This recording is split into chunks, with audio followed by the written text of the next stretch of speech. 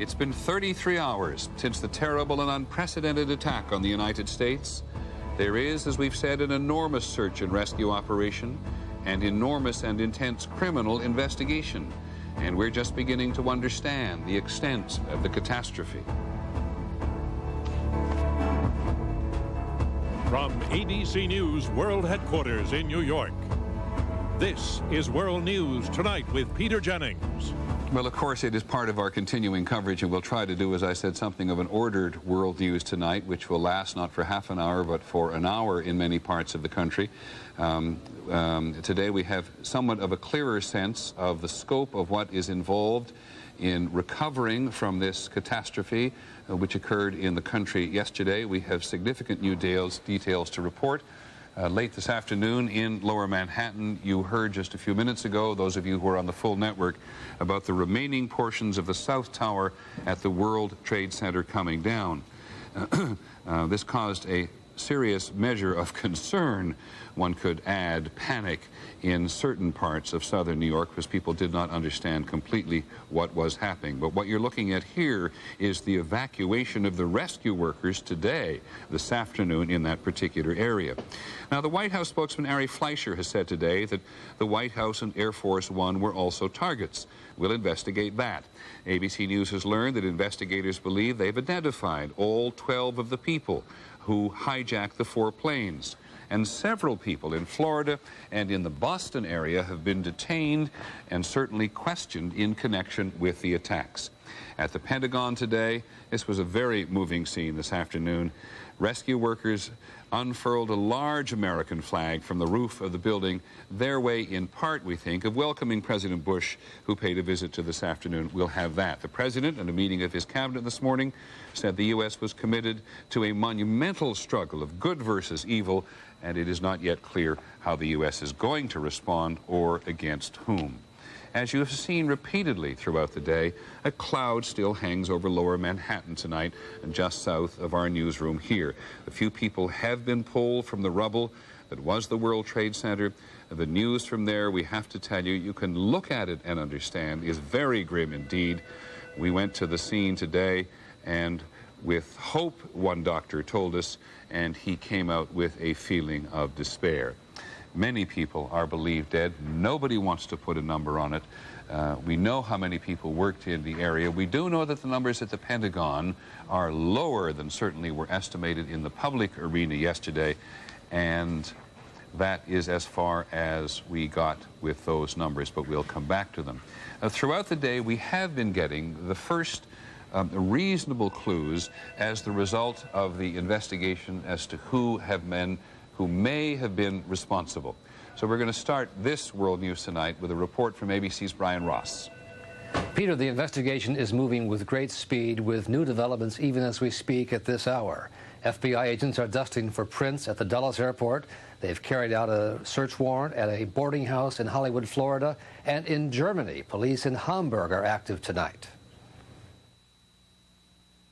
From Boston to Florida, heavily armed FBI agents and local police moved quickly and forcefully today to investigate what the Attorney General called acts of war. The Department of Justice has undertaken perhaps the most massive and intensive investigation ever conducted in America. As at this hotel in Boston, agents were looking for evidence of the terrorist movements and seeking to unravel what was an elaborate network that operated undetected for more than a year before yesterday's coordinated attacks. The 4 planes were hijacked by between 3 and 6 individuals per plane, using knives and box cutters, and in some cases making bomb threats. Starting last night, the FBI seized a car left at the Boston airport that led them to the identity of one of the estimated 12 terrorist hijackers, an Egyptian national by the name of Mohammed Atta. We also have identified through a number of leads, principally at the cities of origin, a number of individuals whom we believe may have had something to do with the hijackings, and we are pursuing those leads aggressively. By this morning, agents were at a small airport in Venice, Florida, where Atta and an accomplice took flying lessons and earned private pilot's licenses in the summer of 2000. A fellow student said the two had lots of money and kept to themselves. They were talking about flying for a private company like Richmond and stuff like that. The two men stayed at a nearby house where they were remembered as rude and unlikable. Very sarcastic, and it gave me the impression that they didn't really care that highly for ladies or whoever, and that's about it. Also today, authorities were tracking another set of 6 hijackers who were believed to have entered the country from Canada at a small border crossing in Jackman, Maine. The men are then believed to have flown into Boston on commuter flights yesterday morning from Bangor and Portland, Maine, with the thought of clearing security at the smaller airports instead of Boston. Each one was carrying some type of small shoulder bag, not a real bulky one, but something small. Both kind of dark-complected, dark hair. Peter, there are dozens of leads FBI agents are working on. No one has been arrested, but several people have been detained for questioning. By one estimate, as many as 50 people may have been involved in helping provide the network for the terrorists to operate in this country over the last year. Peter? Thank you much, Brian Ross, who's been working on the investigation. I don't think anybody's been working harder on this investigation than John Miller has, who has been with us day and night on this. So take this and enlarge it or add to it as you will in terms of what we really think is going on today. Well, the roundup, and I don't mean the roundup of people, the roundup of what's going on in the investigation, 3 are being held in Boston. We'll get back to them. 3 were arrested or detained. There are some semantics here. From a train in Providence, Rhode Island, being held on immigration charges. This is where Amtrak was actually stopped and people were taken off and people were Federal agents boarded the plane, identified these people and have detained them. FBI agents in Newark are looking for the trail of several men they believe who departed on that flight from Newark to San Francisco. So what you see is the FBI is assuming that there are 12 to 25 or 26 hijackers, depending on if each flight had, 3 or 6, are presumed dead in the crashes. But they are seeing traces that there were other people, associates, support people left behind. Now, what they're doing is something they've done before, right around the Millennium celebration, when they felt that there was an imminent attack. They used the immigration laws to sweep out through Boston, again, ironically, and other cities, and pick up people who were on their watch lists, who they had information and tips about. Today in Boston, you see this dramatic scene unfolding. A heavily armed Boston SWAT team entering the Westin Hotel just off Boylston Street in Copley Plaza.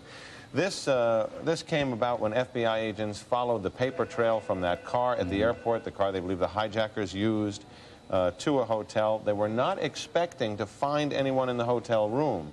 To their surprise, as they approached to conduct a search, 3 people came out of the room, 2 women and a man. They put them in custody to identify them, to question them, and ultimately they are also being detained on an immigration charge. Searched the room. What they found inside, no explosives, pamphlets, papers, though, and they said hair dye, which they are suggesting may have been used by some of their suspects to change their appearance so that they wouldn't appear to be as they were described by hotel workers. One of the things that seems to me to be a change from yesterday to today, we have this huge failure in intelligence yesterday knowing this was happening, but if everything we're getting today is reasonably solid, then the leaving of the trail by the perpetrators has enabled law enforcement to move pretty quickly. I would say so, and what you see here is the things they learned in Florida, that they obtained pilot's licenses, that they went for higher grades of pilot license, some of the time invested here, that they left this car behind in Boston after having an argument, that they registered under the same name as the paper trail. Of course, suicide bombers are not generally concerned with the trail that they leave. They don't have to worry about being caught by the law. But what the law is hoping, the FBI and the intelligence community, is that they will get associates who had knowledge, who aided or abetted, and that from those people they'll glean a better look into who is really behind this. And that's why this is geared up with such energy now. Thanks very much, John Miller, who has been with us throughout the day and will be with us throughout the evening. I think the most startling thing we heard today was that the White House, in the person of the president's spokesperson, said that the White House itself was actually a target of one of the groups of terrorists on one of the aircraft. And that takes us immediately to the White House and ABC's Terry Moran. Terry, there's that, and then we'll come in a minute to the president's visit to the Pentagon this afternoon. Start with the message that the White House might have been a target.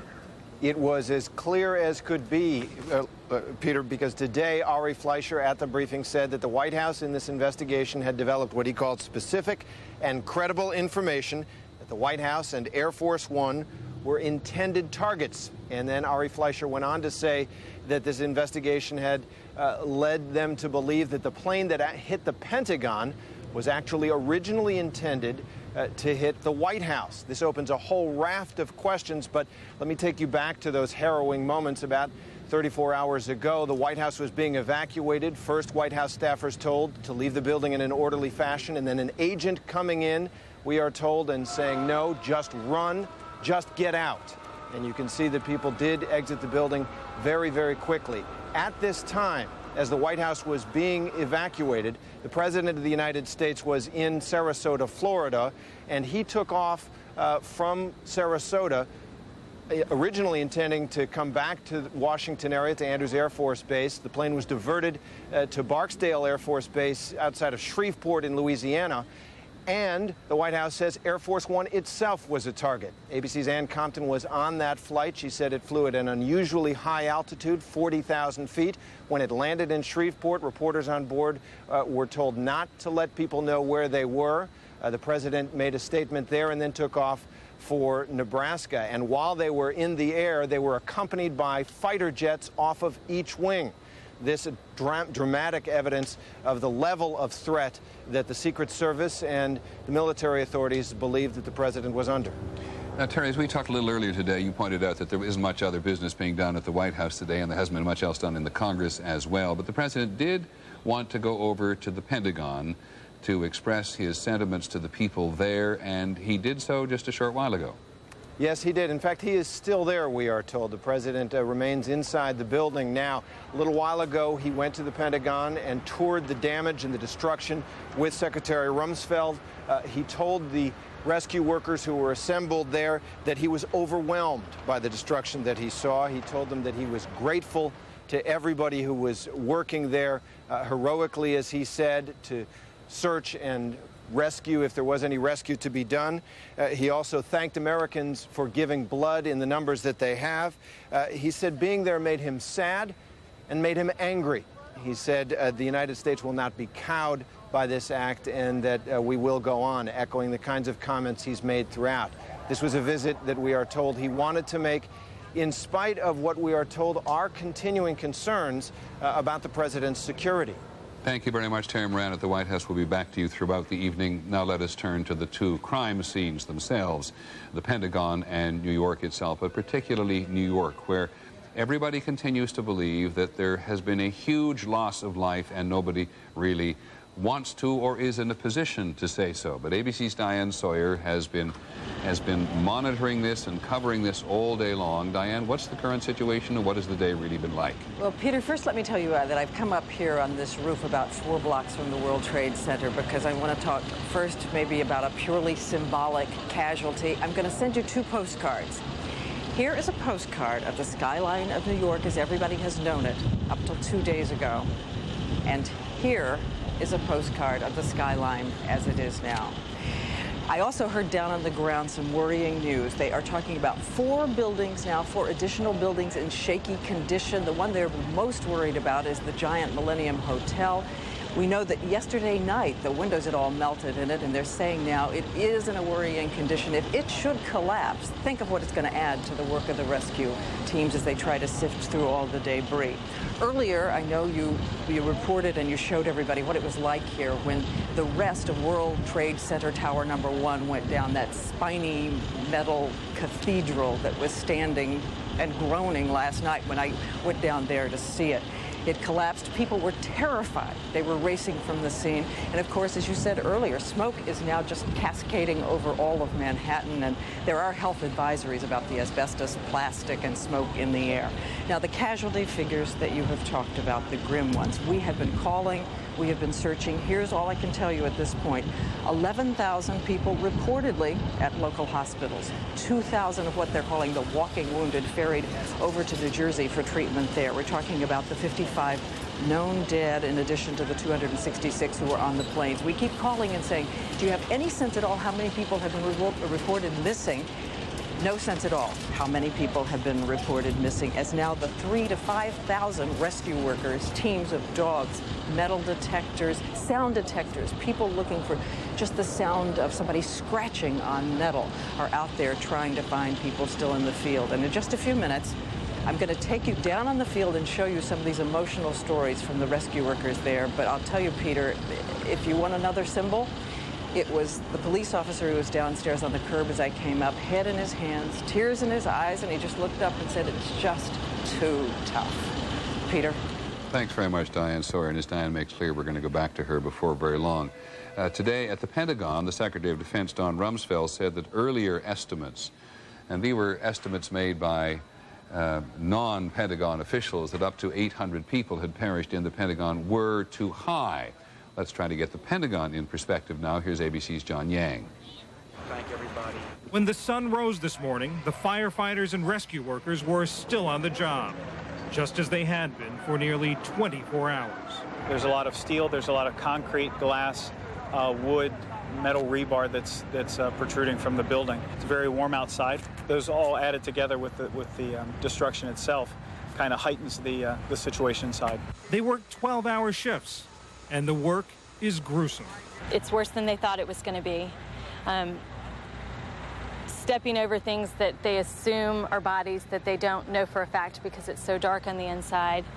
The collapse of part of the Pentagon left about 100 military personnel missing, while the number of missing civilians is unknown. Officials hope the death toll will be much lower than the 800 projected yesterday. From everything that we currently know, the estimate that's been widely reported is considerably high, and we certainly pray that that's the case. Some stories of the missing have happy endings. Hospital officials called Michael Kurtz about his badly burned wife. I came in teary-eyed. I didn't recognize my wife of 31 years. Others are still waiting for answers. Herman Hallman's wife is among the missing. Nobody could give me a direct, information. They said, call this hospital, call that hospital. These are the 5 hospitals that we took people to. In the fraternity of fire and rescue workers, the men and women toiling here at the Pentagon also felt the loss of yesterday's attacks. They had often worked at disasters around the world with the New York City firefighters and rescuers killed when the World Trade Center towers collapsed. The loss, they say, makes them redouble their efforts. Our job is here and our job is now, so we continue to do that, if nothing else, to memorialize the greatness of these men and women that were killed yesterday. It is a job that will only intensify in the coming days. John Yang, ABC News, the Pentagon. And the president, of course, did see that flag because he was over at the Pentagon a short while ago and did see the flag which the firefighters had hung on the side of the building which he was going to visit. The Transportation Secretary said today that the government is going to allow very limited air travel to resume, and by this, Mr. P.M.E.T.A.M.E.T means travelers whose flights were diverted during or immediately after the attacks in New York and in Washington may continue on their routes. But the country's air system is still very much in jeopardy. ABC's Lisa Stark, ABC's Lisa Stark covers aviation for us. Thanks very much, Lisa. Well, Peter, we had hoped early in the day that sometime around noon Eastern time, the Federal Aviation Administration would reopen the nation's airspace. Airlines could start resuming some sort of scheduled service. As the day went on, it was clear that was not to be, that the security measures were simply not in place yet to allow that to happen. So as you've reported, as of tonight, we have only very limited air service here in the United States. Today, virtually the only planes moving were flights diverted from their original destinations, including some that had been forced to land in Canada. Other passengers at airports around the United States were told they were going nowhere. At Dallas-Fort Worth, there was frustration from passengers and airline employees. It's been suspended by the FAA indefinitely. Now, indefinitely maybe is tomorrow morning. It may be 2 weeks from now. On a normal travel day, there are as many as 40,000 flights in the United States. On this day, as planes sat parked on the ground, many of the major airports were deserted. This was Los Angeles International. At Washington's National Airport, passengers were escorted in to collect luggage they had not been able to get yesterday. The delay in resuming air travel is due to stringent new security measures that airports and airlines must first put in place. They include an explosives check before airports reopen, no curbside check-in, ticketed passengers only allowed at the gates, a ban on all knives on planes, and planes will be thoroughly searched before passengers are allowed on board. I know that all Americans want us to move as quickly and prudently as possible to return our national airspace system to normal. And we will, as soon as we can do so safely. No doubt these security measures will lead to significant delays. Passengers will notice more uniformed officers, random identification checks, and restrictions on vehicles near the airport. It's inconvenient, but nothing compared to what people in the East have gone through. So you gotta do what you gotta do. I think everybody will embrace whatever new security mechanisms are put in place with a lot of welcome over the next month or two. But then they're gonna get tired of it. One airline told us it could be weeks before the air transportation system is truly up and running. And it is still very unclear when any regularly scheduled service will truly begin. It's supposed to begin tomorrow. Every airline has their own estimation of when that might be. Some airlines will resume those flights tonight, the flights that were diverted. Some will not even do so until tomorrow morning. So I would expect it will still be very chaotic tomorrow as the airlines and the FAA try to figure out how to get the system back up and running. Thanks Peter? very much, Lisa Stark. Lisa Stark is in Seattle and has been stranded in Seattle ever since. To some people, this is an inconvenience. To some, it's a real business problem. And to others, it is a real catastrophe. Here's an example. The chief of transplant surgery at the University of Pittsburgh, Dr. John Fung, told us that they had a liver which was available for transplant that would have gone to a person in Philadelphia, but they couldn't fly from Pittsburgh to Philadelphia, which they needed that kind of speed in circumstances like this, and so the person who most needed it did not get it. Instead, they've used it on a patient in Pittsburgh who was not nearly as sick. And that's exactly the kind of thing in extremis that is happening as a result of the aviation system continuing to be locked down. Now, we've been very concerned and curious and mystified by what's been happening, or what happened, not ultimately, but in the process of United Flight 93, which was the 757 left Newark to go to San Francisco and ended up crashing in Pennsylvania. But ABC's Connie Chung has been talking to United Airlines today, and I think may have more. Connie? Yes, Peter, I've also been talking to American Airlines representatives and mainly the families of victims who were involved in the hijackings of those families of victims who were on board those 4 planes that were hijacked. And what I have discovered is something that could be considered quite disturbing to many people. And that is that both airlines have offered immediately to the next of kin $25,000. Now, you may say this is a standard practice, but in these particular instances, both United Airlines and American Airlines are offering, right as they say, up front, automatically, as soon as they determine who the next of kin is, they send a letter with a check immediately to the family. The last time, what I was curious about was when did this practice start? I mean, we've heard about settlements between the families of loved ones who become victims in airline crashes, but is this standard practice? Well, American Airlines got back to me on that question and said the first time that that was ever done was just the previous incident. That was in June of 1999, a crash in Little Rock, Arkansas. Right at that time, apparently all the airlines began offering cash settlements up front. And prior to that, this practice had not occurred. One other question that I wanted to know was, is this $25,000 per victim? And it is. It is. If a family has more than one member who was killed in any of these incidents, it is upped beyond $25,000. Connie, thanks very much. Connie Chung, it's clearly something we want to talk to in the future to United Airlines and American Airlines. Connie points out at the beginning that it's standard operating procedure for airlines at the moment, and no further comment on it at the moment.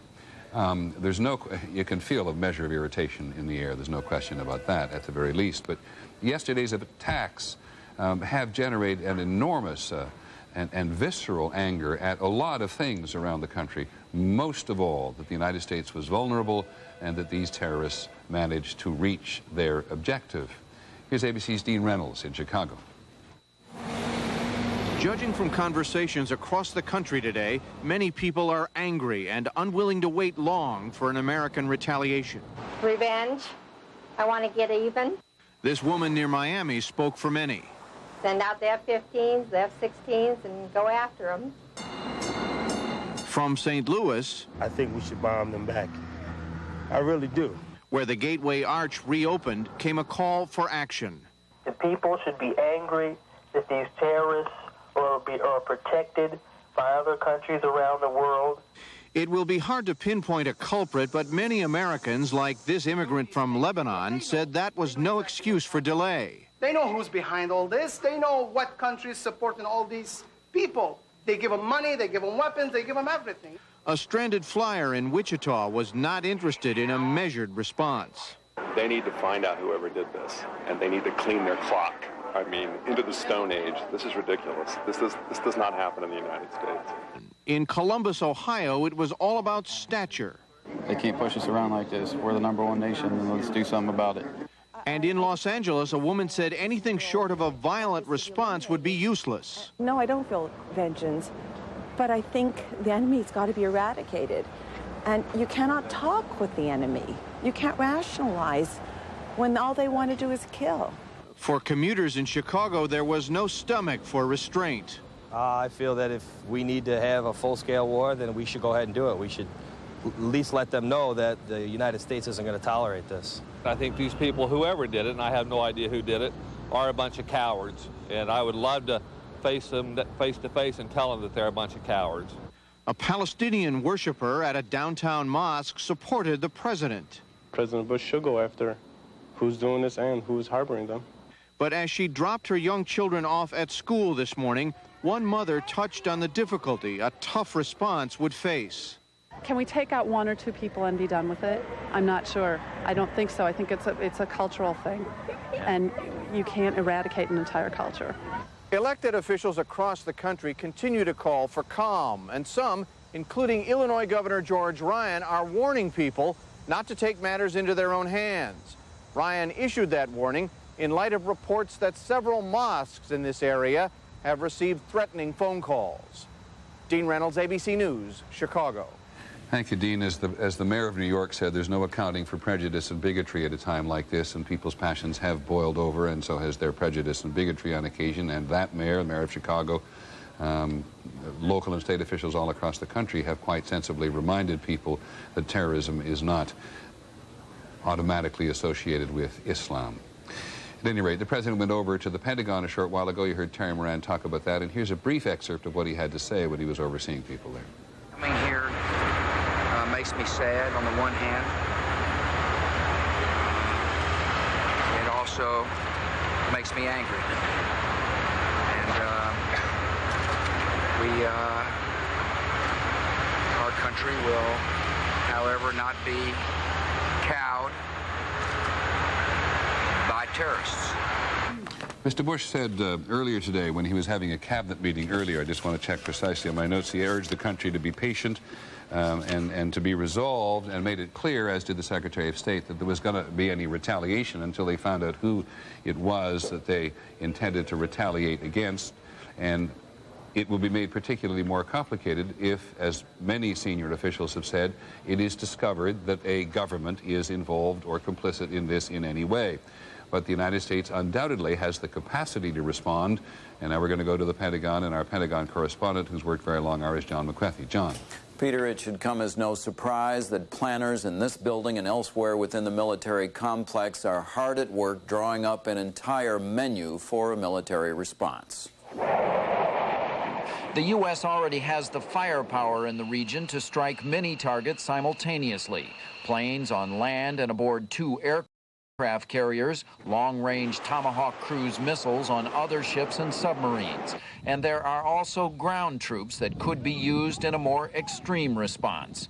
It is not the firepower that is in question. It is the choice of targets. Who or what would the U.S. hit? How massive would the strikes be, and would an American response inflict real pain, crippling future attempts at terrorism, or would it just make the U.S. feel better? Secretary of State Colin Powell says the response must be broad-based. It's not just a matter of going after the perpetrators, but it's going after and dealing with the sources of support that they have. Say that doesn't mean to me that one just selects a facility or so here and there and puts a few cruise missiles on it in the middle of the night. That's we're way past that. We suffered an attack like Pearl Harbor yesterday. Someone is at war with us. But too harsh a response, one that takes the lives of many innocent civilians, could easily backfire, with the U.S. losing the moral high ground. We have to be careful to shape our response so that perception remains and so that we don't overnight be seen in some quarters as an aggressor. Defense Secretary Rumsfeld today seemed to suggest whatever the U.S. does will not happen soon. Anyone who thinks it's easy is wrong. I think that it will require a sustained and broadly based effort. And the administration today began working on that broad-based response. Part of what they're doing is requesting an unusual level of support from NATO, Peter. They are asking not that the NATO allies would actually participate in any military action, but they want broad and very vocal public support from the European allies.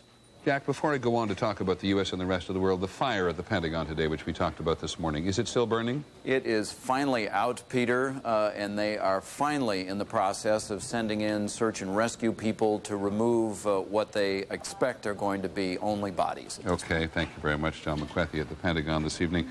At his news conference earlier today, the Secretary of State, Mr. Powell, said that the U.S. expected the fullest cooperation from Pakistan in gathering information about these attacks on the United States. Pakistan, of course, is right next door to Afghanistan, and we know that Afghanistan has been a refuge for Osama bin Laden, and we also know that Pakistan itself harbors or has many supporters of Osama bin Laden, and there is a strain of militant extremism there, and that's a redundancy, I realize, a strain of extremism there which worries the United States about stability in the region in general. ABC's Bob Woodruff is in the Pakistani capital, Islamabad, tonight. Bob, do we know precisely what the United States has been telling the military leadership in Pakistan today? We don't know precisely, Peter, but we do know that for the last 2 days there have been high-level diplomatic talks going on both in Washington and here in Islamabad regarding Pakistan's potential cooperation with the United States. You can assume that at a minimum it would be to share intelligence on Osama bin Laden's organization and possibly also to talk about military cooperation. As the focus on bin Laden hardens, there is a lot of anticipation that there may be a U.S. retaliation in this region, not so much here in Pakistan, of course, but in Afghanistan. In fact, in Kabul, the capital of Afghanistan, The aid workers at the United Nations have completely cleared out. The rest of them will actually leave later on today. It's about 4 o'clock in the morning here on Thursday. They have paid off their local staff, and they've taken with them many of the documents and computer disks. Meantime, there is a lot of diplomatic ducks being put in a row here. The brand new U.S. ambassador to Pakistan will be meeting with the president of ambassador to Pakistan will be meeting with the president of Pakistan, General Pervez Musharraf, later on today, on Thursday. That's tomorrow, your time, to talk more about this cooperation. But again, the Taliban has condemned this so far, and they said there will be no talk about any kind of extradition or move against bin Laden until the U.S. comes forward with some evidence that he may actually be involved in this. Well, I think everybody agrees everywhere about that, Bob. The question is for Pakistan at the moment. It's a pretty unstable nation, and there is deep support in the country for acts of terrorism against the West in some elements of the Pakistani society. Is there any reason to think that Pakistan can be brought firmly onto the side of the United States in this? Well, there is some talk about possibly giving some extra support or aid to Pakistan to try to get that over. Also, and a very interesting thing, I talked to a government minister today in Pakistan, and he said, look, the World Trade Center was a very different kind of thing. This was a very international target. And they say that there were about 1,200 to 1,500 Pakistani nationals inside the building when it was attacked, inside those buildings.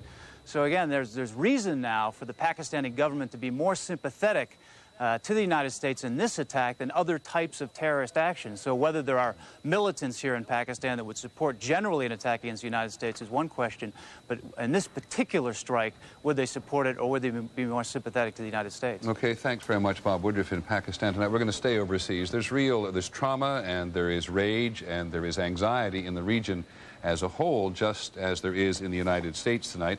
Around the world, people have been reacting in very different ways to this. But leaders certainly throughout the Arab world have expressed their sympathy and their condolences. The Palestinian President Yasser Arafat actually donated blood today for the victims. And one of the Palestinians' leading spokesmen, Hanan Ashrawi, very familiar to Americans, expressed her condolences. And so did the Iranian President, President Khatami expressed his condolences today. There's a whole network of complicated relationships being tested in the region and throughout the world this evening.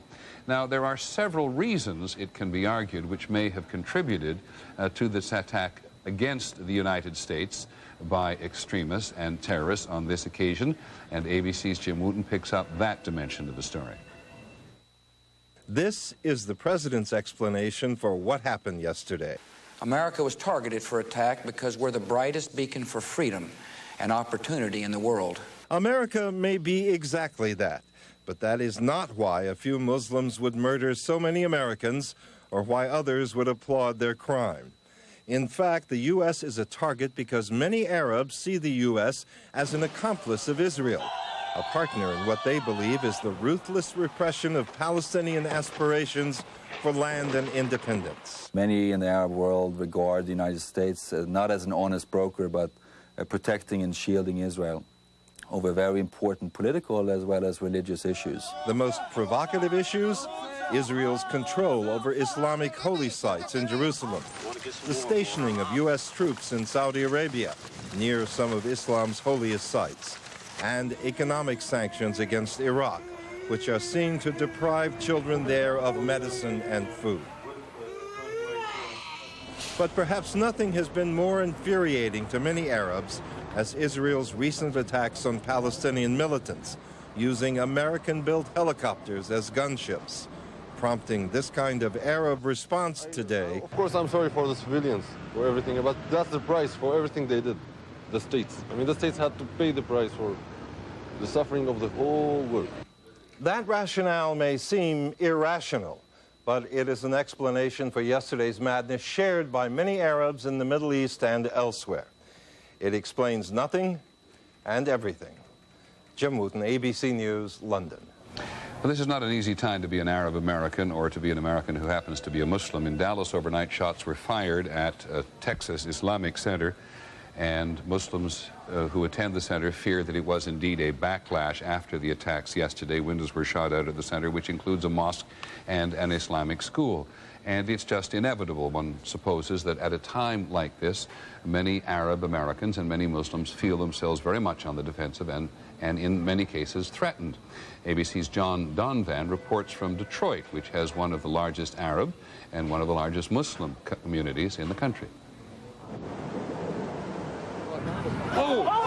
An attack, a fireball, a death toll in the thousands, and it is predictable, it is normal, it is human that as Americans we want to get even. But get even with whom? When the news pretty consistently suggests the ethnicity of the terrorists.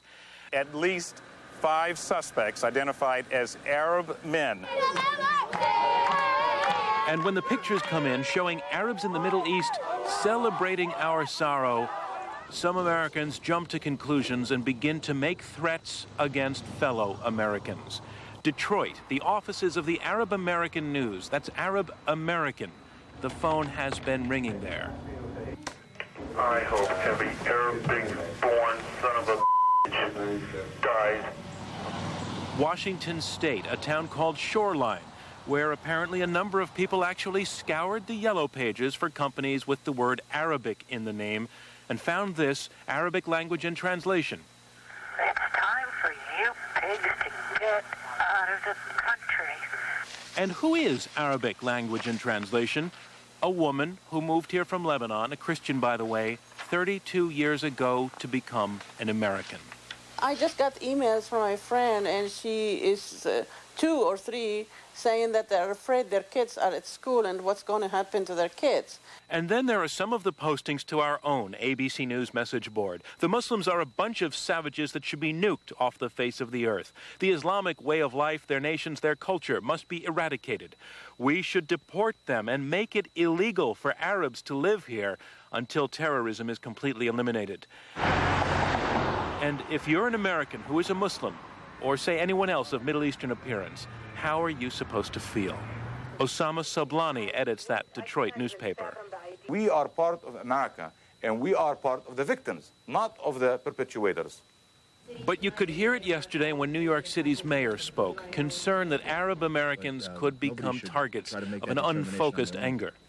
Nobody should blame any group of people or any nationality or any ethnic group. Any cop in America will tell you immigrants from Middle Eastern countries are as law-abiding as anyone. They have unusually strong family values.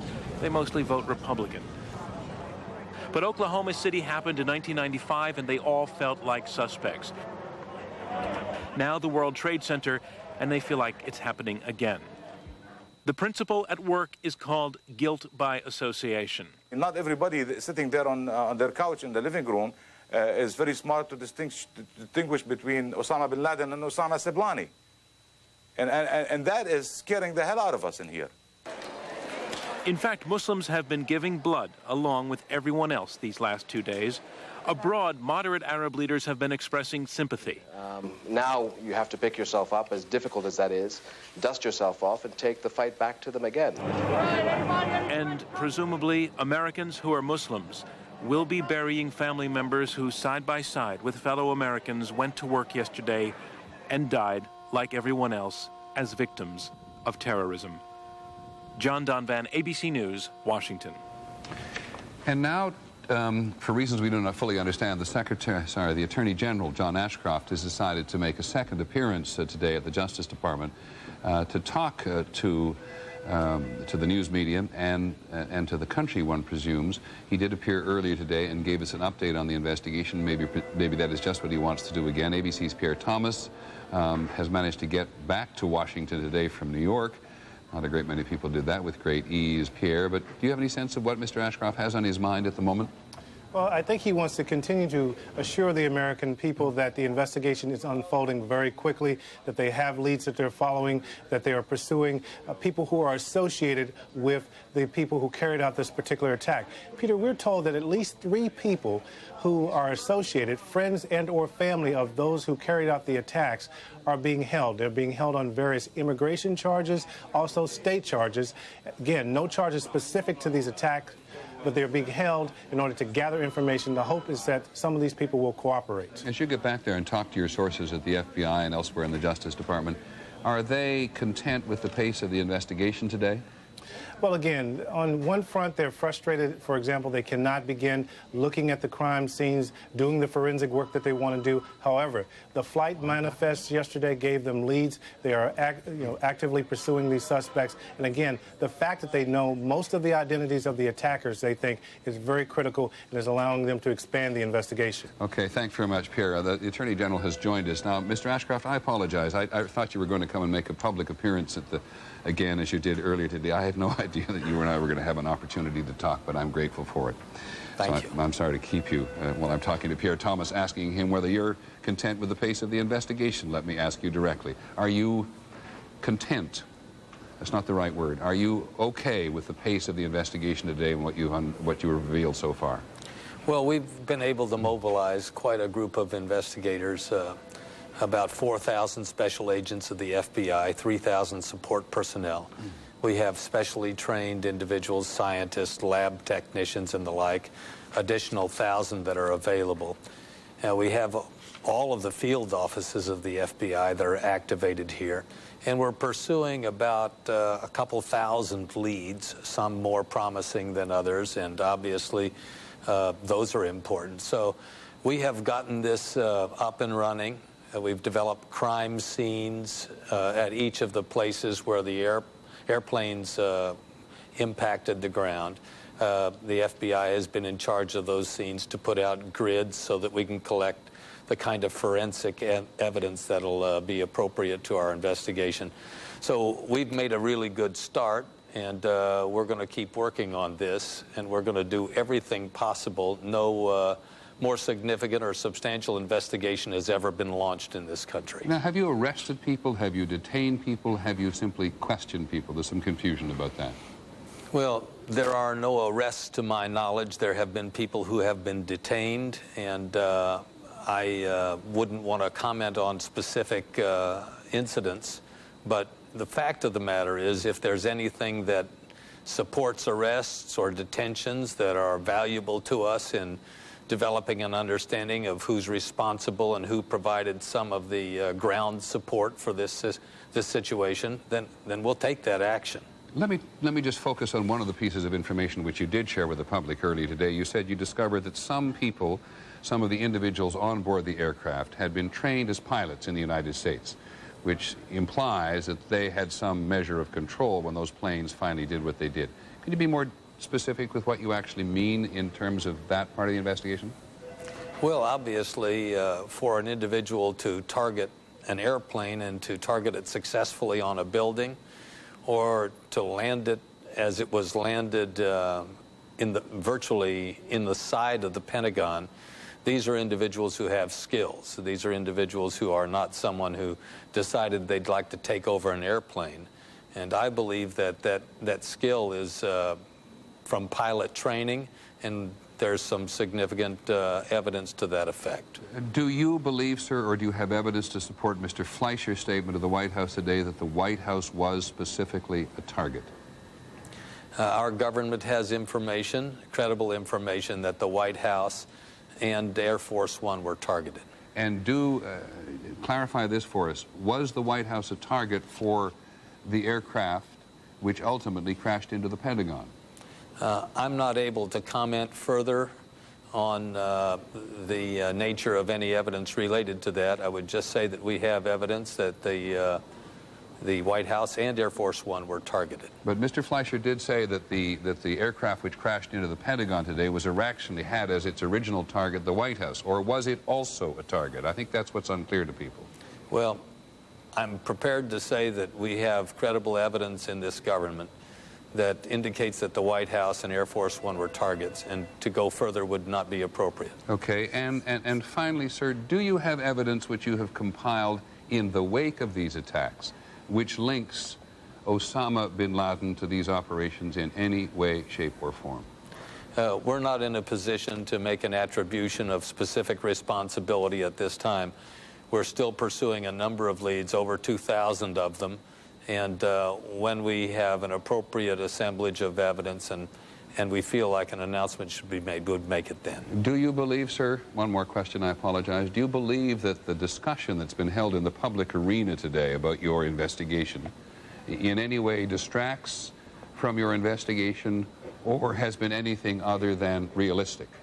Well, I'm not party to the discussion myself. I've been working hard on the investigation, but I think it's entirely appropriate for the public to discuss the investigation, to understand the event, and we'll certainly do what we can to cooperate with the public. The public providing leads to us and cooperating with us are an essential component of our investigation's success. In this I meant to include, of course, the public and the press, and do you approve of the discussion that's been held in the media today? Well, one of the things that we want to fight to preserve in America is the freedom of the press. Those who would seek to destroy America and our freedoms make an assault on our liberty to discuss things openly, both in the press as individuals. And with that in mind, I don't criticize the press for making its discussions. When it wants me to answer a question which I should not answer, I'm simply going to say I don't believe I should answer that question. As I have carefully noted. Thank you very much. The Attorney General of the United States, John Ashcroft, this evening, giving us his views of the state of the investigation and how much he wants to say about it at this particular moment. So let's move on to the impact that this has had on the economy, both in the short term, certainly in the medium term, and perhaps in the long term. For a briefing on that, we're joined again by our business and economics correspondent, Betsy Stark. I apologize, I get you and Lisa mixed up sometimes. Well, let me start today with the very near term, Peter. One big question today was when would U.S. stock markets reopen, and the answer we got this afternoon was no later than Monday, no earlier than Friday. This would still make it the longest stretch of time the market has ever been closed. Market officials said financial firms need time to recover, rescuers need room to work, and the delay will also give emotions time to cool.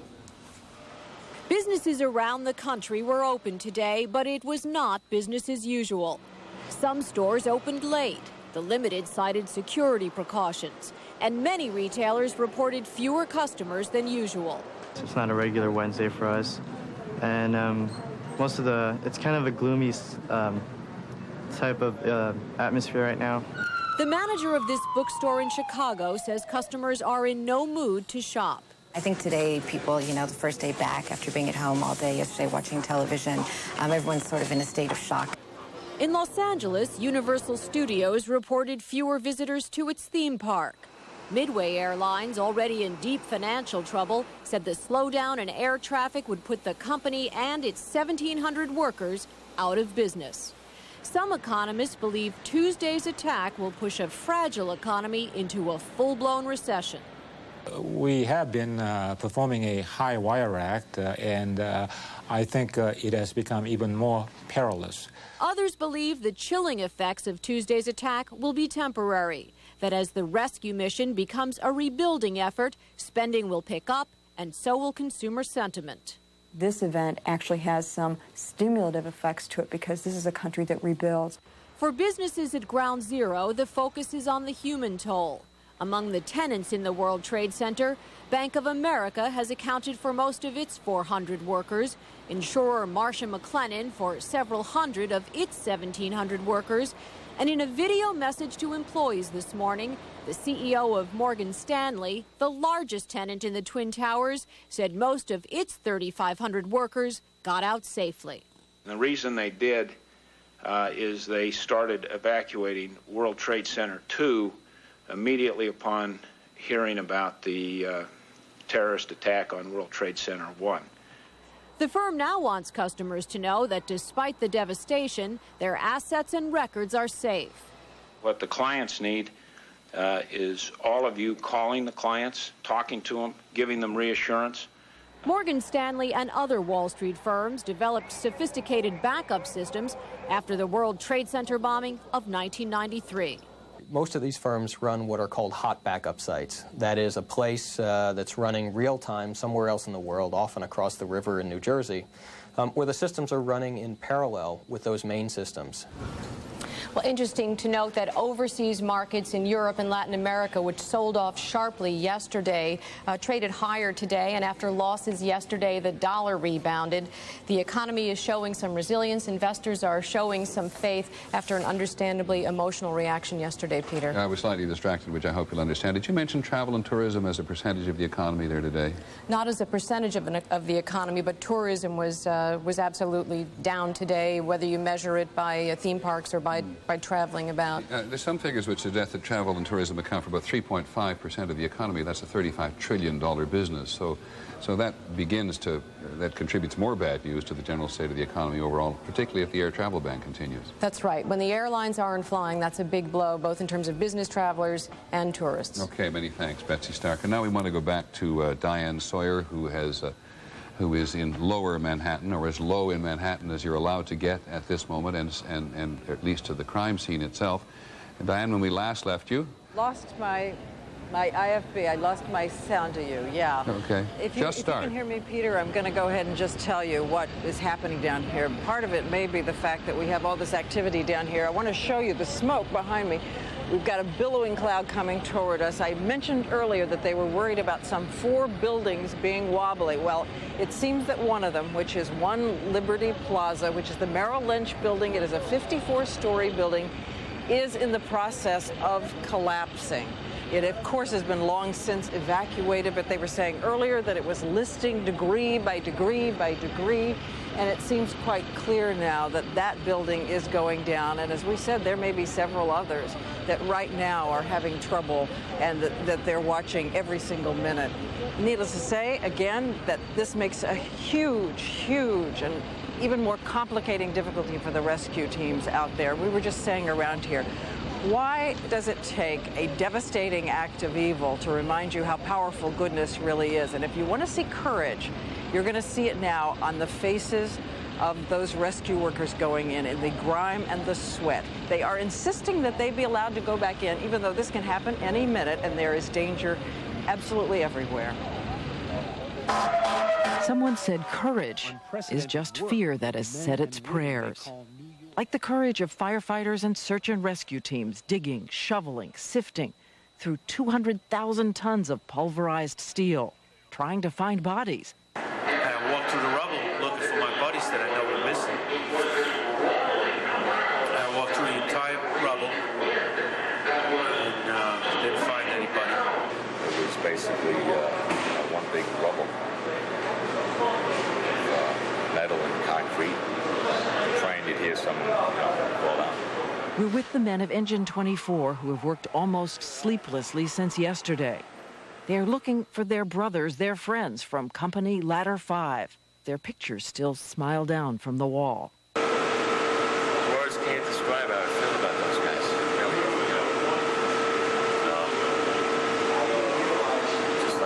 just praying and hoping to get some of our guys back. But there's a grim discovery. The twisted hulk of a truck. It is from Ladder 5. It's such a disaster that you don't think about yourself anymore, you know? Just don't even, just keep moving, you know? It's like God gives you the strength to get through it. Every success keeps them going. This morning, some of the emergency services team who helped rescue a police officer buried up to his chest in heavy metal. They got intravenous help to him and medication, sustaining him through the night. And all through the city, mothers, fathers, children, fiancés. Some of them walked miles to get here because so much of the city is closed. They carry photos, willing themselves to keep hoping. I'm just going to keep going. I'm not going to lose hope, and I'm going to go as long as I have to until I find it, because I know he's going to come back to me. We've been going to different hospitals, leaving them on poles and trucks, and left one on your truck, and you got in touch with me. I appreciate that. And we've been in hospitals all day since yesterday, so if anybody could help us, there he is again. Sean. Back in the rubble, another rescue. 2 workers from the Port Authority. Buried for close to 24 hours, they called out, and they were heard. We got one out alive about 1 o'clock this morning, and then we got another one out about 5:30 this morning. Reinforcements are on the way from as far away as California, and from Indiana, from Pennsylvania, gathering at the Jacob Javits Convention Center this afternoon to get briefed on how to take up some of the burden. Already here, 53 search and rescue dogs who've been flown in from as far away as Puerto Rico, trained to the scent of a human. The rescue teams also have listening devices that can hear a murmur, a scratch, a thump. They will be moving out all night, moving carefully, like people who know what real urgency is. Every second, someone might still be breathing. Maybe someone whose life can be saved by one weary man. So, Peter, I'm going to leave this spot now and head back down into the street and try to get up to the scene if I can, because believe me, there is a story every inch as you move that way, and we want to start feeding them back to you. So I'll be going now from here. Thanks very much, Diane Sawyer, who is in Lower Manhattan tonight. There are a couple. We all misspeak, I'm sure, on a variety of occasions. Diane wanted to point out that she did misspeak earlier. Local hospitals in New York are not filled with 11,000 people, rather 1,100 people. In case you noticed that, she wanted us to be sure that we corrected that. And there is some question now about the status of One Liberty Plaza, this building to which she refers in the darkness, which is very hard because it has been near collapse, as we pointed out through much of the afternoon. And we're not absolutely certain that despite reports on the wire services that it has collapsed, that it actually did collapse. So that particular element of the crisis, and it is still a crisis in Lower Manhattan, is still very much on hold. Life in the country, in so many ways, is on hold. Here's ABC's Aaron Hayes. There were, early on, unsettling signs that maybe Americans were not handling this so well. Never again will I buy anything from you. Greed and panic set in. Gas prices in many cities rocketed to nearly $5 a gallon. We're being held sieged by the terrorists in New York who are flying airplanes into the World Trade Center, and we're being held hostage by oil terrorists in our own country. This morning, though, priorities were being pushed back into place by Americans in no mood to give terrorists the satisfaction of seeing the nation come apart. There is absolutely no reason for a doubling or tripling of prices at the pump. Their intention was to break us up as a country, and I think it's not going to happen. You need to have a photo ID. As testament, crowds of people flooded into blood donation centers in Georgia, Illinois, Texas, everywhere. We've never seen anything like this, so we're not sure how many to expect. All patiently waiting to help. Part of my own personal sense of duty requires me to be here. This is all I can do, so I do this. I'm just amazed at how we've come together. And proud to be an American. Coming together in ways we didn't expect. With every airport now a ghost town, stranded travelers, millions of them, like these in a Dallas bus station, faced unpredictable days. 36-hour bus ride to Philadelphia, and then I'll figure out bus or train from Philly into New York. And behaved as stranded travelers rarely do, with grace. This is small compared to what occurred, so. There were efforts today to get back to the business of the country. Shops closed yesterday, opened today, but things were not really back to normal. Mostly I feel like I'm walking around this mall in mourning. I can't quit crying. I was fine yesterday. In many cities today, there were indications of our heightened anxiety. Bomb scares, police on the lookout, and on edge. There's a noticeable increase in police presence down here. And we, as a nation, were still riveted to this, sorting out in our own minds what to do. My feelings on yesterday are simply summed up in one word, and that is prayer. It is just now really sinking in. It just hurts. I don't know any of the people, and I don't know anyone in New York, but they're my brothers and sisters. It's just terrible. My emotions are from one end of the scale to the other constantly, and I wish I could back up time. Don't we all? Aaron Hayes, ABC News, Atlanta.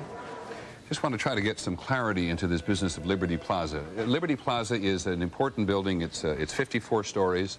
It is right in this immediate area. It is right at the, on the edge of the financial district here in the city. And it has been in difficulty all day.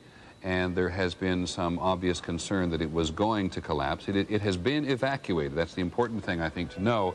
But if it does collapse, as we have just been told by Jerry Hauer, who helped to set up the Emergency Management Administration in New York City. It'll have a tremendous impact on the search and rescue operation down there, and that's why we are so focused on it at the moment. It has a number of clients in the building, but the most important thing is that if it does finally collapse, or may have collapsed, that's what we're trying to find out, then indeed it will have a significant impact on the search and rescue operation. So let's go back to the streets of New York one more time to ABC's Bill Blakemore. Bill. Peter, I spoke with Fire Captain Bill Bukowski. He told me a short while ago that they were very worried about number 1 Liberty Plaza. They have a number of scientists who are keeping surveyors' spyglasses on the buildings to watch that they don't move too much to one side or the other. And when they begin to see a little bit of movement, they're expanding what they call the collapse zone. They've done that now in the area around Liberty Plaza, as we understand it, and they're worried about 3 or 4 other buildings nearby. So whenever that happens, they get the fire and the rescue workers back out further out into a larger perimeter, and of course it slows down their work. Okay, Bill, thanks very much. Bill Blakemore, who is in Lower Manhattan, trying to give an extra measure of clarity to what's happening to 1 Liberty Plaza. New York City has such extraordinary energy, and those of us who are here notice 2 things about it. We notice many things about it today. One is the extraordinary effort being made by people to help. The other is the turmoil, organized turmoil in many ways, that continues at the foot of the city on the western side of the island of Manhattan. And in far more general terms, wherever else you go in the city, how this otherwise among the noisiest cities in the world is so quiet. Here's ABC's James Walker. In Lower Manhattan today, New Yorkers continue to evacuate their homes. The wind has changed, so the smoke is coming over our house. We sealed up our house, but it stinks, and so we're leaving. We're just getting out. Throughout the city, residents struggled with the incomprehensible loss. It's very, very, kind of eerily quiet. You know, there's no energy, there's no activity. You know, very few people, relatively speaking, on the streets.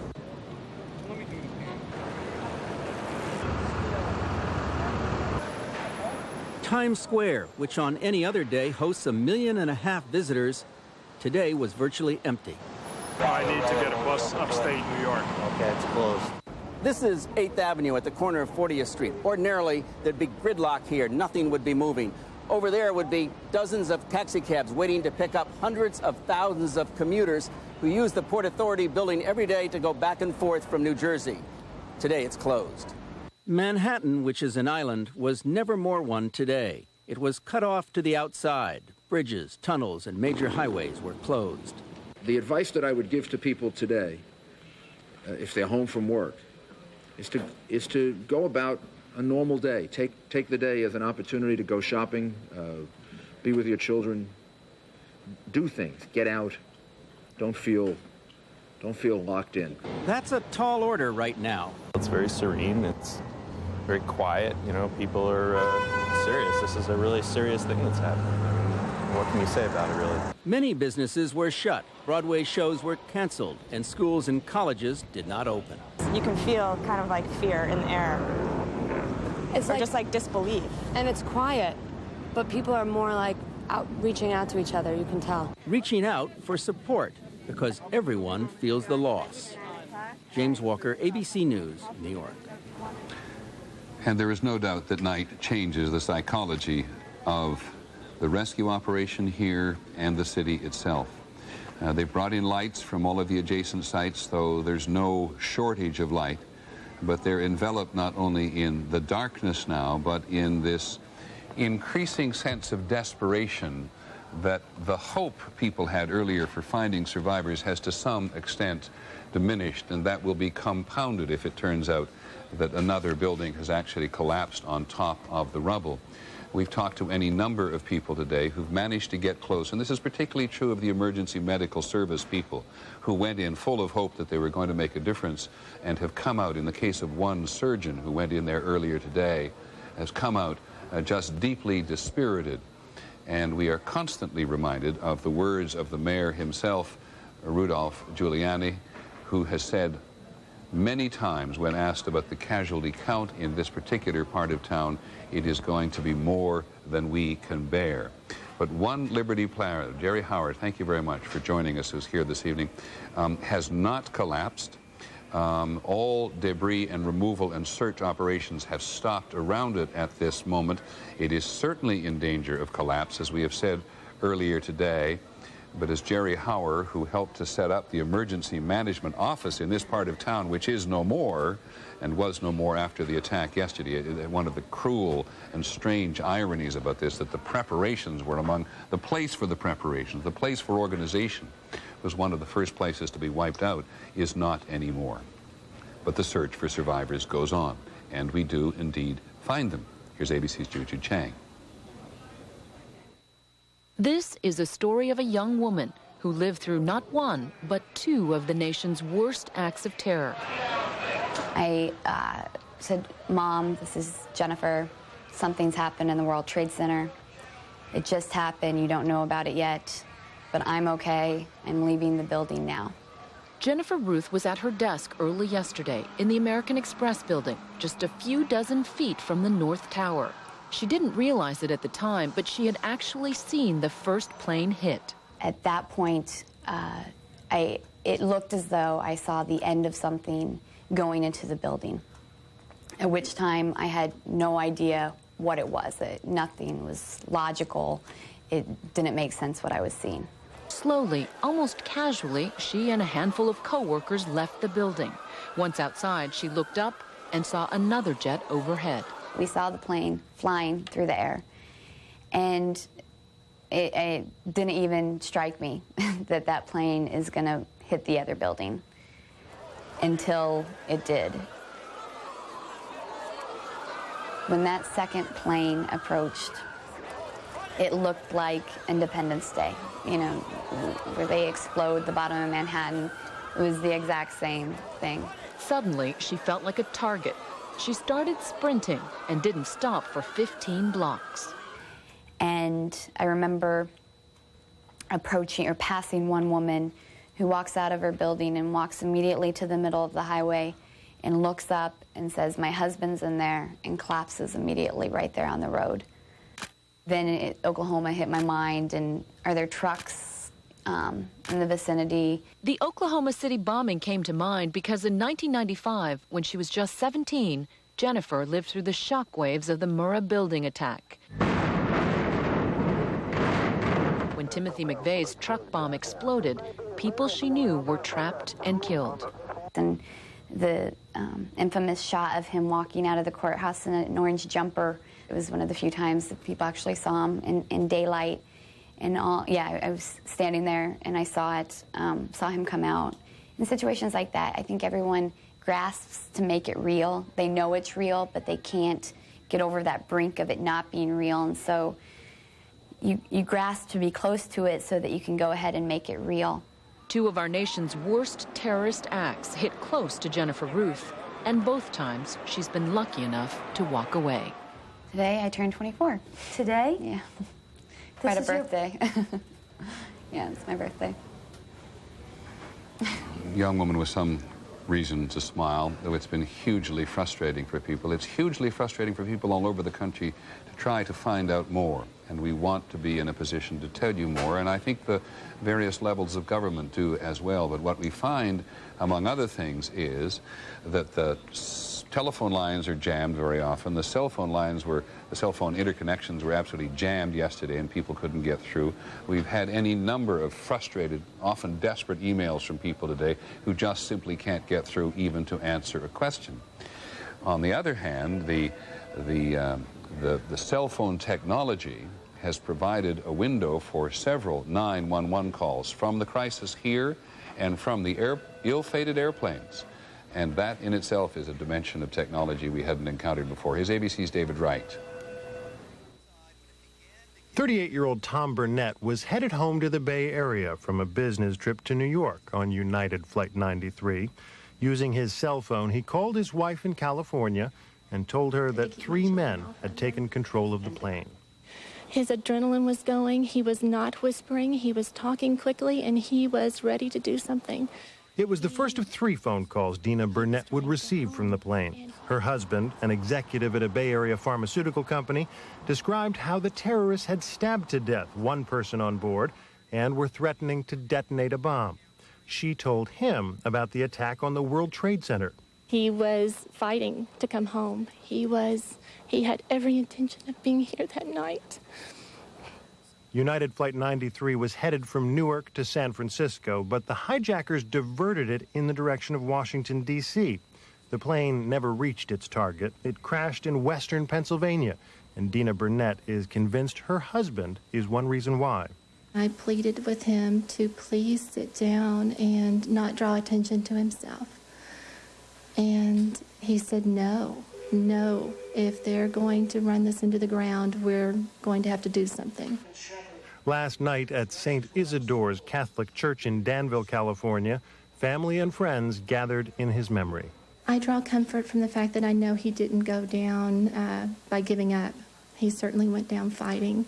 But the couple's 3 children, ages 5 and 3, are having a tough time understanding why their daddy isn't home yet.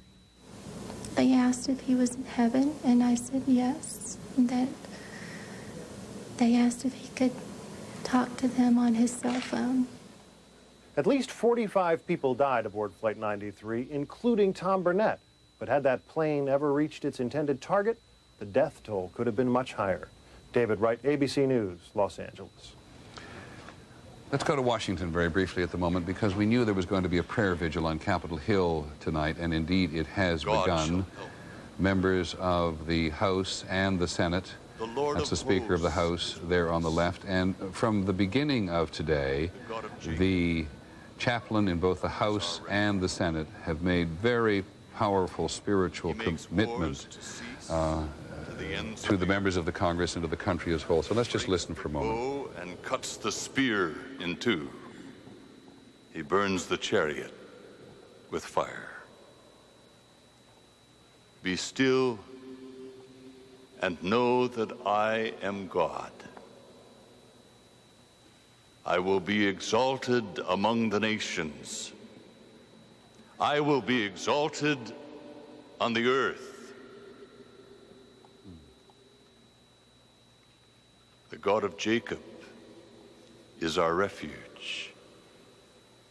The Lord is with us. The word of the Lord. Amen. The Senate chaplain speaking for the second time today to members of the House and the Senate. And seeing those familiar faces there is, of course, one more reminder that in so many cases today there are victims of this incident, of this attack on the United States, who we know, who all of us know, or at least a great many of us know. Here's ABC's Jackie Judd. We stand together tonight, not as Democrats or Republicans, but as citizens of the world, as Americans, as brothers and sisters with pain and with hurt. We are a circle of trust that cannot be broken. We are one people. We are one family. We are one nation. Tonight we pray for those who are not here to pray for themselves. Let us all bow our heads in prayer. Oh God, we come to thee tonight with heavy hearts. We need you now.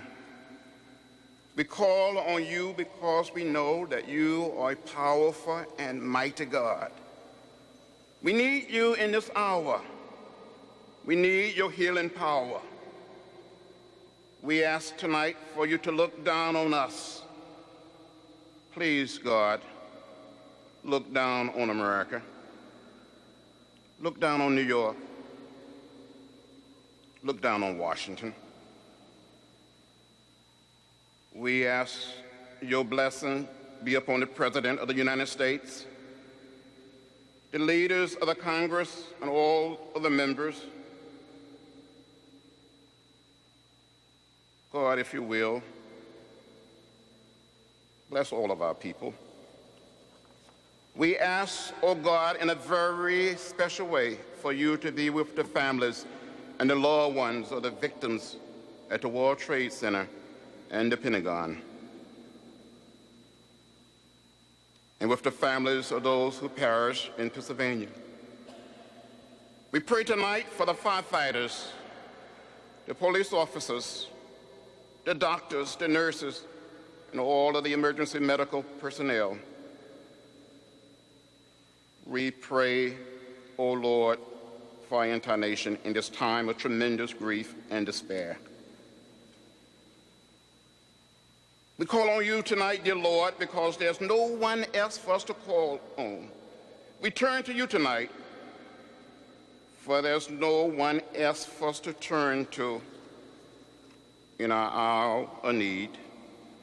We ask that you continue to watch over America and shed thy grace on thee.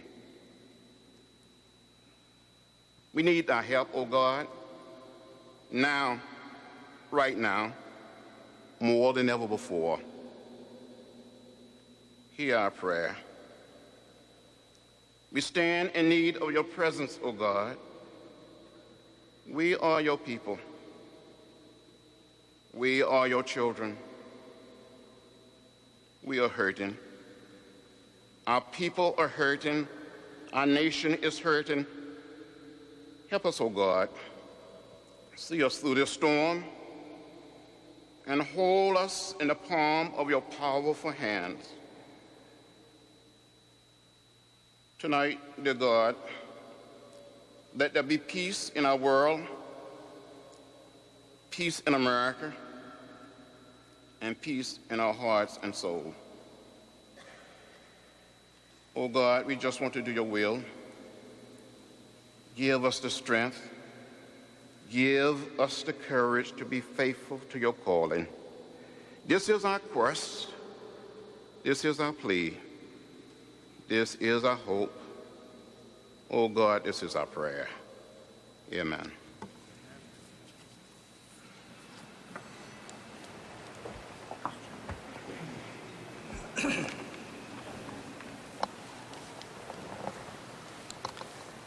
Hurting, he makes so clear. At 4 a.m. this morning, I was awakened by the stench of smoke from the fire still burning a mile away at the Pentagon.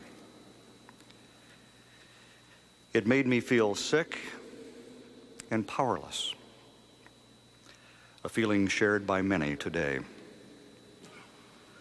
Only by turning to God Almighty will we have the wisdom and the strength we need in this great trial. Without God's Spirit dwelling within us, we are powerless. It is He from whom we derive all strength to console, to endure, to overcome evil, and to maintain our humanity in the faith of unfathomable inhumanity. And how do we gain this power? Only by asking God for His help. By opening our hearts can we receive God's grace and His all-powerful Spirit. God spoke in Jeremiah, "Call to me, and I will answer you, and show you great and mighty things which you do not know." God can show us the way, if we will but ask. We cannot explain what's happened. We don't have that capacity. Then how can we console those who've suffered so much through the loss of friends and loved ones? Yes, our hearts go out to them, but it's not enough for them or for us. The message again is to turn to God. He alone has the answers.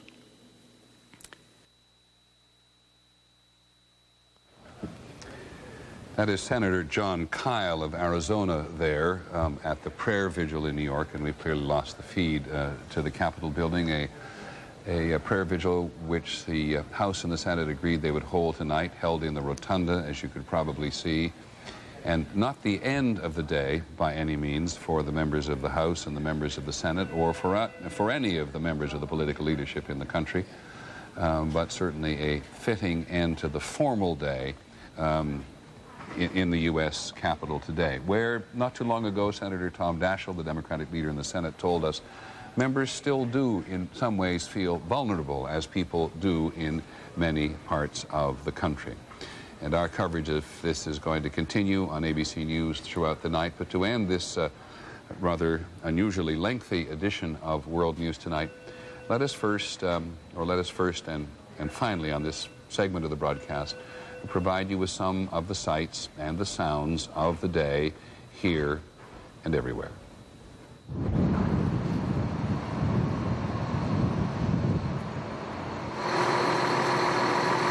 Of heavy debris. We're really just on top of the pile. We can't even, there's just a lot of crevices and holes, things you can look down into. You really can't see. The visibility is real poor. A lot of smoke, a lot of heat coming off of the debris.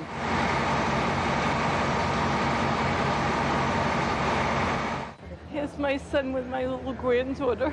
My son is Lloyd Rosenberg. He worked for Cantor Fitzgerald in Tower 1 on the 102nd floor, and I'm begging the people that would know anything, please get in touch with me. We just have in our head that he's unconscious. His ID is down in smoke right now, I guess, right? And that he's somewhere in a hospital unconscious or on Liberty Island. I mean, I refuse at this point to give up.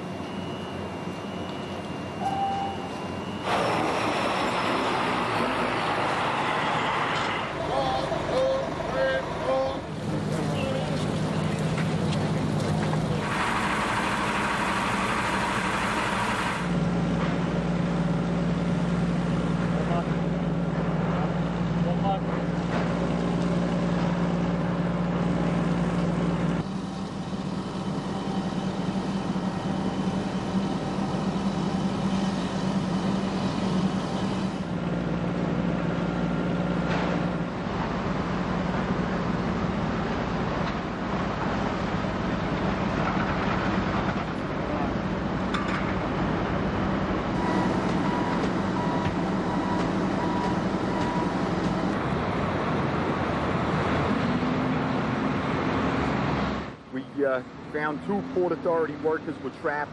We got one out alive about 1 o'clock this morning, and then we got another one out about 5:30 this morning.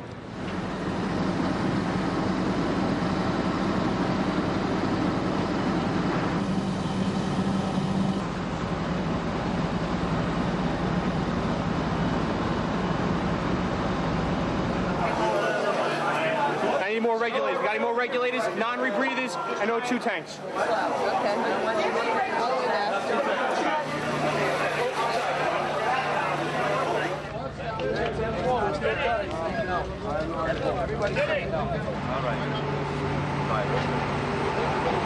The damage is incalculable, but you know, one human life is worth more than all that damage put together. We've been in hospitals all day since yesterday, so if anybody could help us, there he is again. Sean. He started yesterday to work. Yesterday was his first day back? Yeah, first day. And he don't come back no more to their hands. You know, we still have hope for them, but if they were up in the building with the size of that fall and the fire and the smoke, it doesn't look good for them. And this building's unstable. It was unstable. Go guys, come on. You're right. Oh, shit.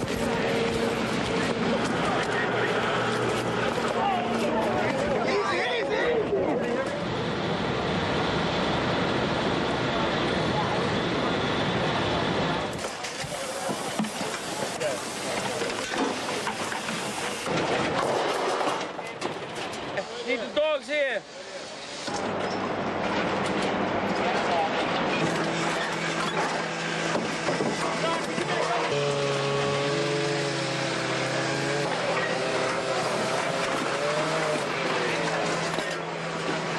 Walk it out of here. Guys, coming over.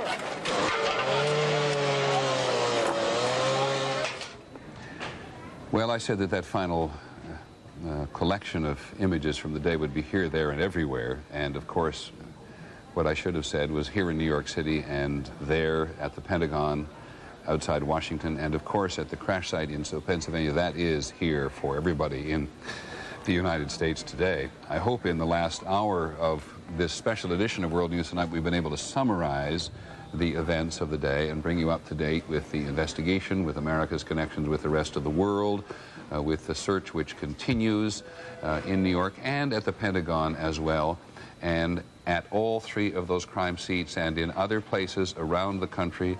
All of the investigative agencies of the United States are at work, and as you heard in the course of the last hour and you've heard today, there has been some progress made in identifying the terrorists on board the aircraft and perhaps at least getting for questioning people who may have been connected with them in the United States. So our coverage will continue, but for now, that is World News Tonight.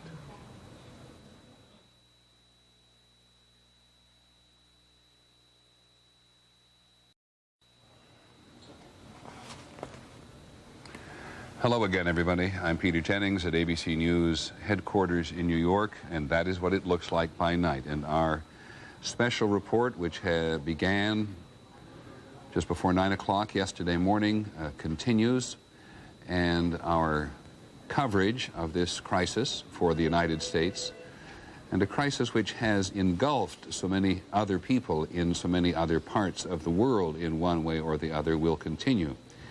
We said just a short while ago that the psychology of darkness clearly changes things on the ground in some respects, but it also makes it dramatically clear and actually more visible than it is sometimes in the daytime, the intensity of the search and rescue operation in Lower Manhattan as they move rubble so that the search for survivors can continue.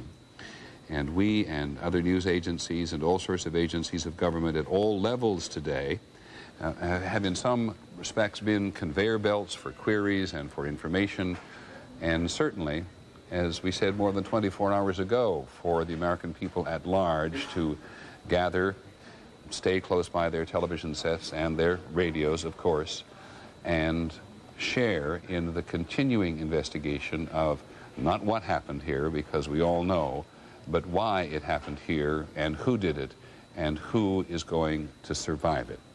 So we continue.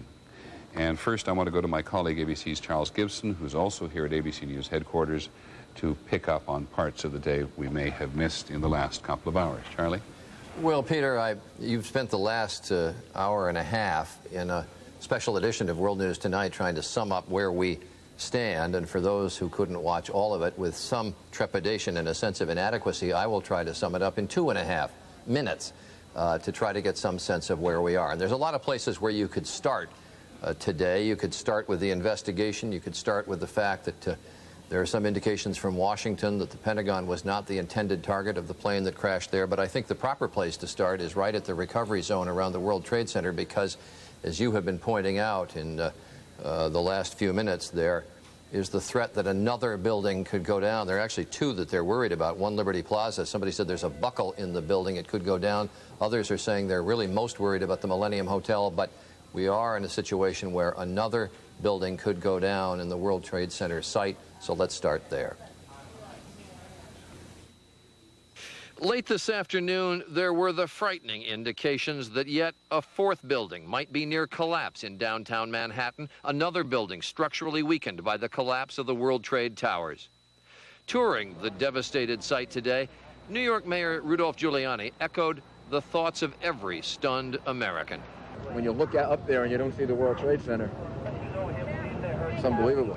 One searcher poignantly said, "I never expected to see the World Trade Center go by me in the back of a truck." So far, 55 civilians have been confirmed dead, 1,700 injured, although the final toll is expected to go much, much higher, the final toll of casualties. Among those feared dead, 259 missing firemen, New York policemen, and Port Authority police, all heroes who risked their lives in the early minutes of the crisis. The deliberate and deadly attacks which were carried out yesterday against our country were more than acts of terror. They were acts of war. As for who is responsible, all leads seem to point to suspected terrorist Osama bin Laden. There was a startling announcement from Washington today that the Pentagon, which of course was hit by one of the hijacked jetliners, may not have been an intended target. Our government has credible evidence that the White House and Air Force One were targets.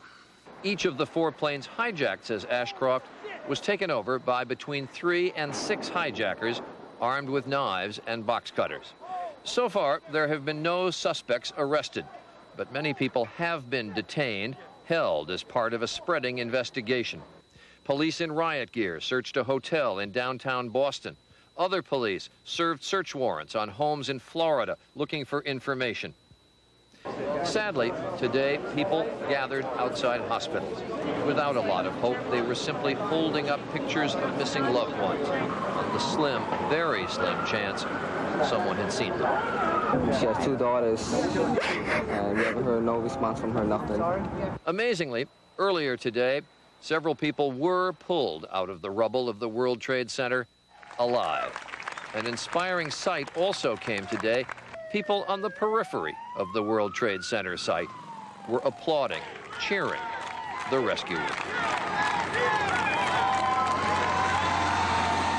Just some of the snapshots that have made up this second day now after the tragedy. Peter? Thank you, Charlie. I know you just can't summarize too often, and every time you do, for which we're grateful, we get another glimpse of both tragedy and of encouragement. And we've seen so many symbols today, so many examples today here in New York City and across the country, including that wonderful moment at the Pentagon when firefighters there unveiled an enormous American flag so that President Bush could see it. You've seen that kind of encouragement and patriotism all across the country today. We've had tremendous help in the last couple of days from Jerry Howard, who was with us again this evening. Jerry was the man who helped to set up the Office of Emergency Management for New York City without ever imagining in your wildest dreams that this is what it was going to have to deal with. And Jerry, can we just take some photographs of the scene? Because I think that one of the things that we have not done very well in the last few hours is to give people in other parts of the country a real geographical sense of what is happening down there. And Jerry, I know as you watch this, you keep saying, well, there is the Office of Emergency Management, which I set up and is part of rubble.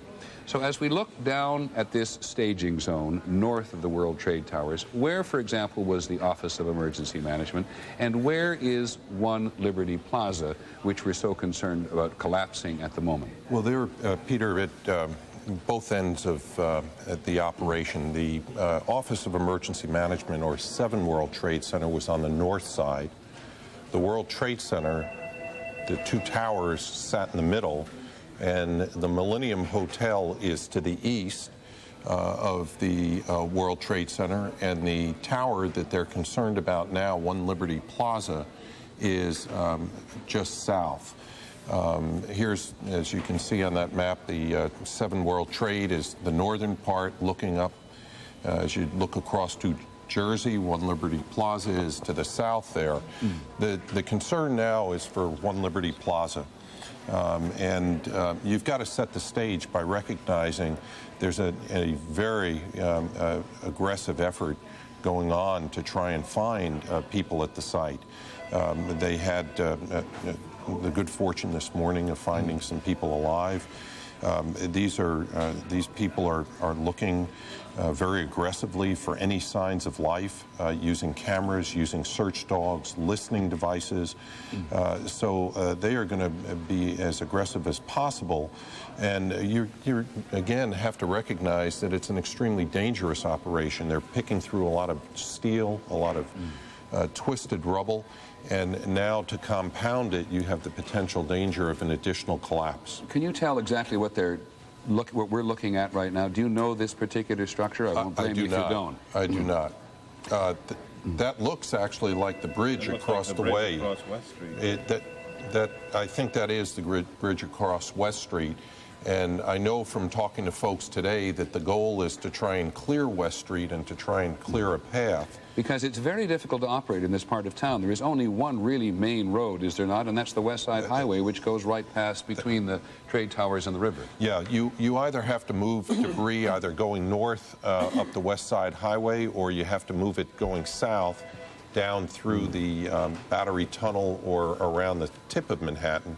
It's a little easier right now because all of lower Manhattan is shut down, so they're giving priority to the heavy equipment, to the dump trucks. The city has done an incredible job at staging equipment on Houston Street, which is north of the World Trade Center. And when one dump truck is filled, another one's in there. There is not a moment of downtime. They are moving very quickly to get as much debris out as possible.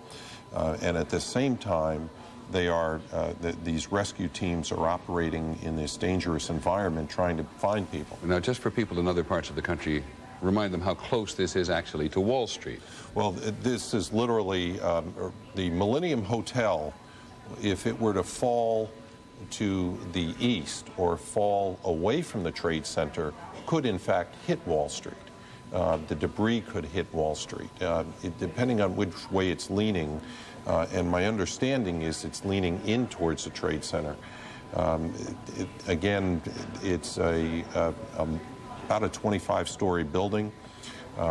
Wall Street is a block away, right on the other side of Broadway. Now, there are a huge number of ambulances waiting all the time as part of the search and hopefully rescue operation. One Liberty Plaza and these other buildings in the immediate area have been evacuated. Absolutely. So there's nobody in One Liberty Plaza. What are it's the consequences of it falling on top of other debris, which is what causes you so much concern? Sure. There's a couple of concerns. One, you have people operating underneath, trying to do rescues, trying to find victims, and you really have to be careful with your rescue operation and not put people in the collapse zone. We've already lost over 200 very, very brave people who were in the buildings trying to save lives. And lost their lives in the process. You want to do everything humanly possible not to let that happen again. So you have to establish a collapse zone around these buildings that are in danger of collapsing. In other words, you can only search as long as the searchers are in a safe position and are able to search. Right. We're joined by ABC's John Miller again, who's been with us, and I heard the two of you talking a little earlier about the fact that the FBI is actually, what, John, operating out of a garage? Yeah, the FBI left its headquarters at 26 Federal Plaza, the Federal Building in Lower Manhattan, a giant symbol of the government's might, a huge complex, and moved into a garage enclosed in a warehouse on the west side of Manhattan, assessing that their federal building had become yet another target for terrorists and that it would be better for them to operate off-site. And so they have set up a massive office, run hundreds of telephone lines into this cavernous concrete garage. And now the Federal Emergency Management Agency is going to move back into that building. So that building's in decent shape. It is in decent shape. One of the reasons they moved out was because they had no gas, no water. They now have the fire department supplying water. They are trying to get the FEMA operation back into the building tonight.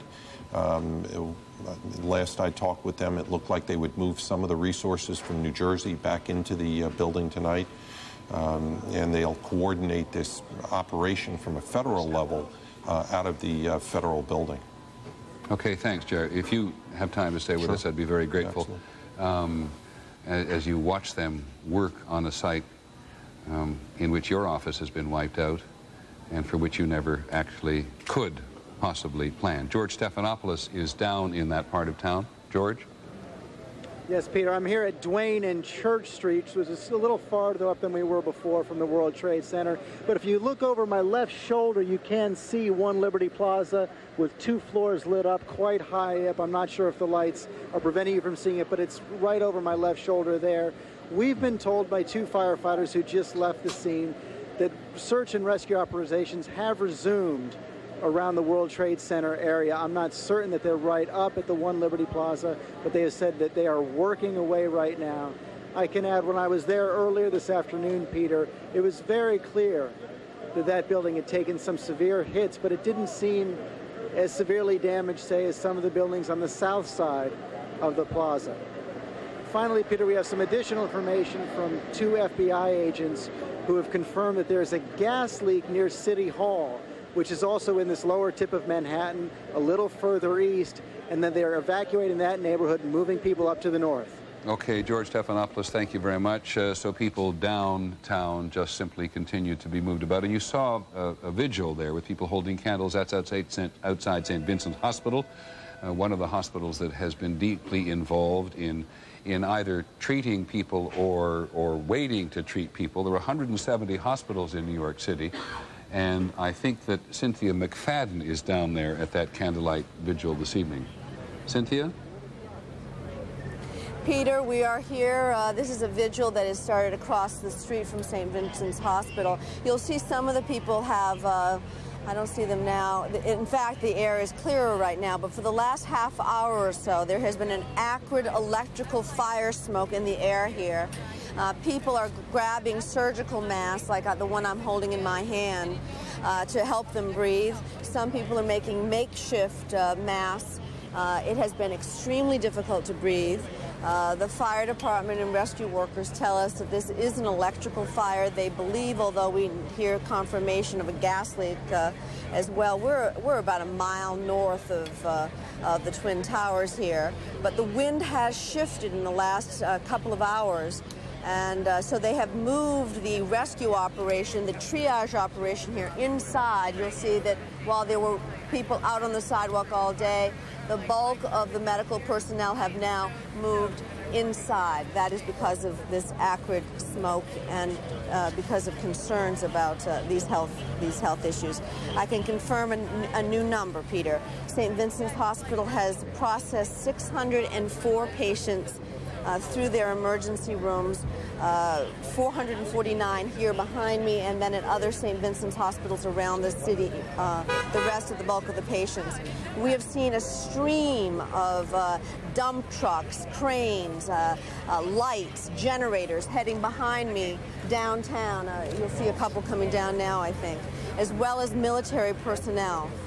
We saw military police vehicles, Humvees, going downtown just a while ago. Many thanks, Cynthia McFadden at St. Vincent's Hospital tonight, and she talks about the atmosphere down there at the moment. We're farther up the west side at ABC News headquarters, and you can smell what is happening downtown all the way up the west side. That may be the result of the wind shift. Now, let us turn now to the investigation of who may have done this and how much progress the various intelligence agencies in the nation may have made today.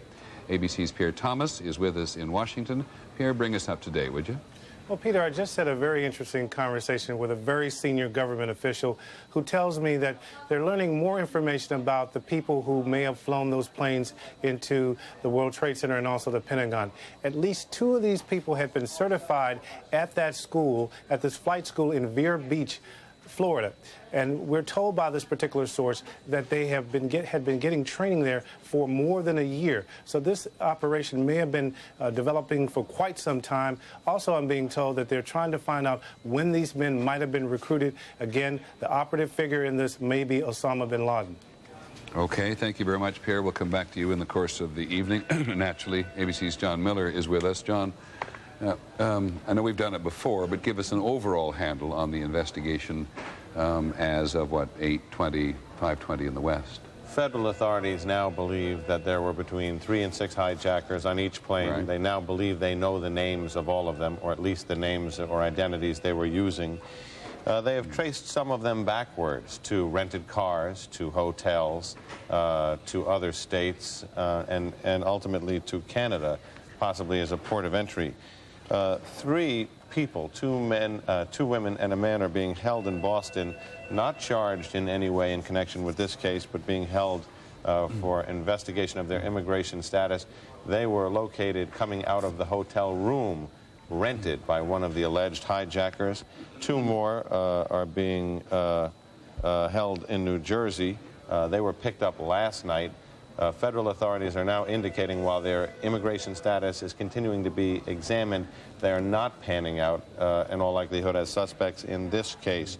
3 were picked up on a train that was stopped by federal authorities in Providence, Rhode Island, also being investigated for their immigration status, not charged in this case, but being questioned about their associations with people who may have been involved in this case. You made a very interesting point earlier today, I thought worth repeating, that in terms of men who intend to become members of a suicide mission, they're not or have not appeared today to be particularly concerned about what information or evidence or paper trail they left behind.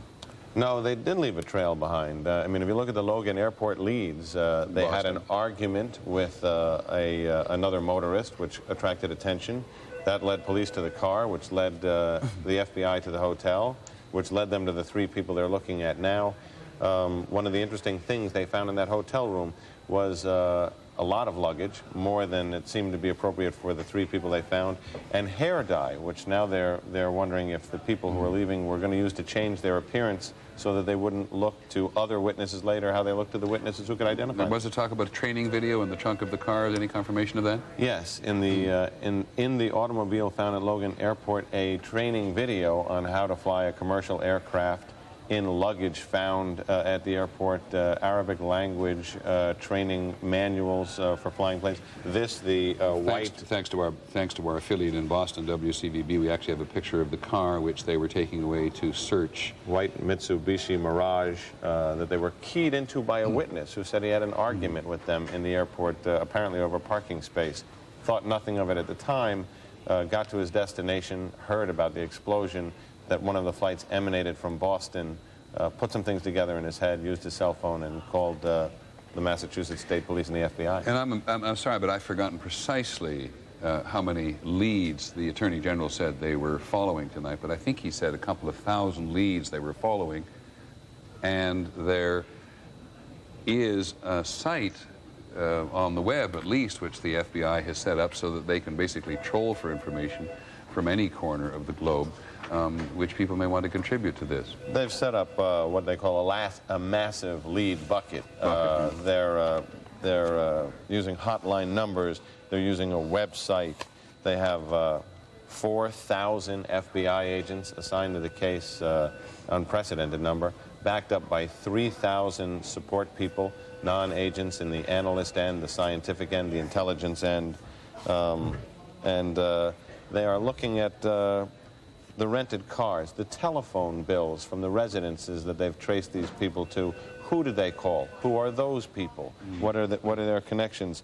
Videotapes from parking lots where they may have been.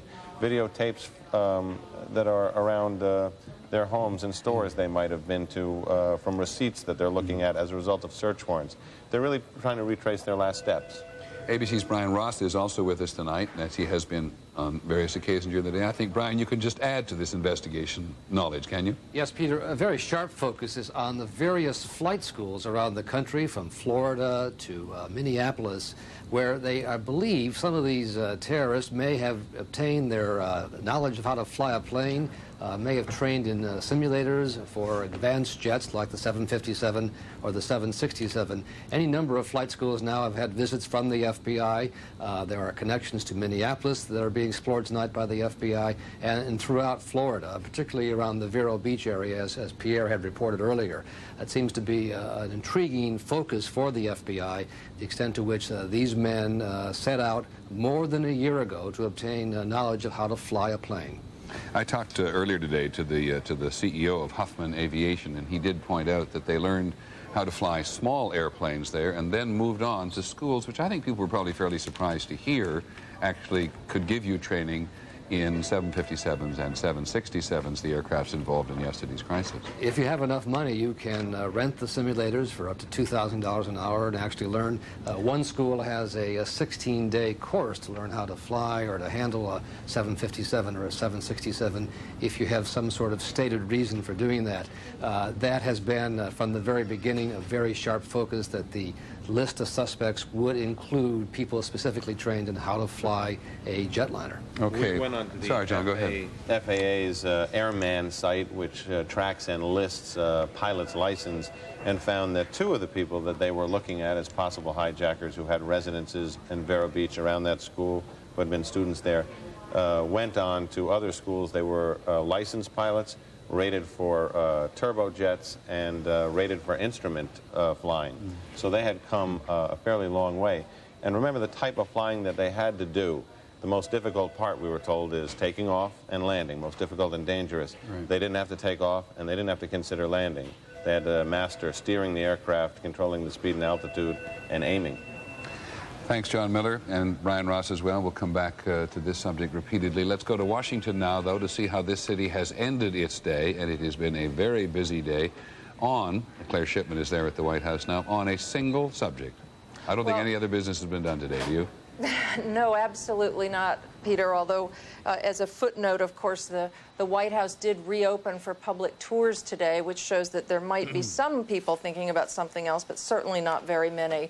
Starting at the Pentagon, we're told there are no hope of survivors at this point. A bit of good news, if you can even call it that, hopeful news that the estimate, and again, I want to repeat, estimate of the number of victims there was scaled back throughout the day from what we thought at one point could be as many as 800 people, perhaps down to 100 or 200. But again, the Defense Secretary has made it plain that's an estimate, and he is hoping that it has gone that low. President Bush, as we said he wanted to do earlier today, did end up visiting the Pentagon. He left the White House and spent a little bit of time over there meeting and greeting rescue workers and described himself as sad and angry. Peter? Sad and angry, pretty much the way the country is. Thanks very much. Now let's go to a news conference being held by the Mayor of New York, Rudolph Giuliani. Helped us in every way. The Speaker, Shelley Silver, who's with us, the Majority Leader. We're going to need their help and their assistance, including the work they're going to do for us tomorrow in the special session. I can't express to the elected officials that are here the sense of strength and support that I feel for the people of the city in having this bipartisan and very talented group of legislators and political leaders helping the people of the city that we all love and are joined together with that common love and common interest. Governor, thank you. Thank you. Governor of New York, George Pataki. Mayor, let me just again thank you for your leadership and the extraordinary efforts of you and your team. We are delighted to have so many of our Washington representatives and Director Albaugh here with us this afternoon. As I said earlier, within an hour of the incident, I'd spoken to both Senator Schumer and Senator Clinton, and they had said whatever we need from Washington, they would be there to do. We've spoken with the President and Vice President a number of times since then, and we are very grateful for the support of the federal government. And Director Albaugh, we're delighted that you are here personally this evening to tour the site, to see what we saw earlier this evening, and to help us get through this.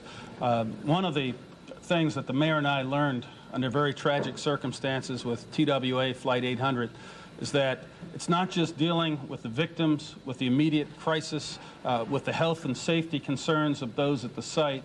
It's dealing with the families. It's dealing with the survivors, those who don't know if their loved one has been lost or not, those who don't know where to go for grief counseling or help. And earlier today, the state turned over the armory on 25th Street to the city, and the city has already moved in place its team so that family members can go there to the armory. The exact address is 68 Lexington Avenue and 25th Street and Lexington Avenue. It is open tonight. It will be open again tomorrow morning and continue to be open so that we will be able to have a central point where those families who have concerns can go, can be with other families, can be with professional grief counselors, and get the support that they need to get them through this tragedy. You know, there's no one in New York and there's no one in America whose heart hasn't been touched by this tragedy. But to those families, to those kids whose mother didn't come home, or those children whose fathers are unknown in their whereabouts, we have to be there for them. And Mayor, again, your team is doing a great job. More than 2,500 family members have gone through that center today. And we will have this up, we will have this running, and Director Albaugh has indicated that we will have federal grief counselors there as well. As the need arises, the city has it fully staffed and I'll just stay with the picture here for just a moment, but between the governor and the mayor there is, in fact, Joe Albaugh, the director of the Federal Emergency Management Agency, and he's come up here obviously to New York today. This is one of the very tight triangle of people who was responsible for getting George W. Bush elected, and he's now the head of FEMA, and he has been here in New York today getting a lot of thanks from the governor of New York, that's Senator Schumer of New York, and just in a short while from now we're going to have a chance to talk to Senator Clinton of New York, who is here as well, because there has been a very generous mood in the Senate today, an appropriately generous mood, one would, many people in the country would believe, about giving assistance to New York, giving the city whatever it needs to get itself back on its feet. And it will not be long, given the sort of spirit of the time, when people begin to talk about rebuilding the Trade Center as at least as an issue. But we want to return to this issue of whether, shouldn't say whether, but of what the spokesman for the president said today was that the White House was a target. ABC's Martha Raddatz has been investigating this. She's at the State Department tonight. Martha, just by way of background for folks, the president's press spokesman said today that the White House was a target of the aircraft which ended up crashing into the Pentagon. And nobody quite understands what it is they have that led him to this conclusion. Can you add to this? I can, Peter. Just a short time ago, I spoke to a senior official who has been in the highest level briefings. He told me what they saw was an airplane circling over the White House. The airplane that eventually hit the Pentagon, he said, was in a flight pattern over the White House that made them believe that the White House was indeed the target. I asked him what the fourth airplane was doing. There were rumors yesterday that the fourth airplane was also headed for Washington, D.C., and if he knew what the target of that airplane was, he said, I don't know, we don't know. There were a lot of targets. You're standing in one of them, he said. So the speculation that it was the United Airlines flight that crashed in Pennsylvania may have been originally intended, or was originally trying to go to Washington under the direction of terrorists. That is still pretty much an issue which we don't understand. That's true. We don't understand that. They do believe it was headed for Washington, D.C., but they're not certain about that. But again, they believe that that airplane that eventually hit the Pentagon was first targeting the White House. He said they don't know why it went back off course and headed for the Pentagon, but he said after it circled around the White House, it suddenly turned and then went into the Pentagon. Okay, thanks very much, Martha Raddatz at the State Department tonight. And of course, one of the ways we shall be able to figure that out is looking, as we did yesterday, at some of the flight patterns of at least one of the aircraft and what its behavior was after it left Boston. So we shall work on that this evening. But let's go downtown in Manhattan at the moment to ABC's Bill Blakemore. Peter, we've just been watching the police and volunteer doctors evacuate this very tall building next to us, 40 stories high. They say because the air down here has become so bad that they're having to make sure that elderly people, people with breathing problems, there was a number in this building, are taken up to public shelters. The doctors told me that they're trying to get the word out that anybody who lives in Lower Manhattan should not use their air conditioners because that sucks in air from outside and does not necessarily filter out the asbestos. People should close their windows if they live down here at the very least, and that everybody should take the public health warnings that have been given by doctors' groups today about this air very seriously. They say that meters have shown there's a serious asbestos content in this air from the fire and the dust in the wreckage behind us. Okay, Bill, thanks very much. ABC's Bill Blakemore in Lower Manhattan, and he wouldn't put that up, I think, to his mouth and his nose if it were not needed. And we've seen a lot of people, though it's very interesting to see the people at St. Vincent Hospital down there tonight, some of them without those masks. and they will be necessary for people. And we are many, many, many, many, many blocks away from Lower Manhattan, even though we're on the west side. And you can smell it a little bit in this building. You can smell the results of that crisis center in Lower New York, a very long distance up the west side, as we all are along the edges of the Hudson River.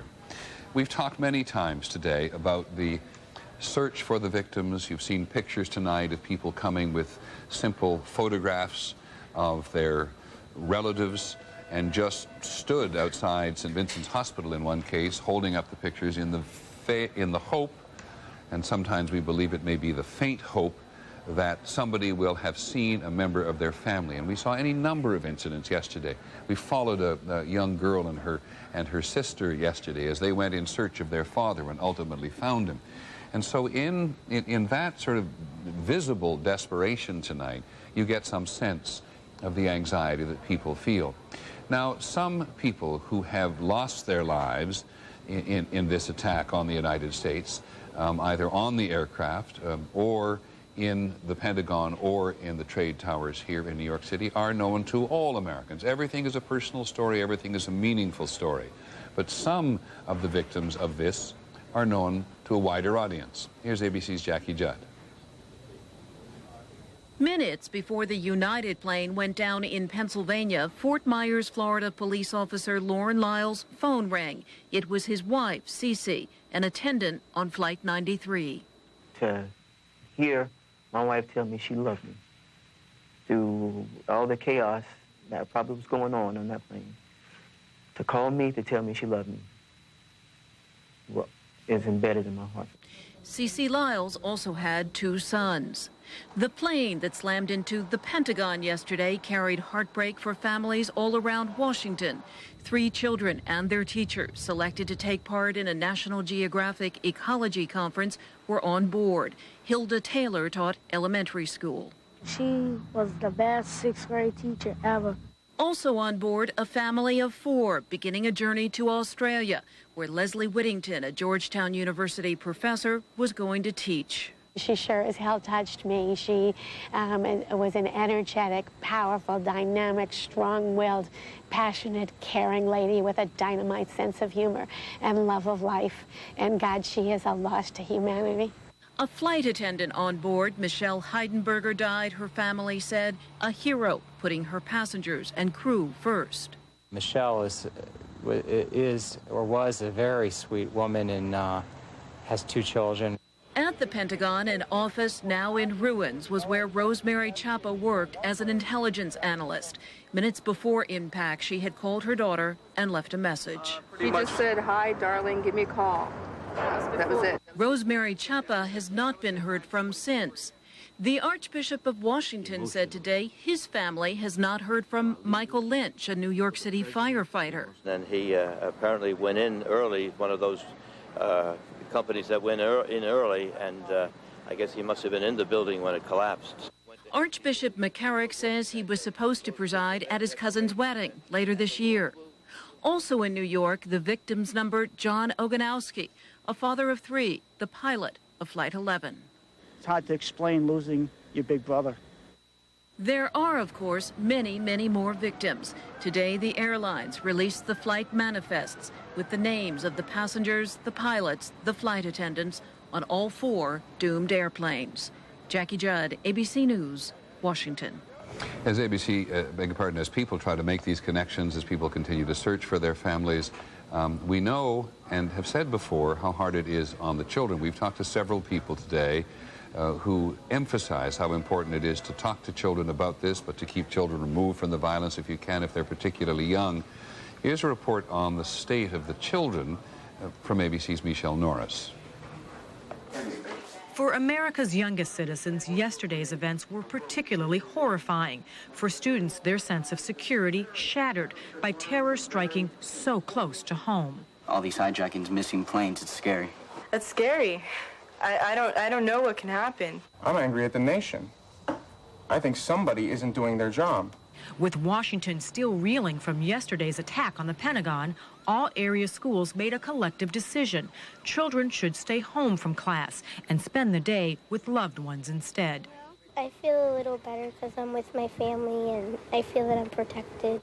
It was kind of hard to explain to her what an act of terrorism is. It's not that it was an accident. But it is especially hard to provide an explanation that makes sense to students who live in areas targeted by the terrorists, the buildings, places they had visited quite often. Among the victims, people they knew and loved. He was a good friend. I just put my head on the desk, and that's when I looked up and some people was crying. There will be heavy hearts and empty desks when students return to schools here in Washington tomorrow morning. 3 D.C. teachers and 3 top students were on the plane that crashed into the Pentagon. What about the things that people saw? You go to sleep at night feeling really guilty and feeling like you should be there doing something about it. You have to wonder what would make a person hate a nation so much that they'll go and kill all these people. Children should know that this country has been through many attacks over many hundreds of years, and that we have survived and we grow stronger, and that they are safer here than anywhere in the world. But as the wreckage still smolders and the casualties mount, conveying that sense of safety and security will be a tough assignment for schools and for parents. Michelle Norris, ABC News, Washington. There is the implication in one of the participants in that piece that a nation is made stronger by being tested. And of course, whether it is here in New York or in Pennsylvania tonight or at the Pentagon, this is all about individuals. Here's ABC's Chris Wallace.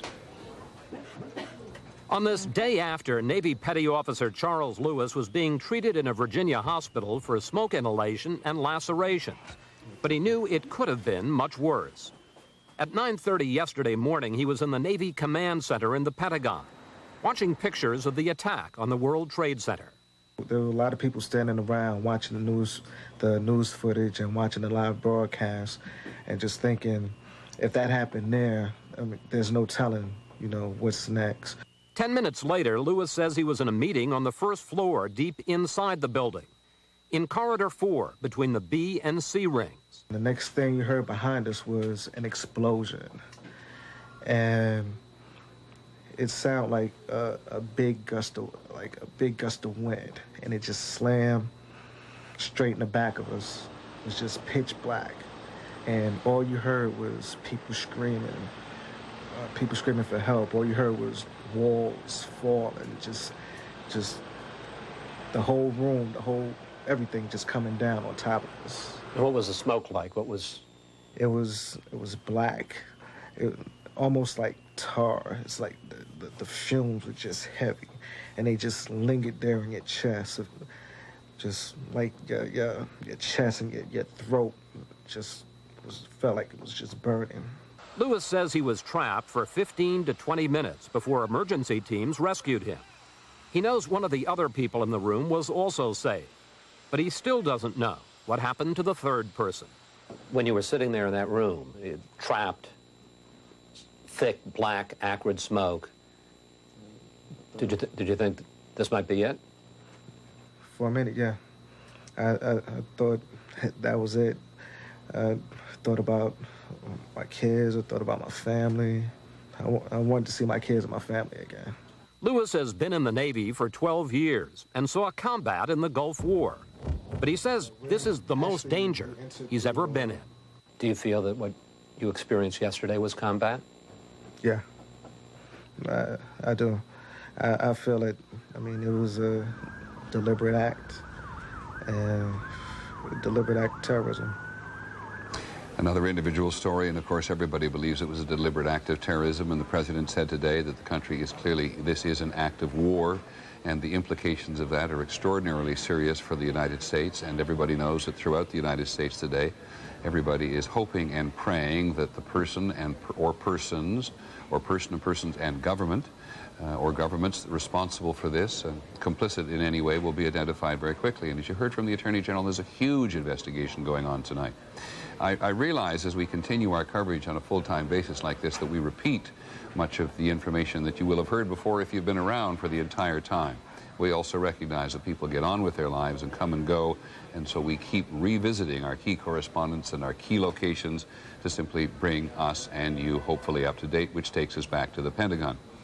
John McCarthy, I think in some ways the most significant piece of news out of the Pentagon today, at least to my ears and perhaps others, is the fact that not as many people perished as had been bandied about last night. Well, the numbers are still very squishy, Peter, because they're discovering not only do they have to account for the military personnel and the civilian personnel, but what about visitors? What about the workers who work in this building doing the reconstruction of it? Those are people that they hadn't thought about, and they are still searching for answers to that. But it does appear somewhere between 100 and 150 people died in the Pentagon situation here.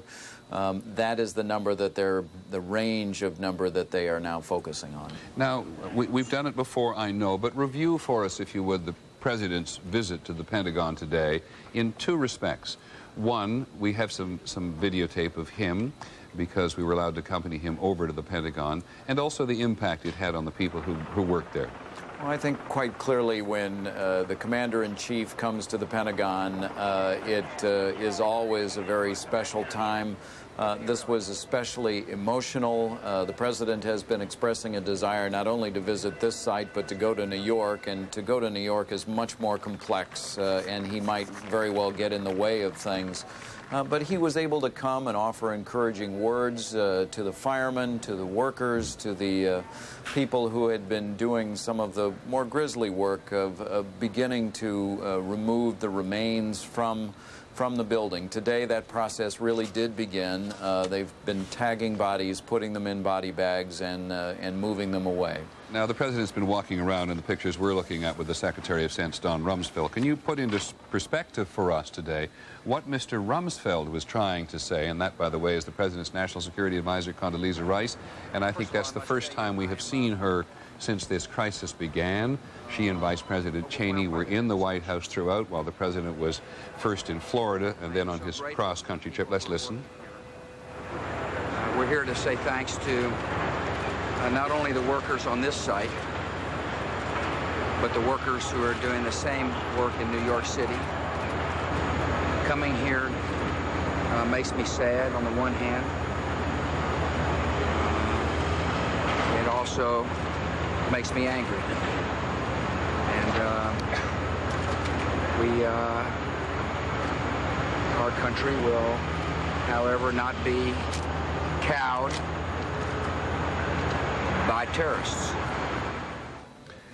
And this was clearly one of the most memorable occasions of the day in a symbolic fashion. Everybody who lives in the United States, anyone who knows the United States, no matter where they live, understands how strongly the country feels about the flag. And that was a group of firefighters who, I gather, John, wanted the President to see, as much as anything else, the flag on the side of the Pentagon had been attacked when he arrived there today. Absolutely, Peter. During the course of the last 36 hours, there have been several flags draped from various positions in the ruined part of the Pentagon, and several have been hoisted on flag poles above the Pentagon. So all of the pictures of the area, although it was damaged, there was always a picture of the American flag visible. This larger flag that they draped there was clearly a symbolic gesture from them to let the country know that this building was open and that the business was continuing here, even if some of the business was pretty terrible today. Now, as I said, the Secretary of Defense was seen there with the President. He showed up quite spontaneously, or perhaps not spontaneously, but without much notice, in the press room of the Pentagon today, and described at first this definition of a new battlefield in the world. And then he quite directly, we couldn't quite figure out what he was saying about people who had access to information about the investigation were, among other things, compromising the country and violating criminal law by releasing this information to whom? To the press? To the press, partly, and to the potential enemies of the United States. This is a Secretary of Defense who feels obviously very strongly the whole purpose, I have been told, that he came down to the Pentagon briefing room was to deliver a message, and it's really not to the press that he's delivering the message. It is to other government officials, cabinet officials, It is to other people that work in the Pentagon who are providing detailed information about the terrorists and about some of the movements of the terrorists.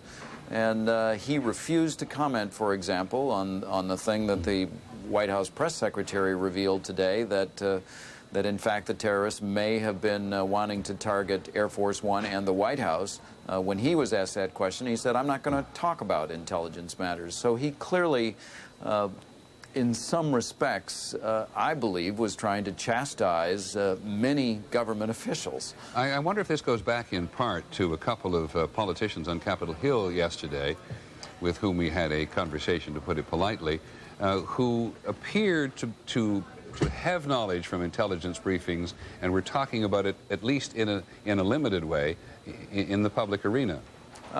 That may have been part of the conversation, but part of the reason that he came down to the Pentagon briefing room, but I really feel that it was aimed primarily at the people here in the Pentagon who deal with the press, and also other high-ranking government officials in the executive branch of the government that have been talking quite openly about some of those issues. Certainly, the senator in question was talking about some of those issues, and I'm sure Don Rumsfeld did not approve of that. I think you're referring to Senator Orrin Hatch of Utah. Yes, the Secretary of Defense is not the first Secretary of Defense to struggle with the Pentagon as a universe unto its own. I wonder if in the last 24 hours whether or not he's made progress in getting a handle on the overall deliberations of the Pentagon that maybe he didn't have a week ago. Well, when you're in crisis, you see the good, the bad, but you also see the way that the military works, Peter. When the headquarters of the United States military is attacked, it's really an amazing thing to see the way a trained military group of people operate. When the hallways are full of smoke, they go to rendezvous points.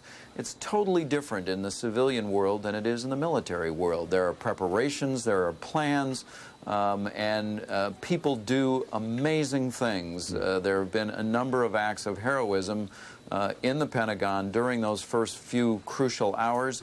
Those people will not come forth, by and large, and talk to us. They want no part of being a public hero, but they do these incredible things. And finally, John, at least for the moment, if the President's press secretary, Ari Fleischman, is correct in his remarks today that the White House was the preferred target of the terrorists on one plane and the Pentagon was actually a secondary target, then the discussions yesterday about terrorists having hit at the heart of the military establishment in the United States has a slightly different cast. But what's been the reaction in the Pentagon to Mr. Fleisch's remarks? There really hasn't been much, Peter. The reality here is that there was a terrible blow struck in this building, not at the White House. People have been killed here. There are families of military members that are grieving now. This is where the attack was. And the evidence some of the people are telling us is fairly circumstantial, that the targets were elsewhere. But the fact of the matter was this aircraft did not approach from the direction of the White House. It approached from the south.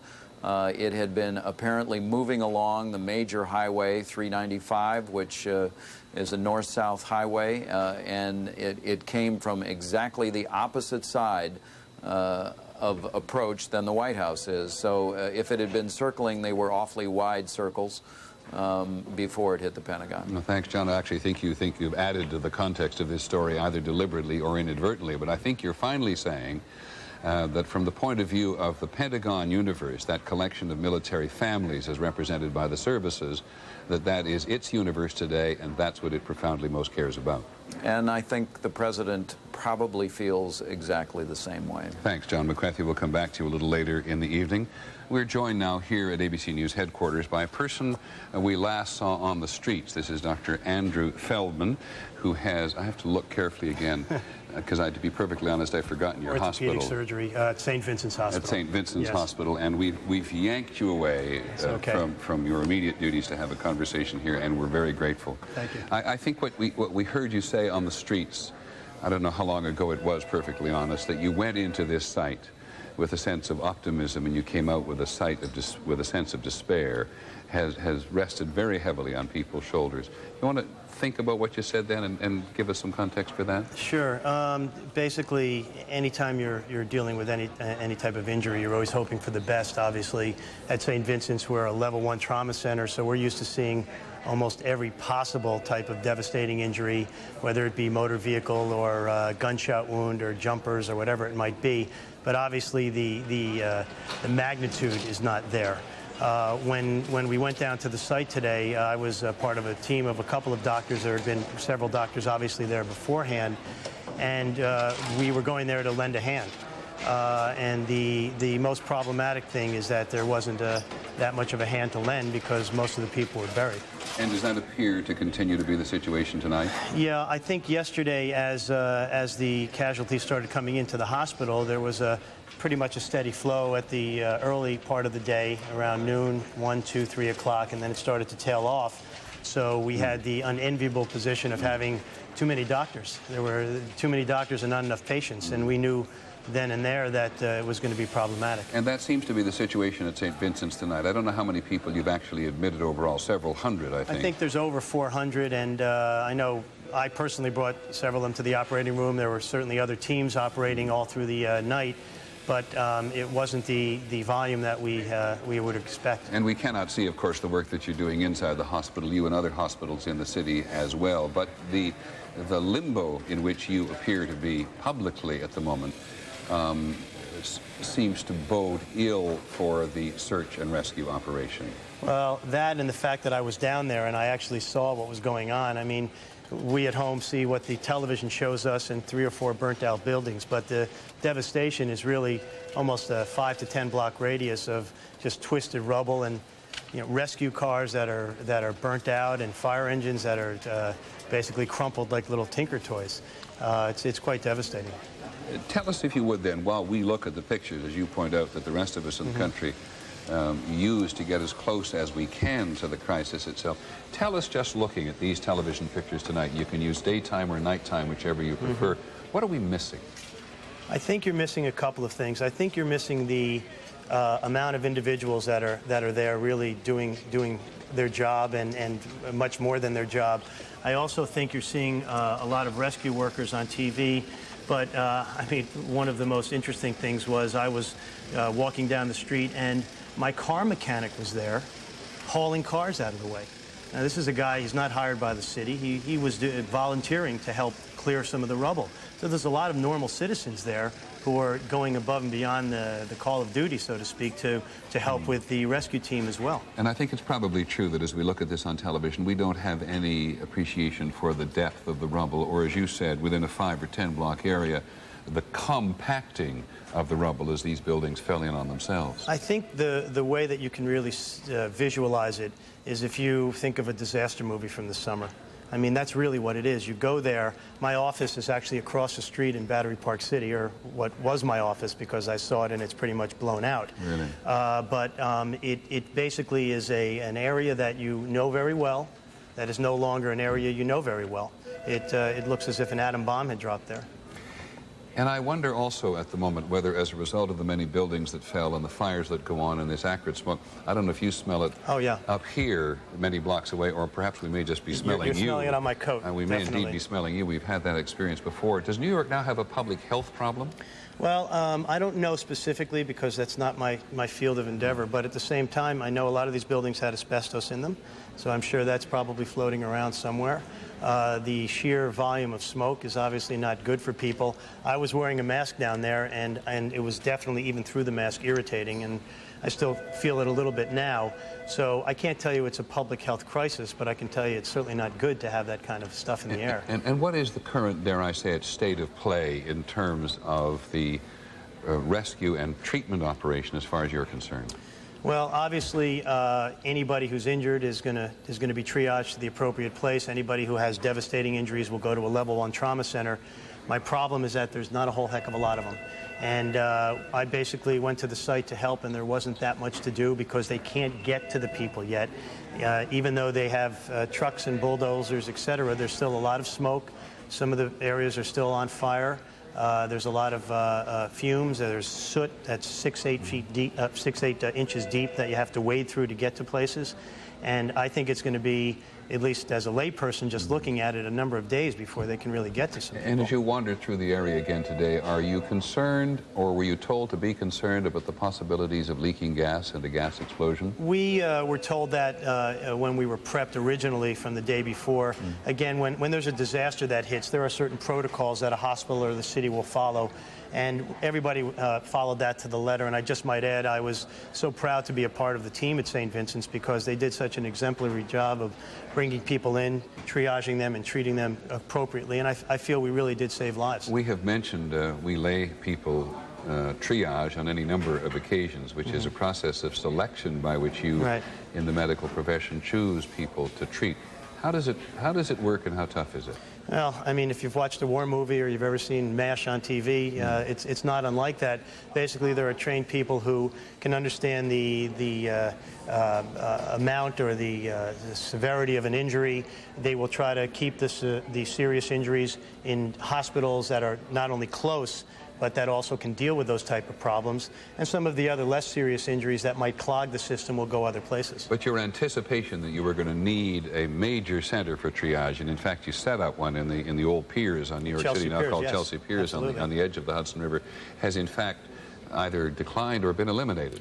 Well, it's just not necessary, and unless there's some a change of events here, which I'm fearful that there won't be, I don't think that type of thing will be necessary. Okay, Dr. Feldman, thank you very much. I know that we yanked you a long distance away from your immediate work tonight, but how many hospitals in the city are now engaged in this in the same way that St. Vincent's is? St. Vincent gets a lot of attention because it's fairly close. Yeah, we're close, and again, we're a trauma center. I know Bellevue's involved. It's on the eastern side of Manhattan. Exactly. Beekman, because they're very close. Also on the... And then they triage people as far as New Jersey, uptown, depending on the severity of the injury. We did hear yesterday, and I think reported yesterday, that there were a number of people who were suffering from burns. Yes, big time. And that trauma centers are not always the best qualified to deal with burns, so they've moved to many other places around the country and even out of the country. Yeah, but basically you do with the burn is you need to get somebody stabilized, and usually when somebody has a severe burn, they're losing a lot of fluid. So you need to get fluid in them so that they're not gonna die on the spot.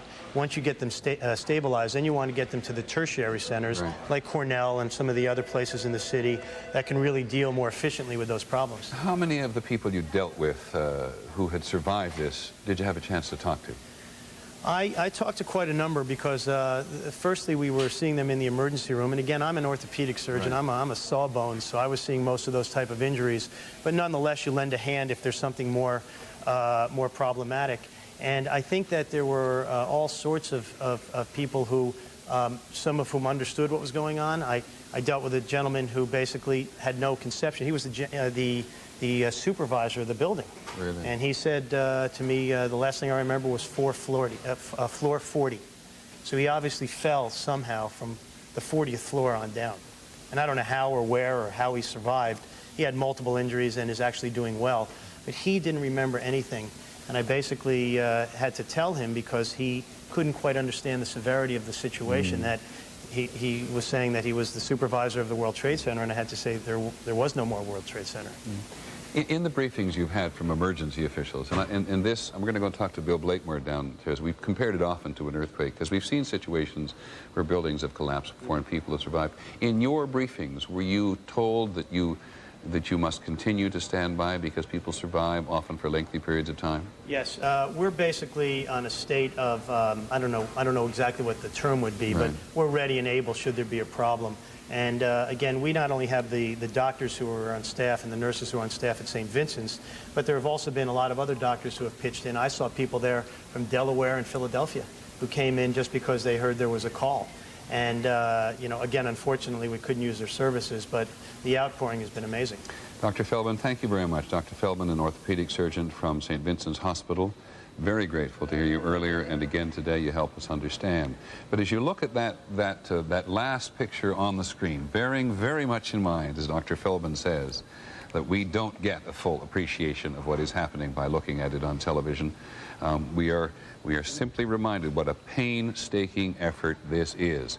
You get that huge collection of large pieces of equipment, moving large pieces of rubble. That's a bridge, Dr. Feldman. Yes, and I was standing 20 feet away from that. And we thought that was a building for a long time because we've lost all perspective of this particular part of town. But anytime they move a large piece of equipment, they put at risk someone who may indeed be under the rubble at that particular location. Absolutely. And then they move a small piece and they may find a sign or a signal that someone is under. We have seen this before in earthquake conditions, which is why in New York City tonight there continues to be hope as well as despair. And ABC's Bill Blakemore, who is downtown tonight, is one of those people who knows this from previous earthquakes better than most. Bill? Indeed, Peter, and there are firefighters and rescuers in from this entire region of the Northeast. This is Lieutenant David Caldor, who's come in from North Belmore, Long Island. Tell us, Lieutenant Caldor, what have you been doing since you got in here this afternoon? Mostly we've been moving debris out of the way so that more debris can be taken down and the rescuers can go in and search for victims. How difficult is it in there? What are you finding? A lot of debris, cement, girders, just moving everything out of the way so more can be taken down. And the difficulty, of course, is that you're hoping you're going to find people alive. Yes, well, yes. Among the people you're looking for, who do you know are in there? Firefighters, paramedics, police officers. You're also using sniffer dog teams. Are they in there as well? I saw some dogs, yes. What are the possibilities as you keep working away here that you could move any faster than you're moving, or do you have to go slowly? You have to go slowly. You have to worry about secondary collapses. You have to worry about fires, potential fires, and you have to worry about looking for the people. You don't want to crush them more than they've already been crushed. And just give us one other sense of what the variety of problems you're facing with public health, with the ability to breathe well and to... Well, as you can see, there's a lot of dust around. The wind is starting to kick up off the water. It's moving the dust around. It makes it a little difficult to breathe. Everybody's wearing masks. You know, it slows things down a little bit. Indeed, the doctors we've just talked to here told us that the monitors show that the air on top of the rubble is much more dangerous, so you all are taking extra risks compared to those of us who are only a few blocks away. Yes, but everybody's wearing a mask, so it cuts down the risk a little bit. What have you heard about how many fire rescuers there may be in there? We've heard anything from 200 to 400 firefighters, about 200 police officers. Today, tell us what you found. Anybody alive? I'm not aware of if anybody was found. A lot of work. How long is it going to take this apart? Anybody's guess. I really don't know. A long time. Peter, we've seen this before in earthquakes. This is just another horrendous example of that terrible tension between wanting to take it apart right now and knowing that they have to go slowly. You put your finger on it, Bill, and so did Lieutenant David Caldor, who says you have got to move slowly. And it just creates this deep anxiety and sense of impatience, which so many people justifiably feel. And the other thing, of course, that he said, which rings, which causes anxiety, despair, I apologize not being able to find the word for it, that while he believes there are from 200 to 400 firefighters who've lost their lives, and we believe the number may hover around the 300 mark at the moment. We do not know for certain. He is not aware of anyone who has been found alive today. And Dr. David Feldman, Dr. Feldman, who was here just a short while ago, is one of those who gave us this clue early yesterday. Dr. Andrew Feldman, my apologies, the orthopedic surgeon from St. Vincent's, one of those who gave us this clue many hours ago, that they were so ready to do something, and then they found there were too many doctors and simply not enough patients. But there are certainly more victims, as many victims as the mayor, Barbara Walters, said, to make everybody hurt all the time. That's true, Peter. Talking about the smoke, as I came here from the other part of the building through the hallway, you can smell smoke even in this building as far away as we are, and people who are coming saying that the smoke is drifting all the way up to here. It was that strong. I raised this with Dr. Feldman because indeed we thought we've smelled it here as well, and I think it may be that we may be smelling the clothing of people that come to the building. I don't know. Well, perhaps whatever it is, it's the residue. You know, I can't think of what must be more difficult for the relatives of victims and to have reporters call up and try to talk to them about how they feel. And I was doing that a good deal of today. And the reason that so many of these people did talk to me is in tribute to the people that they lost. They're not doing it out of any kind of desire to tell their own personal story, but to do it as a tribute, and so I'd like to present it in that way. Why don't I give you the pictures of the victims, Peter, if you can show them to the cameras, and then I'll read from my own notes. Thank you. This is a very beautiful woman, Sonia Morales Papalo. She was a ballet dancer. And it's hard to imagine how anyone touched by this tragedy would feel, but imagine how her husband, Dominic Papalo, must feel. He and his wife, Sonia, were scheduled to fly together to Los Angeles, and at the last minute, he decided that she should go alone so she could spend more quality time along with their son, and then he would come later. So he stayed home, and his wife of 38 years got an American Airlines flight number 11, bound from Boston to Los Angeles, and crashed into the North Tower of the World Trade Center. He says that they had taken that flight 100 times, and he said today, no more plane, no more building, no more Sonia, an end to a 40-year love affair.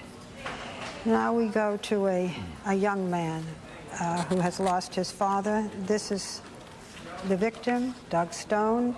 He has an 18-year-old son, Zach, who loves spending time with his father, who used to tease him about the football games and help him with his homework. His parents had been divorced for 12 years. Zach spent every summer with his father on the East Coast. And this week, his father was going to help his son move in and start college at UCLA. So Zach was thrilled, waiting for his father, and he knew that his father took the morning flight usually from Boston to LA. And so when he saw the TV news, he was absolutely chilled.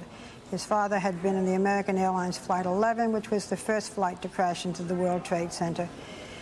And Zach's father will never get to LA. Now, this young woman, Lisa Frost, we told you the story of a son waiting for his father, and now this is the story of a father waiting for his daughter.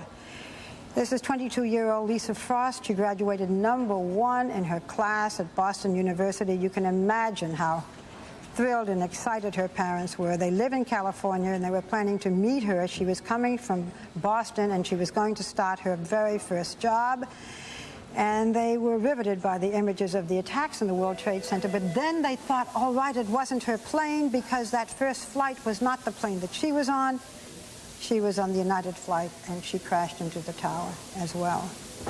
This is a man well known to many New Yorkers in government. This is Neil Levin.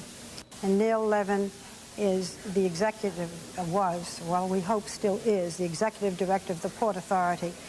And he is the highest ranking official in this city that we know to be missing. He was having a business breakfast on the 106th floor of the Trade Center when his secretary said that something had happened, and he said, I've got, holy cow, is what he's quoted as saying. I'm certain it was not quite that, but something that was a little stronger. So he went down to the 63rd floor to help people. When last heard from, he was helping people go down the stairs, and has not been heard from since. His wife, Christy Ferrer, I've worked with a lot on The View, particularly want us to show his picture, as do so many of the people you've seen tonight, because she prays that he is missing, that someone will recognize his picture and be able to say who he is, because she thinks he may just be dazed. And of course, their two children, Caitlin and Allie, are praying that he is only missing. They refuse to believe it's anything worse. This is a story, Peter, that's rife with irony, because it's the very man who was, until 2 weeks ago, the head of the FBI's anti-terrorist task force in New York. This is John O'Neill. John O'Neill, it's quite an extraordinary story, a friend of many people here. And he led the investigations into the terrorist bombings on the U.S. embassies in Africa and the attack on the USS Cole. And he had just taken the job of head of security at the World Trade Center. As you know, he was setting up a command post when it collapsed.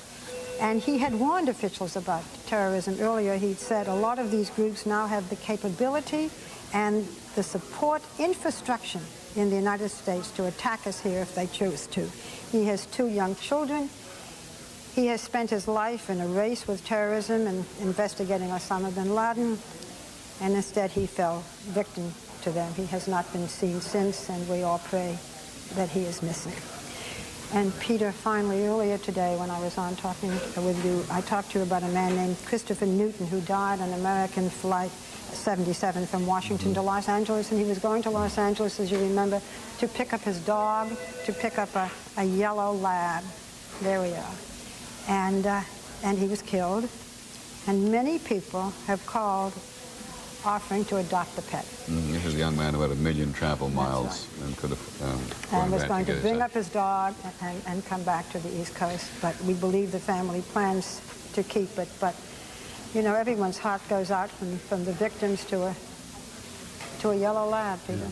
Well, I thank you again for giving some personality, I mean that in the most generic sense, to people.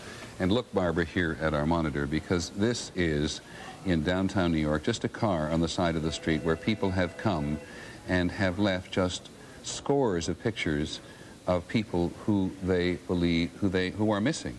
And here, you know, a guy's got a wedding band. He's wearing khaki pants with a wedding band. He's got scars in his knees. And please call 516. And always there's a mobile telephone number, 917. This is an example of how desperate people are for information. Simply coming or standing in public adjacent to the search area tonight, asking, where is Carol Rabelais, who worked for Aon Services, one of the companies which had offices in the World Trade Center in building number 2, missing. And as so many people are still missing, and the authorities in New York are still so careful and cautious and nervous about issuing figures on how many people may have actually perished, this is the kind of thing which just drives it home one more time. And if I may pay you a compliment in one other respect, I notice in your recitations here of the conversations you had with lost people, you didn't ask any of them how they felt, because we actually have guidelines at ABC News about asking people how they feel about the loss of a loved one. It's probably the dumbest question in the world that a journalist can ever ask, and it used to be asked. People would go to the scene of a crash and they'd ask people how they felt. And it's a stupid question, and we got together here some years ago and said that it's not a question that our reporters are going to ask. But I thank you for coming. I thank you, and I hope that whatever we have said is not just a tribute to the people whom we talked about, but to the victims and to the families who love them so and are so proud of them, and that's why they wanted their stories told. Thanks very much, Barbara. I hope you come again. Barbara Walters, who has been, as we said, ably, like several other of our correspondents, working hard to give meaning in terms of giving character and life and stories and history to the people who are either missing or who have perished. Now, I want to go to the White House, where this is, and the White House has said it repeatedly, as important as it is to mount this investigation against or of who may be responsible for this in the final analysis, their principal concern is for the victims and the families and those who may still be lost. And Pierre Thomas, who's at our Washington bureau at the moment, has, I think, a couple of words on the latest stages of the investigation. Pierre. Yes, Peter, we're getting more information about stepped-up security at the airports.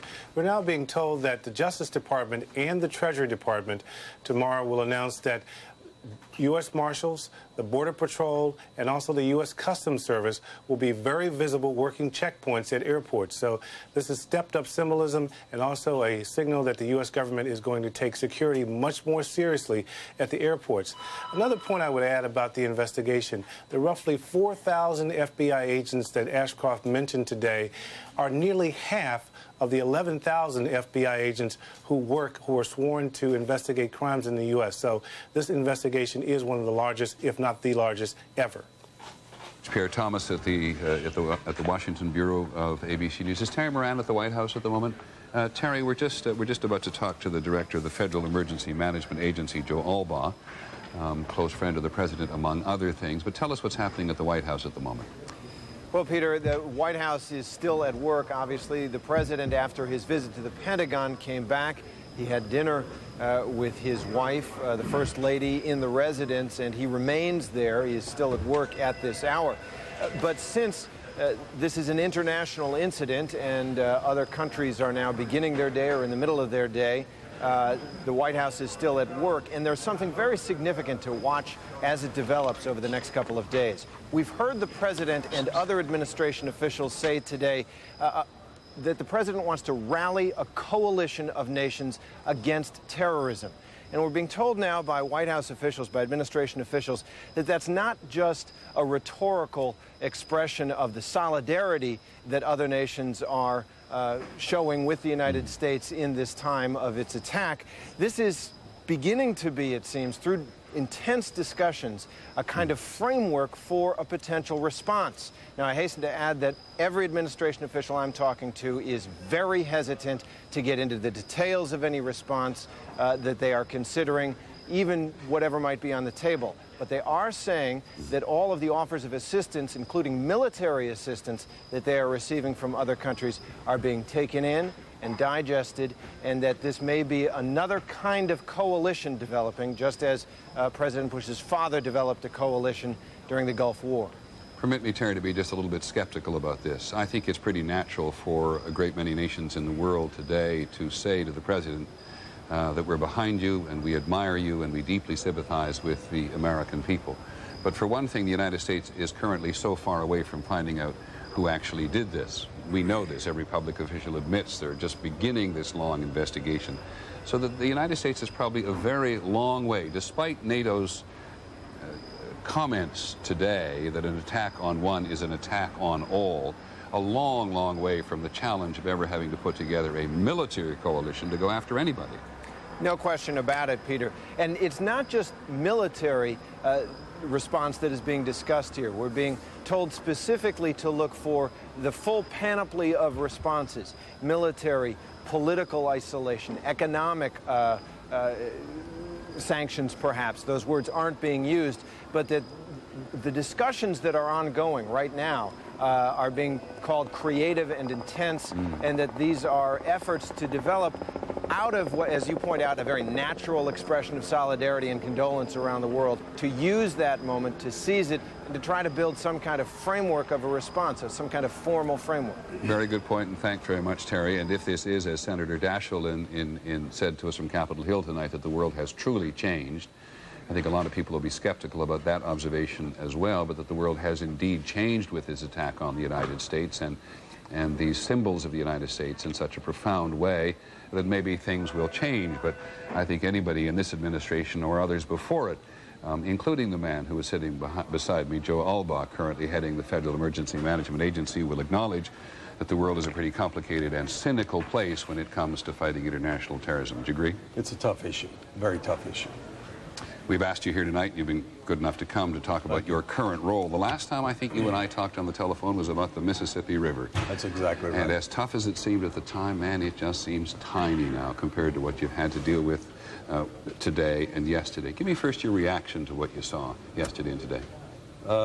I am stunned by the devastation, quite frankly, Peter, but I am impressed this afternoon. We visited the site. I am impressed by the spirit of New York City, that resilience. And Governor Pataki and I happened to walk the street along with Mayor Giuliani, and we ran into several firefighters who had just come out of the rubble from Long Island firefighters. And you can see on their faces the devastation, the toll it's taking, which is something that I'm concerned with. Those rescuers right now, at some point we're going to have to roll those people out, get them some rest after about 48, 72 hours, make sure that everyone has the proper counseling. This is a tough, tough issue, Peter. Now, can we try to parse this in a couple of ways? You said you were struck by the extent of the devastation. We just had an emergency doctor who sat beside and said, you're just not getting it on television. And I think we all appreciate that. What are we missing watching it on television that you've seen at street level? Well, it's hard to appreciate the realism when you watch the film, watch the B-roll on television.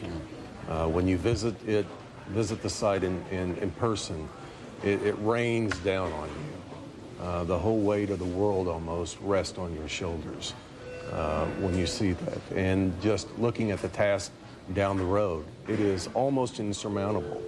But this country is resilient. We can handle just about anything. And those folks who are on the ground right now, we need to say a thanks, a prayer, especially those folks who lost their lives. What do you mean that it's almost insurmountable? The concept is almost insurmountable. I'm from Oklahoma. I know. I visited the Oklahoma City site the day after the bombing. And immediately it passed in front of my eyes, probably by a factor of 25 or 50, just the devastation. Take aside the loss of a life. Just the devastation downtown is just unbelievable. What we'll have to remove over the next several weeks, possibly even several months. This is a long-term process. This will take a while for everyone to heal. Everyone needs to have patience. And at the same time, we're working as quickly as we can to recover as many people as we possibly can. I know that it is almost the obligation of a public official to be optimistic in some way. You must have an optimistic face, or wear an optimistic face at a moment like this. But my guess is, based on other people we've talked to, if you haven't seen much out there in the last hours to make you think that many people are going to be recovered. That's a tough issue. You never want to give up hope. And we're not going to give up hope. There are pockets where the buildings pancake down, where folks could be still alive. Time is precious. Time is running out. We have to move quickly. We moved in 12 USAR teams, urban search and rescue teams. Right. These are professionals, highly trained, technical experts with dogs to assist New York City's finest, police and fire department. We have medical teams, hospitals that we moved in, fully staffed with nurses, doctors to assist in the recovery effort, as well as, unfortunately, mortuary teams. We have to deal with that realistic part of this devastation. Explain to people what a mortuary team is. They will come in and they will assist local officials in identification more than anything else. Make sure that everyone is taken care of in proper fashion, in a respectful fashion, and a timely fashion. What does the national government actually have as assets that the city and the state don't have? We're not here to supplant any efforts that are going on. We're here to facilitate anything that they need. I know specifically this afternoon and today, my first conversation this morning with Governor Pataki was about power, making sure that we had necessary generators, for example. And do you? We do, of course we do. We have the full assets of the federal government, which is quite a vast array in supply. And it is a quantitative question you know people ask. And maybe it helps us measure the destruction only at this moment. Do you have the vaguest understanding of what this is going to cost the country and the federal government? No. Quite frankly, I think it's immaterial. It's always an issue. It's important to know what it's going to cost. We have no idea at this point. This is going to take weeks to develop and years to plan and rebuild. You and everybody else we've talked to, and we ourselves, have been deeply impressed by the spirit of volunteerism from very distant points in the country, but this is ultimately a job that has to be done by professionals for the most part. Does New York City, does, to a lesser extent, the Pentagon, have the resources that it needs either in place or in the pipeline at the moment? Absolutely. We have everything that we need. We're being inundated, as you say, with requests for folks to come in and volunteer. One thing we have to do right now and be cautious is to say thanks, no thanks, not right now. We don't want to overburden the system that's already in place and hinder that process that's going on with those professionals. No, but we have everything that we need, Peter. And it's not your immediate concern. I appreciate it's more an issue for the Red Cross. But do you know the current situation on blood supplies? Because so many people around the country have wanted and have given blood. I appreciate that. They should give blood, quite frankly. The country, the world always needs a constant blood supply. I think for the foreseeable future, the next several days, we're going to be fine here on the East Coast. What are we missing? I don't know that we're missing much, quite frankly. I ask that question of my staff all the time. What is it we're not doing? What is it we ought to be thinking about? Praying for those who lost their life, praying for those who are trying to recover other lives right now. We have a strong country. This is an amazing land that we live in. People try to replicate the spirit that we have in this country. They can replicate some of the emergency procedures that we have, but they can't replicate that spirit, and that's what's unique about America. And we'll get through this, Peter. It's going to be tough, but we'll get through it. You're a longtime friend and an ally of the President at a very personal level. As I said, by way of introducing the fact that you were coming, you're one of the people who helped him campaign and get elected in the country. How much contact have you had with him? How's he taking it personally? I don't mean from a president's point of view, I mean personally. I've worked with this man for over 8 years now, and I have never seen anything in my life that has, or during that time period, that has affected the president as this incident has. I was with him yesterday evening for several hours. I've been with him all morning this morning before he instructed me to come to New York City.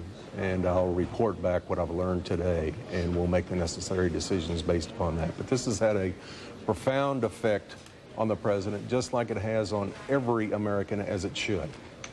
Many thanks, Joe Albaugh, the director of FEMA, the Federal Emergency Management Agency. Good to see you again. Yeah, not under these circumstances, Absolutely. but it's nice to see you, Joe. Take care. Thanks very much for coming and giving us a briefing on this. We continue to focus on survivors and victims. This is a piece about survivors. Here again is ABC's Bill Blakemore. Bill? The stories are astonishing, but each begins with a normal morning. I was entering the building on the lobby level. I was in the revolving doors when the plane hit the building. David Dre worked in number 1 World Trade Center. One of the elevators, I think, came crashing to the lobby level, and all this debris came flying out of it.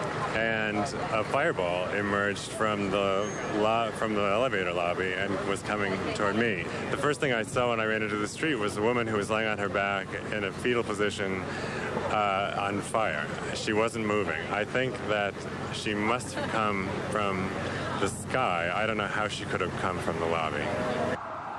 As the towers collapsed, even rescuers became victims.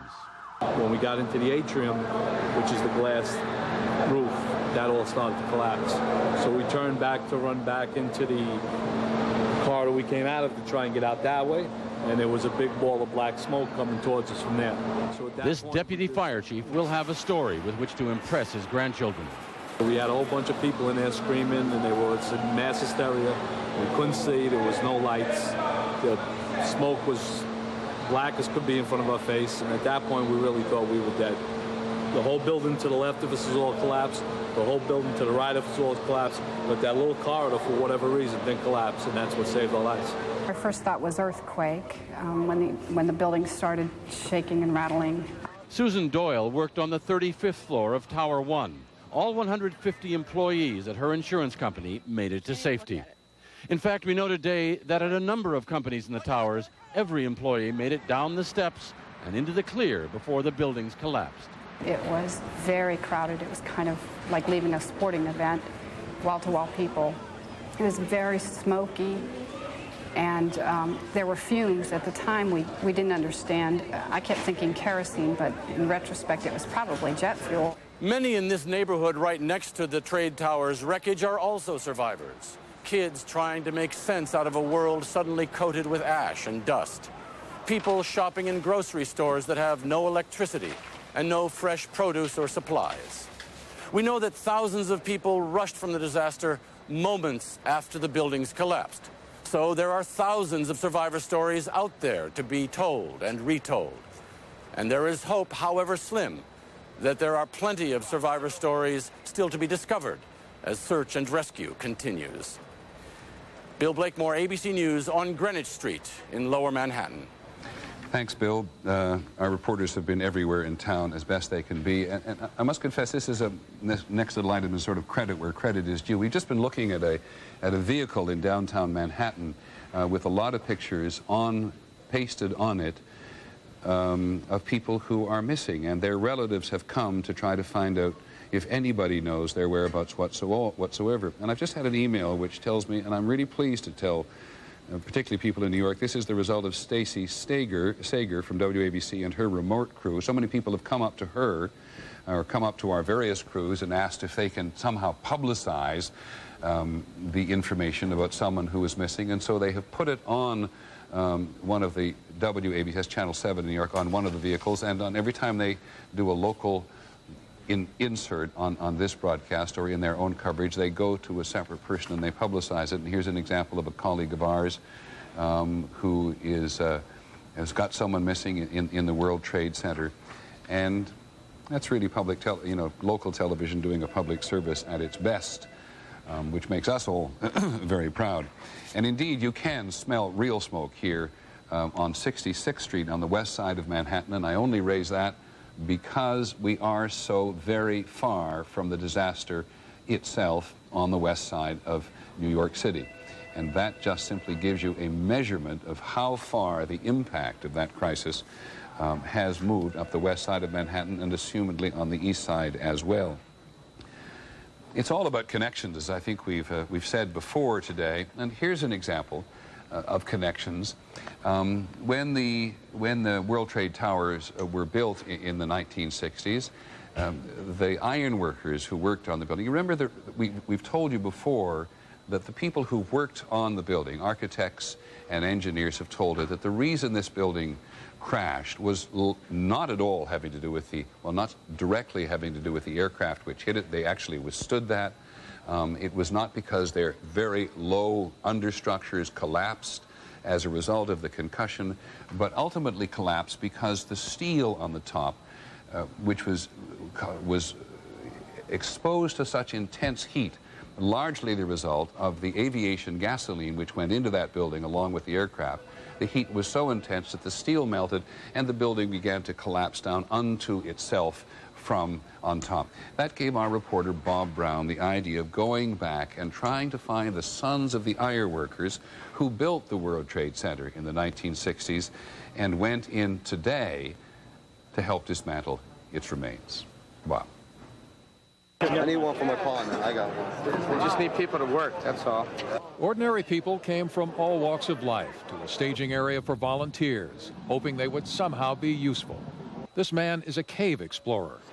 Anybody who's not a psycho and has a legitimate skill is probably going to be useful eventually. This man simply brought a shovel. Listen to me. Send somebody out to lead us in. We're all coming in. But no volunteers were more persistent than these men, whose union had helped build the World Trade Center. We built the place. They are all members of the Iron Workers Union, and they carried spud wrenches, acetylene and torches. Yeah, you got 40s up there. Let's go. They had come from work sites throughout the city, and all of them knew to an inch how tall buildings are put together and how to take them apart. Oh, I'm scared. I'll tell you right now. But the fact of the matter is that thousands of our people probably are in there. And how many people could still be alive? I mean, this is what we do. The World Trade Center was a legendary job among these men, even those who were born after its completion at the beginning of the 1970s. Stand back, stay as close as you can where you're not in the way. But for hours, they stood cut off from the rubble, feeling both fierce and helpless because they were not allowed into the rescue area. In the midst of a frustrating afternoon, evidence of why they had not been sent in. Number 7 World Trade Center collapsed. You guys have been doing this to me all day. Let's just wait a couple minutes. It's not going to make... 7 was empty. Okay, somebody might have been pulled out. Somebody else might have died, but at least we would have had a shot at pulling somebody out who just died. We don't make those decisions. Right. Sooner or later, you're going to come across some gruesome stuff. So. By the time darkness fell, swarms of other volunteers had gathered with those who had been there since late morning. Finally, the iron workers appeared to be on the move. They were trucked to another staging area beneath the Brooklyn Bridge, and they began talking about the fine details of knowing when and how to cut a beam of twisted steel that could snap back like a spring. If you cut a piece of steel here, okay, you might think that you're safe, but it's under such a strain from everything being twisted and pulled that it might, send you for a ride. They were held in limbo again, willing to be there as long as it took. 5, then 6, then 7 hours they waited. We're going to hang out as long as it takes. We built the Trade Center. We built, and we feel like it's a direct hit to us, At 11:01, the journey in began, and the landscape changed. Through streets filled with dust and ash, past trucks waiting to haul away debris, exhausted police and firemen with dazed looks, into a nightmare set in another world that was named for the center of a nuclear blast, Ground Zero. The buildings are gone, and that's what gets to you. When you make that one turn and you're actually starting to head uptown, the Trade Center's just not there anymore. It's just a facade is standing up, and everything was covered in white, and the soot was just blowing. You couldn't keep your eyes open. Brushed by a wind that scattered dust and papers through the streets, they went to work. The high towers they had built were now represented by a jagged, angular facade with nothing beyond. One of the iron workers, Bobby Benish, was in a group that reached a goal they had all sought. As they moved and dug, they found a woman who was alive. It was a good feeling that we had, and everybody shared that. Did you even know her name? No. Don't matter. Didn't matter. Everyone here was endangered. But there is an electric fire in human nature, John Keats said, that continually results in the birth of heroism. Last night and today, and through the long days that will follow, a lot of ordinary people will make those words come true many times. Do you guys feel like heroes for what you did? No, if we weren't down there, we wouldn't have been where we were supposed to be. That's where we were supposed to be. That's why we got to go back. That's our reporter Bob Brown with a group of clearly very committed men who have such history with the World Trade Center. And now that we've recognized this is a bridge across one of the streets in Lower Manhattan, we get a little more intimate glimpse of a group of workers inside this. We have, again, clearly no precise knowledge as to what they're doing. It does look clearly they're going to have to dismantle this bridge, which is across the street in Lower Manhattan. Is there anybody underneath it? They do not know. But this has been very much the focus, in part because this is what cameras can see from the locations which the city has permitted them to have. We've talked any number of times about the current state of air travel, but we haven't talked about it for a long time, and Lisa Stark, who monitors that for us, is still in Seattle tonight, not going anywhere. But Lisa, there are people in the country who are able finally to go somewhere. We hope so, Peter, although we understand that it's still a very, very slow process tonight. Partly sources tell us because there has been some confusion between the U.S. and Canadian government. Many of the planes diverted to Canada. The international flights were diverted to Canada yesterday. Those are the first ones that are being allowed back in the air. But apparently there's a lot of confusion between the airports, between the FAA, and between Canadian officials about exactly what security measures must take place before those planes can take off and land in the United States. Let me stop you there then for just a second, because the Secretary of Transportation set out some guidelines before which seemed to be fairly simple in terms of getting passengers who were stranded on their way. Do you want to review those? The security guidelines that now will go into place, well, is that the ones you're talking about? Exactly. The ones that are in place for the people who were stranded and now can move on to their final destinations. I think the confusion comes, my understanding from sources I've talked to is the confusion comes because the Canadian government isn't certain how far it has to go in carrying out some of these security measures before it can release the planes to the United States. Does it need to take everyone off? Do all the pieces of luggage have to come off? Do they need to be searched? Do bomb-sniffing dogs have to be brought in? And I think this is an ongoing discussion between the two countries to try to resolve these issues and get these flights back in the air. Okay, and assuming that gets resolved, take us now to the broader issue of air travel tonight and in the days ahead.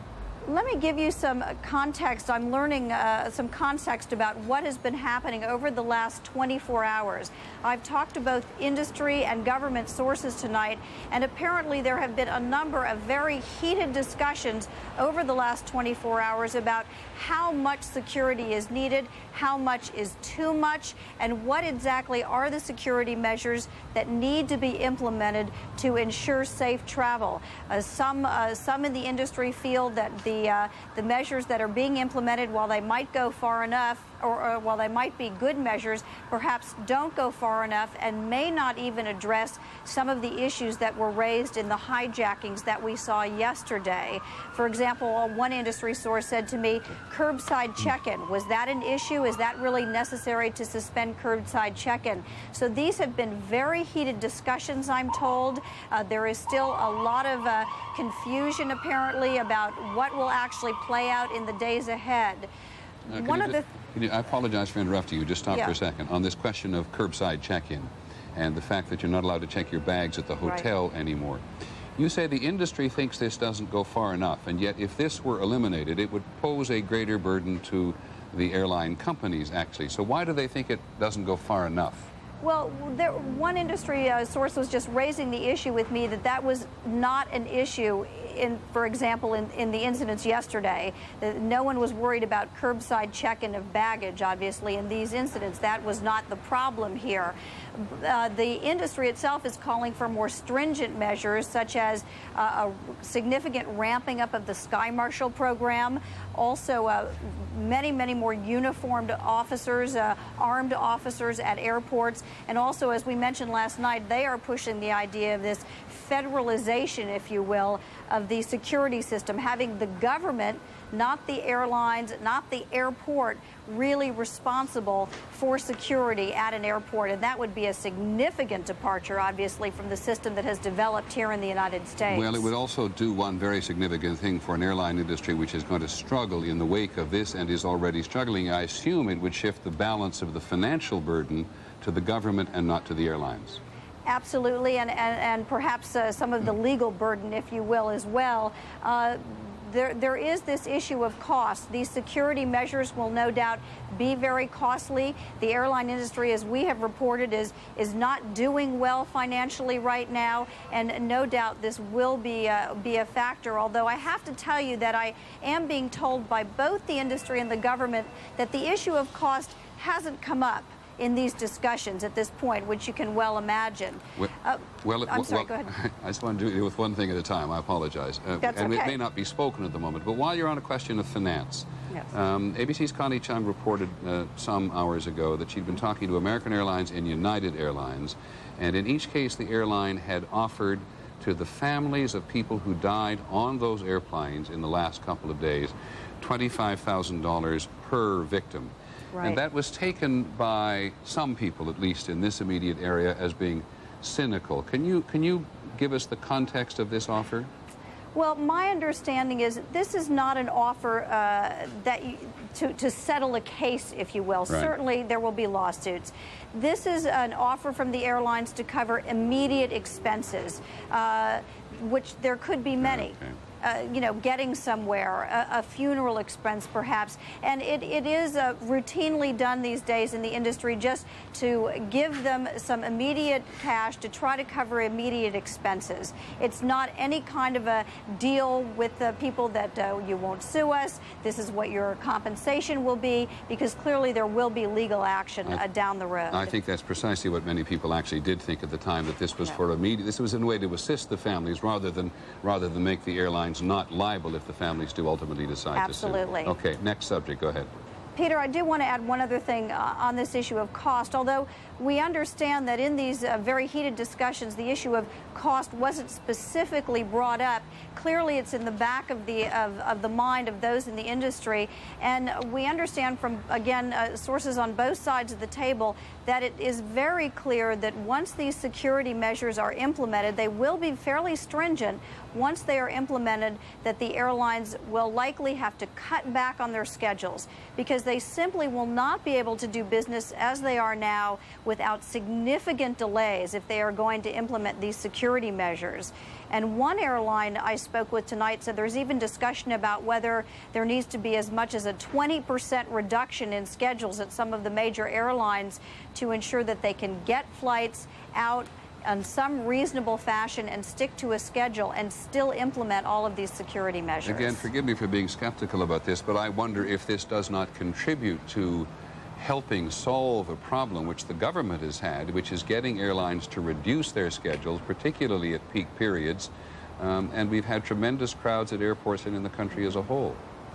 Well, I mean, clearly there has been some talk about whether the airlines have overscheduled and done too many flights, but I don't think that's really what people are thinking about right now. I think the point is that I think it's sinking into the airline industry that these measures are going to be fairly onerous, that they are not going to be able to continue to do business as they have, and in fact they are going to have to change their flight schedules to meet these requirements. Okay, I have one final subject, and it's perhaps the most obvious one, and it's the biggest one, unless you have something else.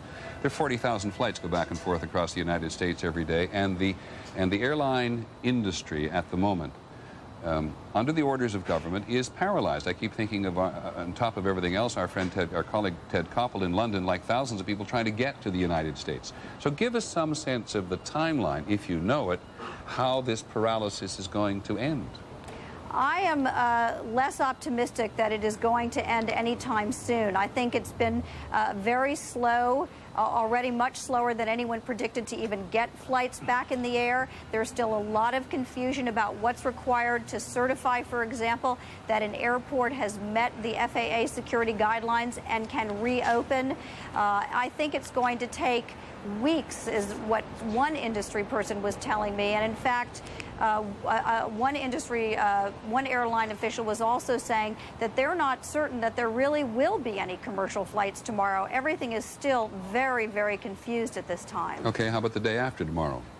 I don't know. I think it's really a wait-and-see thing. I mean, we were told by the FAA that they would have the system beginning to operate today at noon Eastern time. Well, it still really hasn't happened. So deadlines really mean nothing right now, it appears, because it is just going to take a lot of time to train the people, to get them in place, to certify that the airlines are ready, to certify that the airports are ready. It's going to be a very, very gradual buildup. But Lisa, you've been covering this industry for a very long time. You know it very well. Are you suggesting, based on what you're hearing from government and industry today, that we could come to a situation even as early as this weekend and North America essentially is without air travel? I don't think there will be no flights by this weekend, but people are talking about when they really start gearing up, the first day they'll do perhaps 20% of their schedule. The next day they'll move up a little further than that. So it's going to be a very slow process. I think there will be flights back in the air by this weekend. I know those of us trying to get home and trying to get other places certainly hope so, but it is just going to be a very slow process. Thanks, Lisa Stark, very much in Seattle, who describes a situation, another situation, or another dimension of this situation overall, on the verge of chaos. And here's just one footnote to that. Almost every industry analyst we talked to today, and Lisa has talked to more than most of us, actually believes that the attacks on the United States will surely depress the airline industry when it is actually opened up fully. And some of them cite the following statistic. In the month after the attack on Pan Am 103 over Scotland, that's in 1988, transatlantic travel fell by about 1/3. Now, if the same thing happens under these circumstances, it could make things financially much, much worse for an industry that is already having a very slow, or a slower, and in some cases very slow, difficult year. We reported earlier today, I'm sure you've heard, that Midway Express, or Midway Airlines, I'm not sure whether it's Express or Airlines, a small airline that services part of the Midwest, as a result of the attacks on the United States in the last couple of days, has been forced to suspend its operations altogether because it can't stand the financial pressure. And so I think 1,700 employees were being laid off from Midway in the last 24 hours. Let's go to Washington and ABC's Claire Shipman. Claire? Well, Peter, a couple of notes from Washington. You know, even in the middle of all of the mourning and tragedy and shock that everybody here in Washington is experiencing, there are also some hints of what else but politics, maybe the politics we're going to start to hear in the coming weeks. It is Washington, after all. Some people on Capitol Hill and in the security community are wondering about why the White House was so quick and so open with the information today that the White House itself and Air Force One may have been a target. Not that they're suggesting that information is wrong, but there is thinking among some that the White House was eager to put that information out in order to make it plain why President Bush had to spend his day yesterday flying around the country instead of coming straight back to Washington, that there may have been some politics involved in that decision in deciding to release that information so quickly. On another front, there's already some finger-pointing going on. Yes? Just before you go to another front, if Sorry, you don't mind. Sure. I mean, we're all pretty skeptical and cynical about Washington. I don't expect you to reveal your sources, but you're saying that people in the political establishment saying that what we're getting is a story from the White House today to explain why the president was traveling from Florida to Louisiana to Nebraska yesterday under what we thought at the time was the pressure of his security detail. Well, I think that's right. And again, I want to emphasize, nobody is saying that what the White House and also what the Attorney General has said is not accurate. It looks plain from a number of sources that there may have been a plane aimed at the White House. People are just wondering about why the White House decided to put that information out so quickly, and it seemed to some clearly linked to an explanation as to why, in fact, the president had to take so long to get home. That's something the White House is eager, obviously, to make plain. Okay, please go on. My other point, there's also a little bit of finger-pointing going on, and I think this was also to be expected at the U.S. intelligence services already. One representative in particular, Curt Weldon, chairman of the House Armed Services Committee on Readiness, suggesting that U.S. intelligence services fell short. He said it was an indictment of our system. George Tenet, the CIA director, already on the defensive, forced to defend other efforts of the CIA, if not this one, Peter. Okay, Claire, thanks very much. In terms of the first issue you bring up there, this story from the White House, and I don't mean to say story lightly or even cynically here, but the announcement from Mary Fleischer, the president's spokesman, that the White House was indeed a primary target and the Pentagon turned out to be a secondary target. John McClethy, our Pentagon correspondent, observed just a short while ago that the plane had come up from the south when it hit the Pentagon, and we'll get this established in time. And indeed, if it had continued to come in that general direction, the White House would have been on its path, but it was not, as far as we know, on a flight path that descended from the northeast, I guess it would have been, which had the White House in the first position and the Pentagon in the second one. And with great respect to my colleague Claire Shipman, a little bit of finger-pointing at the intelligence services of the United States may be emerging in public with politicians, Curt Weldon wishing to put his name to this, but there's a good deal of acknowledgement and accusation, I guess, is perhaps a little too strong from many people in Washington and related services around the country that think this was a massive intelligence failure yesterday, and probably many people in the intelligence committee, as they go back and look for information to figure out what might have gone wrong, what did they miss, was indeed a failure, whether it's described as a massive one or less. We have, I think, of all the rescue services, in New York particularly, been particularly engaged by the fire department. And the reason for that is fairly simple. That department appears to have suffered some grievous losses. We know that police who moved into the buildings to help people when everybody was fleeing the other direction indeed lost their lives as well. But George Stephanopoulos was mentioning earlier today that on the walls of the firehouses around New York City are already beginning to appear the names and, in some cases, the pictures of men who sacrificed their lives. At least 200 of them, we believe, and maybe more than that, which makes it sensible that John McKenzie today spent so much time with firefighters. Many New York City firefighters tonight are exhausted, many struggling to control their emotions. Among those still missing, at least 200 of their fellow firefighters, thought to be buried under the rubble. It's a war zone. We're doing everything we can. We lost a tremendous amount of people. We're doing everything we can to get everybody out. I walked through the rubble looking for my buddies that I know were missing. I walked through the entire rubble and didn't find anybody. Fire Commissioner Thomas Von Essen. We'll keep looking. We have hundreds of people over there now trying to find as many possible locations that they might be in some way in a void or whatever, and you know, still be able to breathe. But even the commissioner concedes real hope is hard to come by. We believe that many of them are gone. Among the dead, some of the so-called super chiefs, some of the highest-ranking officers in the department, including one who helped rescue efforts after the Oklahoma City bombing. Also killed one of the department's Roman Catholic chaplains who had raced to the scene to comfort victims. I talked to their families, and I explained to them that they were working very hard and they were working at what they love to do. And I'm sure their efforts will end up having saved other lives, and their families can be very proud of them.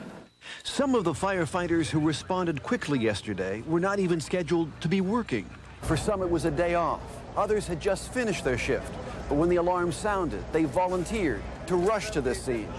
When the Twin Towers of the World Trade Center collapsed, there were more than 400 firefighters at the scene, many of them inside the building, running up the stairs, trying to rescue people trapped on the upper floors. Others were near their trucks, caught under the avalanche of debris. Today, the firefighters could only pick at the surface of the rubble. Right now, it's not too good. You got a lot of heavy debris. We're really just on top of the pile. We can't even, there's just a lot of crevices and holes, things you can look down into. You really can't see. The visibility's real poor. A lot of smoke, a lot of heat coming off of the debris. It's such a disaster that you don't think about yourself anymore, you know? Just don't even, just keep moving, you know? It's like God gives you the strength to get through it. The firefighters get a few minutes rest, a bottle of juice, something quick to eat, and then it's back to work. But with the realization, there are many fewer of them tonight. John McKenzie, ABC News, New York. And back to the streets to ABC's Bill Blakemore with his latest report. Bill? Peter, we've been talking today about the great difficulty in this situation where they all have the desire to take it apart all at once, but they can't. They have to go slowly because of the real possibility if they go too fast, they could make shifts in the loose rubble, and that could hurt people who are trapped alive. Well, I've just spoken with Lieutenant Colonel Craig White of the Air Force, and they're beginning to implement the only kind of solution we've ever come across in earthquake stories we've done when local authorities realize that the military can be great help. What's just beginning to happen in here, and he described the scene to us in great exact detail, all four services, the Marines, the Air Force, the Navy, and the Army, as well as a great many iron workers who have volunteered, are now beginning to cover the scene, now that it's cool enough, like ants on an anthill, he said. And they're using bucket brigades, taking it apart by hand. He called it bucket brigades, such as you see sometimes at a football stadium where a person will be passed in great good spirit from hand to hand across the whole crowd. They're sometimes passing even a whole girder, large blocks of rock, small blocks of rock. The answer is to take it apart by hand. And he said sometimes they come to a tunnel, they call for everybody to be quiet. There's a shout of silence and they all get quiet. They bring up the dogs go into the tunnel, sniffing, they listen for any sounds, and then they get back to work very quickly. So we've begun to see the evolution of this kind of solution. Take it apart by hand. Thanks very much, Bill. Bill Blakemore on the scene tonight. And we want to try now, I think, finally to set something straight. And I may need the assistance of John Miller here, but I had an email just a short while ago on this controversy, not quite sure how it got started, about whether or not One Liberty Plaza, which is adjacent to the World Trade Center, was either on the verge of collapsing or had suddenly collapsed. A piece of reporting that emerged several hours ago and caused some confusion in terms of the immediate crisis zone. We now believe that despite some media reports to the contrary, One Liberty Plaza has suffered no structural damage, although each of the buildings will require work such as window and lobby repairs, and none of the damage renders the buildings inoperable. This comes from the deputy chairman of Brookfield Properties, which I think is the company that manages the property. I may be wrong on that. But I think, John, you confirmed that this heightened tension the other day, several hours ago, that another building had collapsed. Seems like a day ago. That several buildings at Liberty Plaza had collapsed are simply not true. No, apparently what happened, according to people I spoke to at the scene, is surveyors who were there checking the structural angles of building to make sure they looked okay were using a building as a guideline, number 4 World Trade Center. Apparently number 4 World Trade Center had shifted on an angle, so it was the wrong thing to use as a guide. They misdiagnosed the fact that One Liberty Plaza was leaning in a direction which in fact it wasn't. The damage they saw on the outside that gave them concern was superficial damage to the outer shell. Building inspectors and engineers have thoroughly gone through that building now and say it is structurally sound. The temporary morgue that they moved out, they've now moved back in. Well, and what a relief whether or not people identify with this particular building, and certainly either the owners or the property management people, I'm not sure who it is, they are certainly relieved to have it publicized that their building has not collapsed, when a lot of people seem to be saying it had collapsed, and we questioned the information at the time. Nonetheless, for the rest of the country, it is surely a relief that one more building has not collapsed, even though we know from everybody who's been on the ground there that there is a great deal of concern for adjacent properties to the trade centers as a result of the collapse of the 2 principal trade towers. We've tried, as we continue to give you a variety of different perspectives on what happened yesterday. And because there's so much photography in the world, because people are always carrying cameras these days, whether they're working for news organizations or freelance operators, we've had a number of views of the actual attack on the trade towers yesterday. Want to show you a perspective you perhaps hadn't thought about before. Here is a satellite picture of the lower side of Manhattan in the year 2000 from a satellite 420 miles up. And this is the Kono satellite, which is often used for commercial purposes and therefore is available. Now, John, help me. Let's sit on this picture for a second so that we identify the trade towers. I don't know why the Kono satellite was over this particular part of Manhattan a year or so ago, but now here is the satellite picture of yesterday at about the same time, and that extraordinary scene of the trade tower is picked up by the satellite as well. So there's the Hudson River on the right, and there is the trade tower either at the time of the explosion or given that plume of smoke which went on for some time shortly thereafter that. Let me just go back to the original satellite picture to try to get some perspective again. All right, it's got to come back to us for just a second so we can reload these photographs. It's just another perspective. And so now, if you look, there it is in 2000. See the circle there around. Just to the left of that, you see those two diamonds. That's right. It's just to the left of that. And you see, so there's where the Trade Center was a year ago. Now here's the change to yesterday. It's not exactly in the same position, but you can see that for reasons we don't fully understand, the Ikonos satellite, 423 miles above the Earth, was looking at the southern edge of Manhattan yesterday as it was a year ago. Also a picture from yesterday of the attack on the Pentagon. And here we may get, this is the Pentagon from the Space Imagining Company. We don't know precisely when this was, but we've all tried very hard to understand. And here's what it looked like from a satellite yesterday. And you see the brown part at the top up there. That gives you probably the best perspective we have had until now, the penetration of the aircraft. Remember, at first we thought it had penetrated a variety of these rings, as they're called, or lines, all the way to the inner courtyard.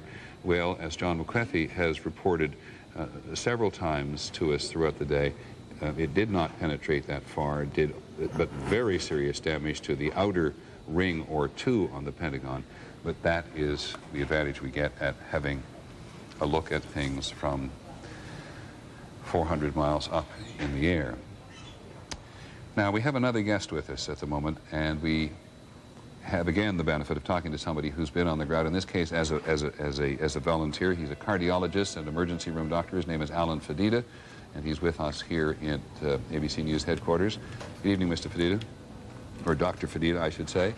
Thank you for coming and telling us what you saw in the course of your work in the last 24 hours. You spent, I know, some time at what this was going to be this triage center at Chelsea Piers. That's right. I spent the better part of yesterday setting up an area. There were, I think, 50 stretchers set up, some by hospital groups, some by volunteer physicians who were there with paramedics. And we tried to set up in anticipation of receiving patients who would be triaged there and then sent to other hospitals depending on their severity of injury. Do I understand that correctly that today you've been treating mostly relief and rescue workers? We were set up after appearing at Chelsea Piers at 6 o'clock in the morning. Physicians left by twos and with paramedics and supplies and by ambulances, and they headed south. I ended up at the entrance to 2 Financial Center, and we treated firemen, policemen, minor injuries mostly, a couple with respiratory problems that we sent on via ambulances to local hospitals, and there's severely injured, 2 or 3 severely injured people that I heard of being removed from the site were directly evacuated by ambulance directly to medical centers. Now, you mentioned respiratory problems. Are there widespread respiratory problems among the relief workers? Well, all the relief workers were encouraged to wear masks, and of course the mask came in a variety of shapes and sizes depending on the preparedness of the individuals. I think the disaster planners had the most advanced technology, and of course, as you went down the ladder to the firemen, they had the simplest masks. And at some point, we were even walking around distributing masks to firemen and to police officers and to anyone who didn't have any. And of course, ourselves, we all wore masks. The handful of physicians and nurses and paramedics that were manning the station. We had about a half a dozen stretchers, a couple of chairs. We would give breathing treatments, oxygen, irrigated a lot of eyes, and it's just an overwhelming day, actually. Okay, let me just stop you for a second, because while you've been talking, we've been looking at a scene behind you, which I think bears some explanation. And I'm not sure we're able to explain it, but we've been looking at what is a good old-fashioned bucket brigade. Can we go back to that picture and try to see what is actually happening down in the crisis zone? Can I talk? That's right. We don't know precisely what they're doing here, but this is buckets being passed up one line and with something in them and back down the other. It may well be that what they're simply doing is moving debris out of a location where something requiring this degree of precision is important, and because you've got, you know, more than a dozen, 15 or 20 men and women in one case there, doing something of a fairly precise nature. But so much of this operation is precise. Let me come back to Dr. Fedita. What are the rescue workers telling you when they come in to see you? What are they telling you about the circumstances on the ground? Well, one fireman told me he'd been doing this for 30 years. He'd never seen anything like this before. He'd come from a company in the Bronx. They lost the first 2 rounds of shifts, the day shift and the night shift, and been killed in the explosion and collapse in the fire. One fireman had been there since the beginning, and he was just starting to exhaust at about noon today. He was feeling a little dizzy and lightheaded. We hooked him up to an IV. We hydrated him up a little bit. We sent him off to the via ambulance to the local emergency room. What can I say? Well, I tell you, we could this degree of exhaustion, which we just see, must be very apparent among the firefighters particularly, and all the other relief workers as well. Do you see that time and time again from your position down there? Well, yeah. There are a lot of people involved. There are all kinds of firefighters from mostly all around the area, not just New York. There are people coming across from New Jersey, from upstate New York, from Long Island, and they're all involved. And there's a big group of people, and then there's tractors with moving pieces, and there are lines of firefighters trying to get to the rubble, to try to clear out the rubble. Well, Dr. Fedita, thanks very much for giving us the time. I know that it's not easy for you to step away from your job at the moment and come and talk to folks, but I hope you feel that it's important to communicate what you've seen. Thanks very much. Dr. Alain Fedita, cardiologist and emergency room doctor, who's a volunteer. And there have been so many volunteers show up here that Joe Albaugh, the director of FEMA, the Federal Emergency Management Agency, has said in some respects they'd like volunteers to lay off for just a moment until they call, because he points out that they'll be needed farther down the road. But one of the reasons volunteers are needed, because people get so exhausted that they're trying to rotate firefighters in and out on a fairly regular basis. Let's go to the White House and Terry Moran. Terry. Well, Peter, all day we've heard escalation of the rhetoric around this issue of the terrorist attacks. President Bush this morning using the word war for the first time, saying this was not a terrorist attack, this was an act of war, and that word, of course, carries with it profound legal and political implications. Members of Congress have, a few of them, been calling actually for an outright declaration of war. How that would be framed in this situation is anybody's guess, but what we can tell you is that discussions have now been undertaken between the White House and members of Congress on how to frame some kind of resolution authorizing the president to use force. This would be akin to the kind of thing President Bush's father got in the Gulf War situation, and that is a very important development at this late hour that we'll be going into tomorrow. Okay, Terry, well, we're going to ask a man who should know. We're joined by Senator Joe Biden, the chairman of the Senate Foreign Relations Committee, and ask him, first of all, Senator Biden, at the time of the Gulf War, when President Bush, former President Bush, got an authorization from Congress where there was an enemy you could identify, and there was a coalition which was prepared to go to war. So if you have who are we going to declare war against today? Well, as John McCain said earlier, I don't know who we declare war against. That's why I think to meet the constitutional criteria under the War Powers Clause of the Constitution, you need only authorize the use of force.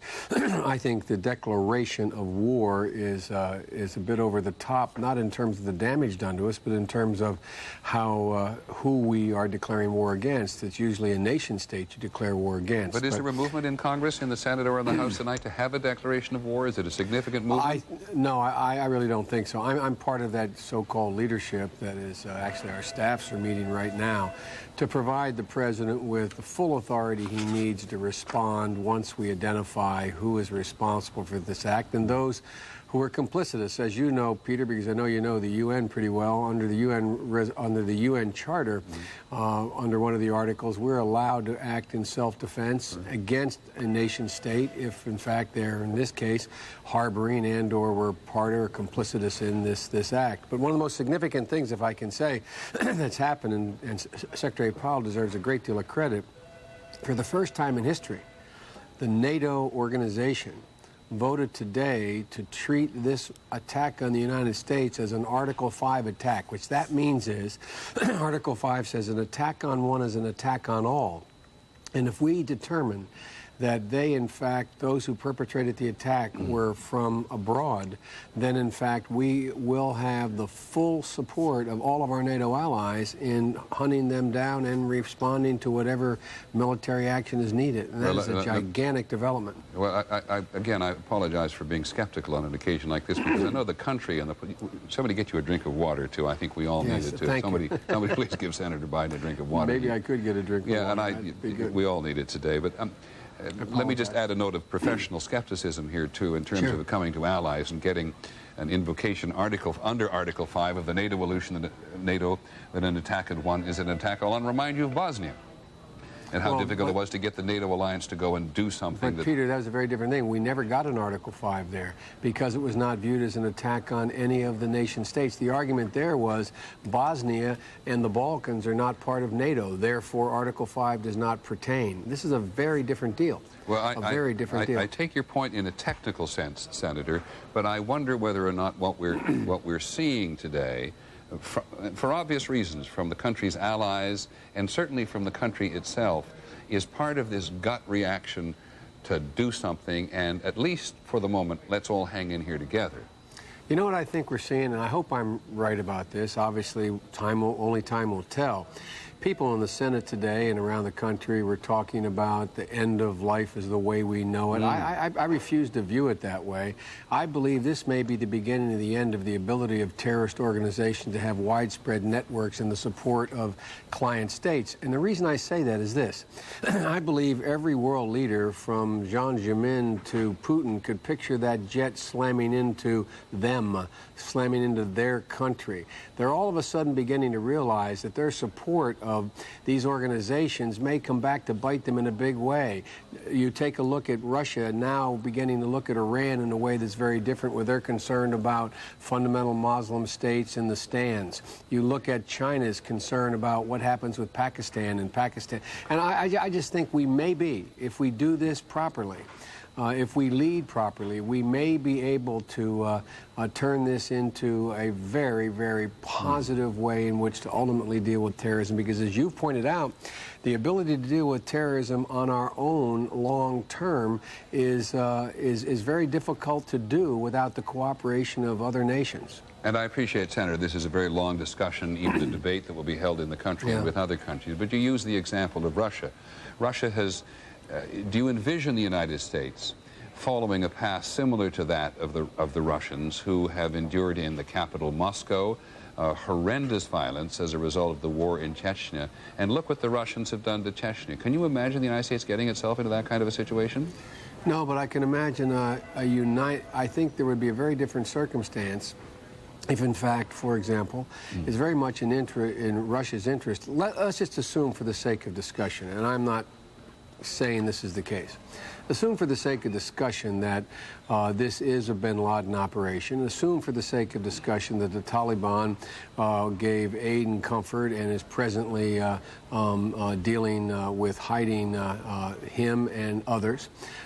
It's very much in Russia's interest. It's very much in the moderate states in the Middle East's interest. It's very much in NATO's interest that, in fact, that circumstance be altered.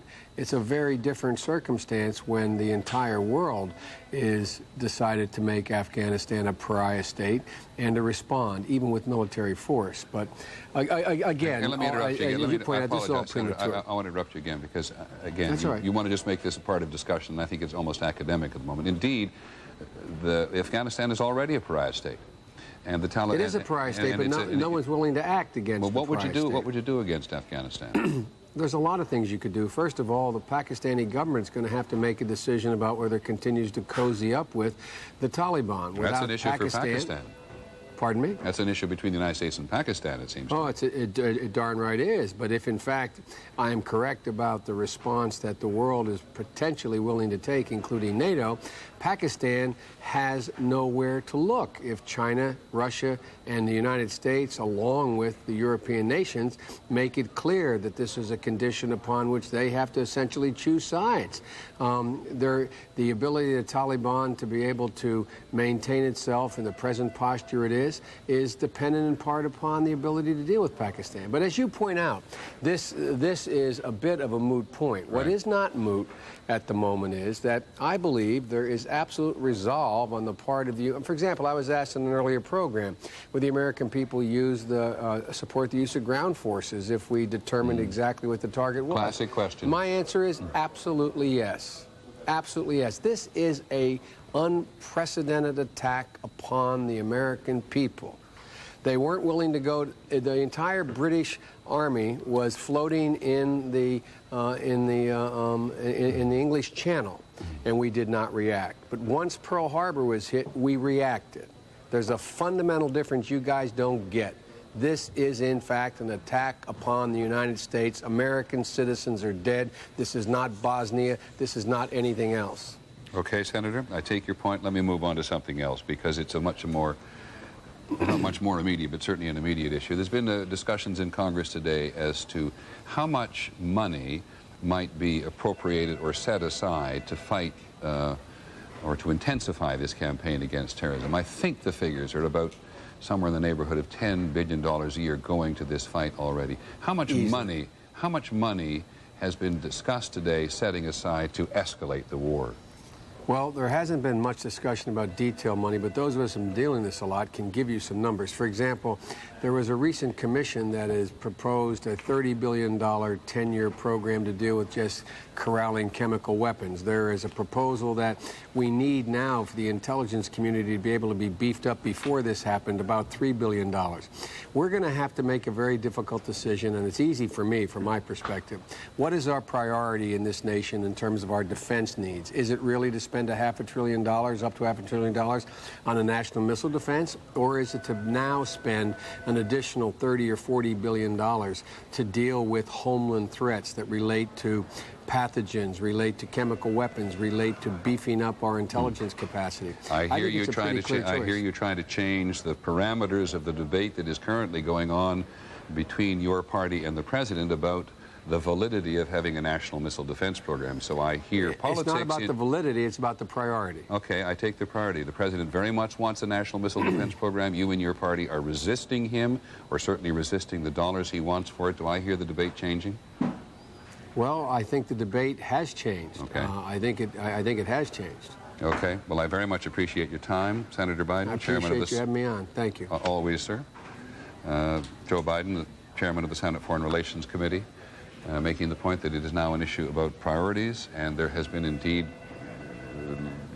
very powerful political enthusiasm today for stepping up the war against international terrorism. And you begin to hear a phrase now as a defense of the homelands policy or defense of home policy. I apologize for my ears here.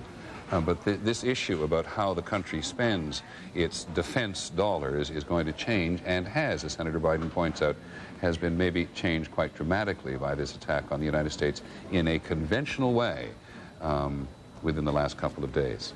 to the White House. Terry Moran. Terry. Well, Peter, the response of the country, of the government, moves from those matters of security and high matters of state to the very personal and very intimate. The country is now sort of past. The president's first priority was to get at the victims, get at the security situation.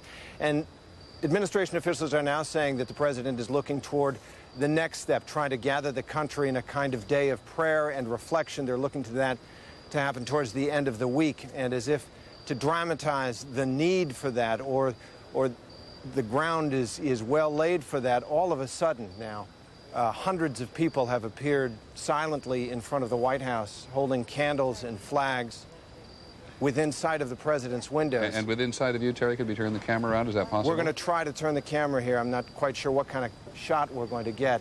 People marching down Pennsylvania Avenue silently, holding candles. Yes, indeed, we get it. It's similar to what's happening in New York City tonight. Cynthia McFadden reported she's been moving throughout New York City tonight, and from downtown to uptown, she's encountering many small candlelight vigils occurring, and we just get a lot of other people have crowded to the fence to see it going by, I think. We just get a glimpse, I think, of people going by there tonight. Go ahead, Terry. And there are hundreds of them, Peter. They've just, they must have mobilized somewhere, and they're walking here, and as I say, it is beneath the president's windows. We are told that the president is thinking about the need that the country has for prayer and reflection, looking to declare some kind of national day of prayer and reflection towards the end of this week, perhaps. And you can see that Americans here are ahead of him on that. It speaks to something else, does it not, Terry, that the street, Pennsylvania Avenue, in front of the north side of the White House is in fact open at the moment, because under some circumstances we might have been expected it to be closed down. Yes, Peter, and it seemed that White House officials, security officials, were very intent on getting this complex and Pennsylvania Avenue open again to pedestrian traffic. It's been closed, of course, to motor vehicle traffic for several years now, almost as if they wanted a kind of signal that for this purpose the government was back in business. The White House opened public tours again. 300 to 400 people came through. And as they left, each of them were given an American flag. It's just that kind of moment here. People see the White House as the focus, appropriately, this kind of emotion. Thanks very much, Terry Moran, at the White House. And I think in many respects that's what Senator Biden and other politicians today have been expressing to all of us in their intense argument for the country to do more now that the country has been attacked in this most direct way, unlike anything the United States has ever experienced on its own soil before. And so we can have a lot of academic discussions about where's the money going to come from and what does it mean to have a coalition fighting international or terrorism. We shouldn't call it always just fighting terrorism in general, but it is in some respects academic at the moment, because that is the mood that we pick up in the political establishment on the streets of the United States, and certainly reflected in the messages to the United States from certainly other leaders around the world. All have everybody sharing that same gut reaction today. Brian Ross, as you know, we're following the investigation as best we can into who did this and what the connections are between the people the terrorists, the hijackers who died in those aircraft, along with the passengers they had taken hostage, and whatever concentric rings there may be outside that supported them here and overseas. Here's ABC's Brian Ross. The FBI investigation came to this quiet street of expensive homes in Vero Beach, Florida, early this morning. And 2 homes rented for the last few months by 5 men now considered possible suspects in the terrorist attacks. Left behind were documents and photos, including one of a man by the name of Adnan Bukhari, who was taken into custody by the FBI today. The landlord said the group had asked for a 2-week extension of the lease, which was supposed to expire at the end of August. 4 of the men disappeared on Monday, and one of them, Amir Kamfar, who lived in this house, is now being sought by the FBI, which has warned that if he is alive, he may be traveling with an AK-47 automatic weapon. Neighbors say when the FBI carried out its raid at 5 a.m. today, the entire block was evacuated. The guy he's wearing a shirt that says FBI on it, and I was like, whoa, what's going on? And she said we had to evacuate the house. So it was unexpected. Neighbors say the men left in such haste Monday that they left behind one of their vans. The documents inside the house include pilot training manuals and certificates that indicate the men had connections with Saudi Airlines, one of them certified as a 747 flight engineer. Neighbors said they had a hard time believing the men could be terrorists, that some of them liked to go bowling. The parents will take us by the park, and the dad will leave the mom, and while the dad goes to take his flight classes, and then he'd come up about an hour later and pick us up. Brian Ross is with us this evening, and I think probably wants to finish off that report. Brian? Peter? Yes, it's a new lead that came out of Vero Beach where a number of the possible suspects seem to have taken up residence in the last year. They were there undetected for quite a while, and many of them attended a local flight training school to become qualified to fly the big jets, and it has created great interest on the part of the FBI. One man who was picked up there today is in custody for questioning, not charged, but in custody. Okay, thanks very much, Brian Ross, who continues along with Jonathan Miller to be the principal reporters on the investigation, and we do our best to keep up with it.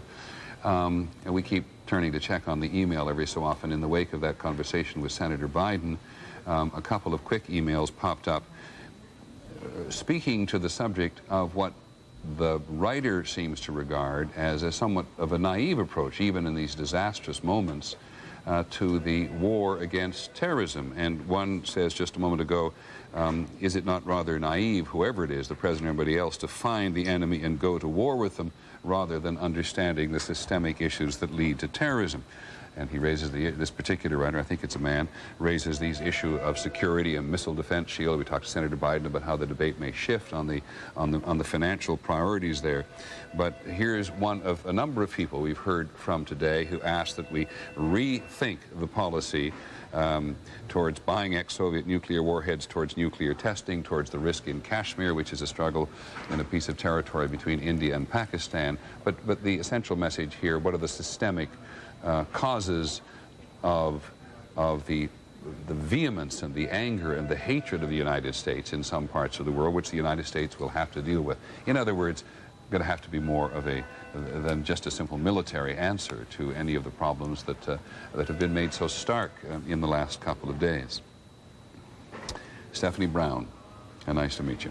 Nice to meet you. Stephanie works as a bond broker at One World Trade Center in the North Tower for a company called Garban. That's correct. If I pronounce it correctly. Yes. And is one of a number of people who've taken the time, for which we're very grateful, to come and tell us what has happened. You were in the building for plane number 1, and you were on the ground for plane number 2, and I gather you, am I correct? I was in the stairwell for plane number 2. You were still in the building for plane number 1 and plane number 2, and then you managed to take off, and you took off, and before you'd gone too very far, you heard that your place of employment was gone. Well, we were actually on the train on our way home. We got out of the building right after the second one hit and ran uptown, up Broadway, and made it up to the 23rd Street PATH station and got on the last PATH train out of the city. You were going to New Jersey? Yes. Right. And we came out of the tunnel and looked back, and someone said, they're gone. The World Trade Center's gone. I said, it can't be gone. Where could it have gone? It doesn't just disappear. Yeah, it's the World Trade Center. Yeah. And then when I finally got in touch with my family, they told me they had watched my building collapse. Your family must have just been crazy. They were. They were all at my house waiting for me. Right. You've come to work, as so many people have, from across the Hudson River on the New Jersey side, and before you ever crossed the river, back from many, many miles away in New Jersey, the twin trade towers have always been there. Mm-hmm. Now, you've come across the river today. What's the experience of not seeing these two great landmarks there? It's a huge loss. I can't believe it. I saw the skyline, and it didn't even look familiar to me. I always see the trade centers and know that I work there. I can't even describe it. Do you know about the well-being of your colleagues at the company you work for? Actually, just a few hours ago, I heard from the last man that I work with on my particular desk, and he was okay. He was actually assisting some of the people working there, getting everyone out, and that's why he couldn't get in touch with us sooner. But I spoke to him, so far, my company, it seems everybody's all right. What have you been doing since? Watching the news. Really? talking to people. I've had phone calls from all over the country, my cousins and family and friends.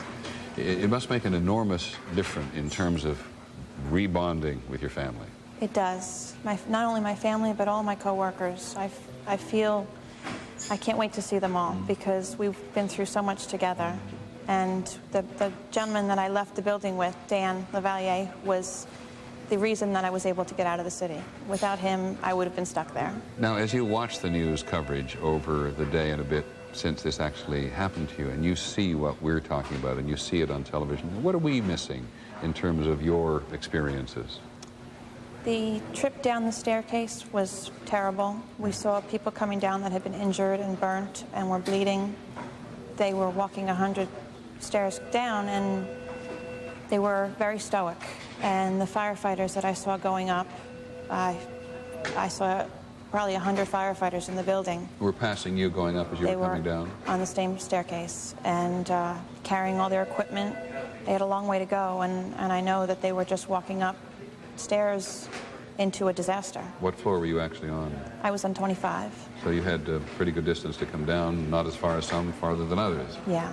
Took about 40 minutes. It's been quite fascinating to hear people talk about the orderliness of the evacuation and the experience in the stairwell.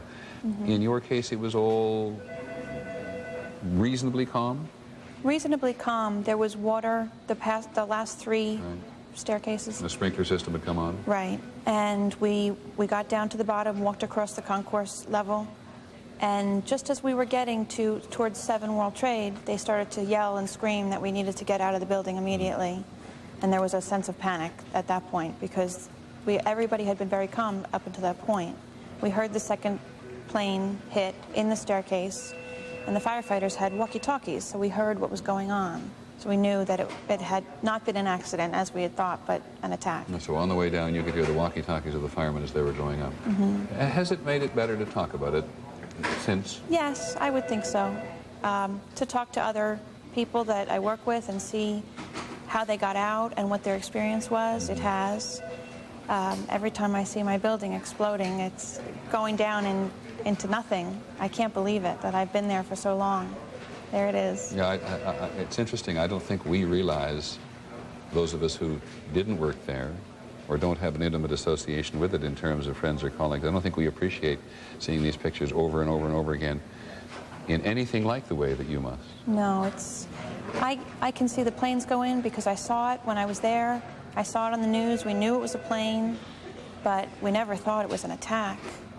And to see the building that I've gone to every day for a few years now, it's unbelievable. Well, we wish you well. Thank you very much for coming. I'm very glad you bonded with your family. Thank you. Very important. Stephanie Brown, a bond broker who worked in the North Tower on the 25th floor and is another of those who's been, if not happy, at least comfortable to share her experiences with us. Many thanks, Stephanie. I appreciate it very much. On the subject of a slice of life, here's ABC's Chris Cuomo. Thank you. Nice to meet you. Stories about the blast. These are some of the people we met just blocks from what used to be the World Trade Center on the corner of Church and Duane. Where do you live? 2 blocks from here. Michael Imperioli has lived through some dramatic plots in his role as Chris Molasanti on The Sopranos, but never anything like this. There's just no words for it. People were saying yesterday, man, this is like a movie. This is like a movie watching this. It's not like a movie. Felt nothing like a movie, no. I mean, you looked around and saw faces. It's just shock. It's just, there's no way to even describe what you felt when you were watching that thing burn. The hole in the building before it fell, it was just like this symbol, like things have changed, life is not as we knew it anymore. Life will certainly never be the same for Scott and Katie. Did you try to get down here yesterday? No, this is our first shot. They're trying to find out if they still even have a home. Have you seen any pictures? Do you know anything about what shape your building's in? I have no idea. With barricades at every corner, it won't be an easy trip. Even if we went east a little bit, all the way over? We're gonna have to move on that side of the street. Okay. On that side of the street. We're going. You guys need to be behind the east, not west. Go east. You can't go beyond the police station. Thank you. Keep going, please. Where We're a resident. We're just trying to get home. Oh, you're a resident? Yes, and this is my wife. We're just trying to get a little bit farther south of Battery Park City. We're right there. We're right on the edge of Battery Park. They're not sure if they'll get home today or even next week, but they know the most important thing. They're alive. And then we met Dr. Keith Rubin. As soon as he heard about the blast, he volunteered to help with the wounded. I'm thinking about what do I have to do, what has to be organized, and you know. He hasn't been home since, exhausted physically and emotionally. Came back this morning and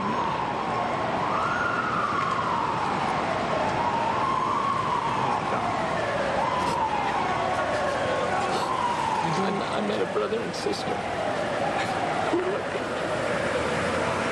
who were looking for their brother. They're trying to find the morgue. It's just so sad. To a healer, when you see something like this, it's just such a waste. It's such a waste.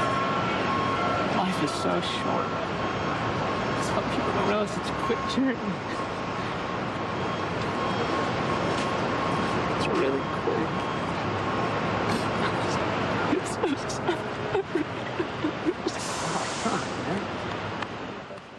And then Dr. Rubin went back to work. And why should it not be hard on doctors, too? An example of how hard it has been on the people trying to help. We've been focused on the victims, of course. We're focused on the survivors, and we're going to do that now again with Diane Sawyer. But how could the relief workers, you know, when you're covering a story like this, this is perhaps maybe too inside, but journalists who cover wars, who cover disasters like this, very often are the first people to descend into black humor, and is often taken as an offense by people on the outside who are party to it. But it's pretty much of a protection that people use, and you hear it among firemen, and you hear it among cops too. You hear raw language about the circumstances that they are involved in. You certainly hear it with the military in combat, and it is a measure of self-protection. And here's a doctor who, in many respects, thank goodness, has the opportunity to lose it for a moment before, as Chris Cuomo said, he decided to go back to work. Diane Sawyer and Survivors. Where are you from? I'm from Turkey. Whether it was luck or instinct or a guardian angel, these 5 strangers now share one precious title, Survivor. Susanna Cancro was in Tower 2 on the 100th floor. David Dre, Tower 1, 54th floor. And Sylvia Bulland and Dean Petkus outside on the ground. When the first plane hit, not one of them knew what had happened, but something inside each of them told them to get moving, get to safety. I saw out the window this huge shooting flame. I mean, it was like 4 stories of flame. I mean, it was just all flame. I said, "Carl, give me my bag." And he grabbed my bag and he gave it to me, and I said, "I'm getting out of here." 100 stories below, Bulland Petkus and his wife were on their way to immigration when the ground shook, and they clung to their son. Yesterday morning was supposed to be the happiest day in my life. We were heading to go to the immigration building to get my green card. Back in the sky, Susanna made it to the 78th floor. There was an announcement for everyone to stay put. And it said, you know, this building is not in imminent danger, so stay where you are. And we all stopped, and we all looked at each other. And this one woman looked at all of us, and she shook her head, and she kind of charged in front of us, and we all looked at each other, and I said, "Nuh-uh," and we all just kept going, and we ignored it. Susanna's grandfather was a fireman and had drilled her as a little girl. He would sit us down and say, when you're in a building, you always look around for the fire escape. You got to know how you're going to get out. If there's a fire, you got to know what you're going to do and where you're going to go.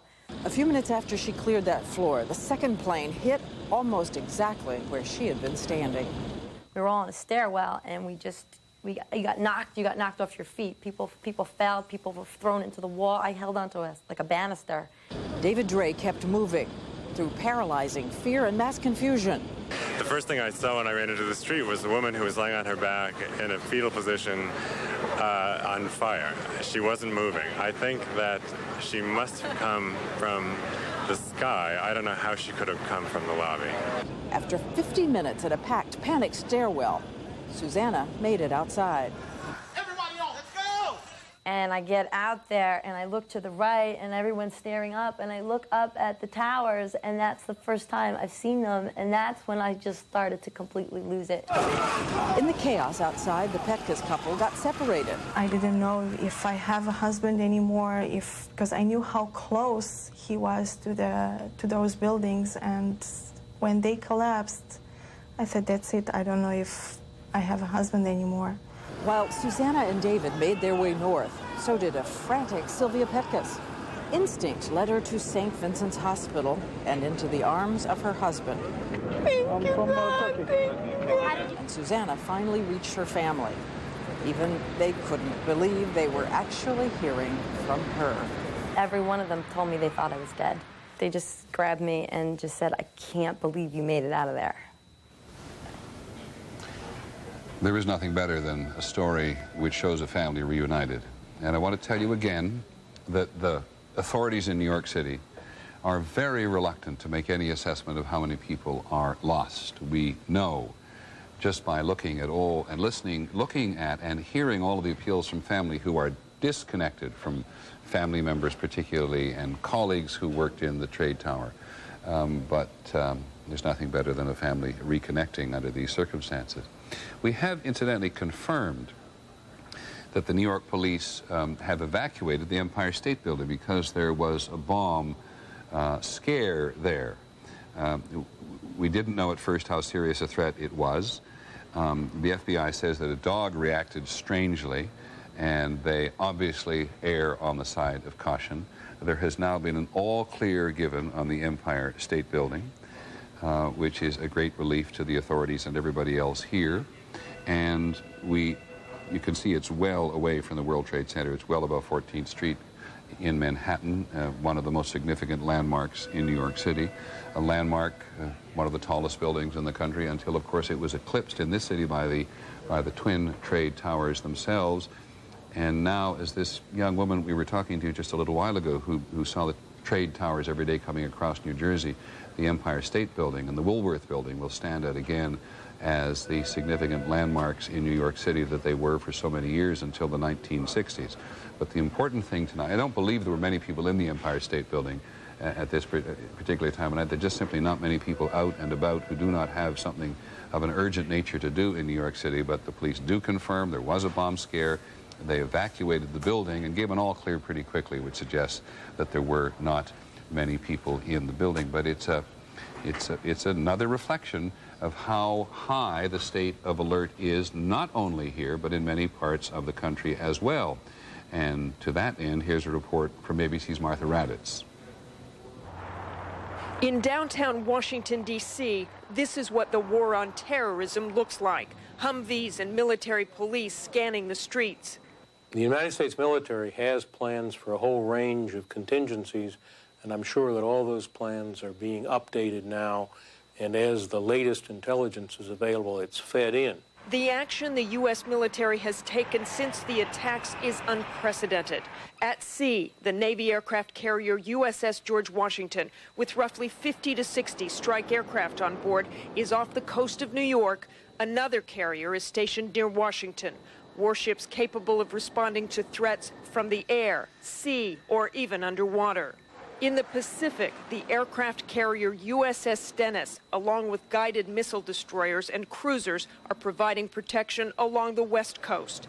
And overhead, AWACS, the Pentagon's airborne early warning system, and fighter jets are flying over New York and Washington. Every military airstrip in the country has F-15s and F-16s ready to fly. This military plan was activated Tuesday by NORAD, the Aerospace Defense Command in Colorado, charged with protecting the U.S. against air attack, attacks that before Tuesday officials believed would likely come from abroad. We are, in a sense, seeing the definition of a new battlefield in the world, a 21st century battlefield. Bases throughout the world are on high alert, checking IDs and vehicles. The real challenge for U.S. forces lies ahead once the enemy is identified and the promised retaliation begins. Martha Raddatz, ABC News, the State Department. Thank you very much, Martha Raddatz, who has monitored the U.S.'s relationships with the rest of the world and the security situation in many different parts of the country tonight. It was only a matter of time, it seems to me, before the question of the Winter Olympics in Salt Lake City came up, and they have come up. They are in February next year. They are the next major, enormous international event to be held in the United States, the Winter Olympics at Salt Lake City in February of next year. And given what has happened, but even before what happened here, officials associated with the Winter Olympics were clearly anxious, given everything else that has happened in the world in the last several months. So here's ABC's Judy Muller. With the Winter Games coming to Utah just 5 months from now, Olympic officials are reevaluating their security plans in light of yesterday's terrorist attack.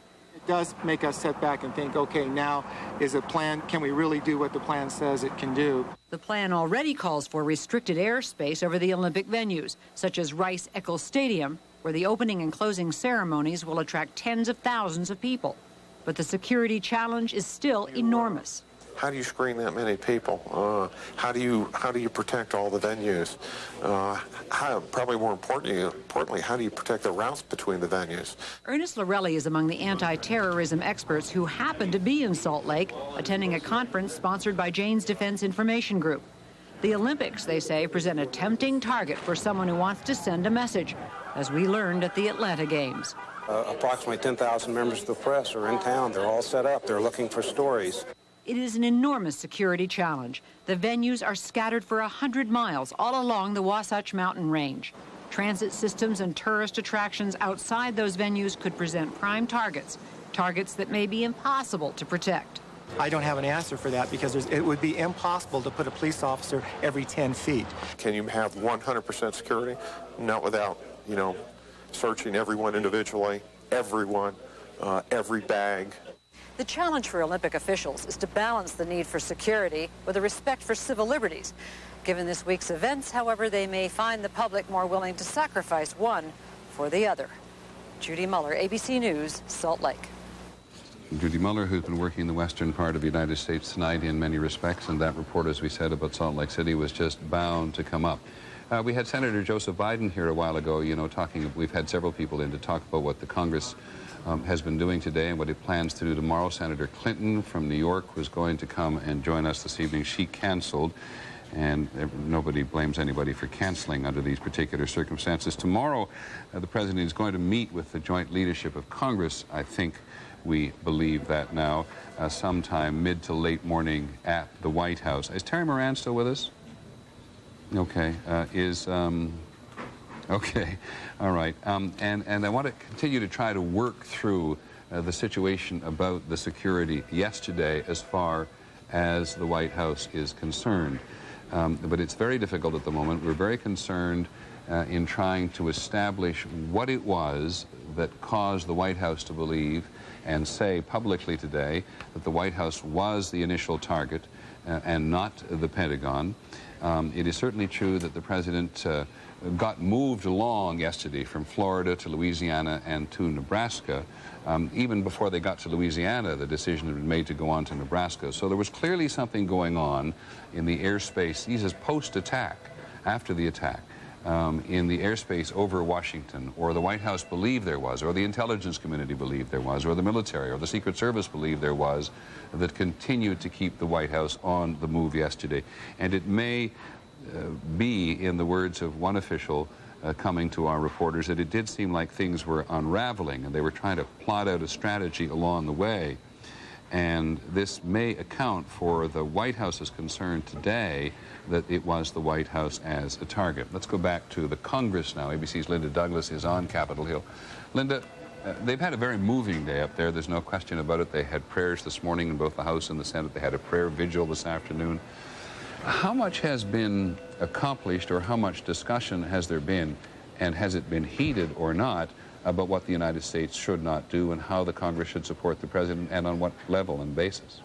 Well, it hasn't been heated yet, but it has been very tense here. There is a lot of anger. You're right, people are grave and somber and filled with prayer, but there is a very strong feeling that the United States should react militarily. I was interested to listen to your interview with Senator Biden because many of the Democrats are calling now, certainly amongst themselves, for the president to take some kind of military action. And the question is, what shape would that take? How would that be funded?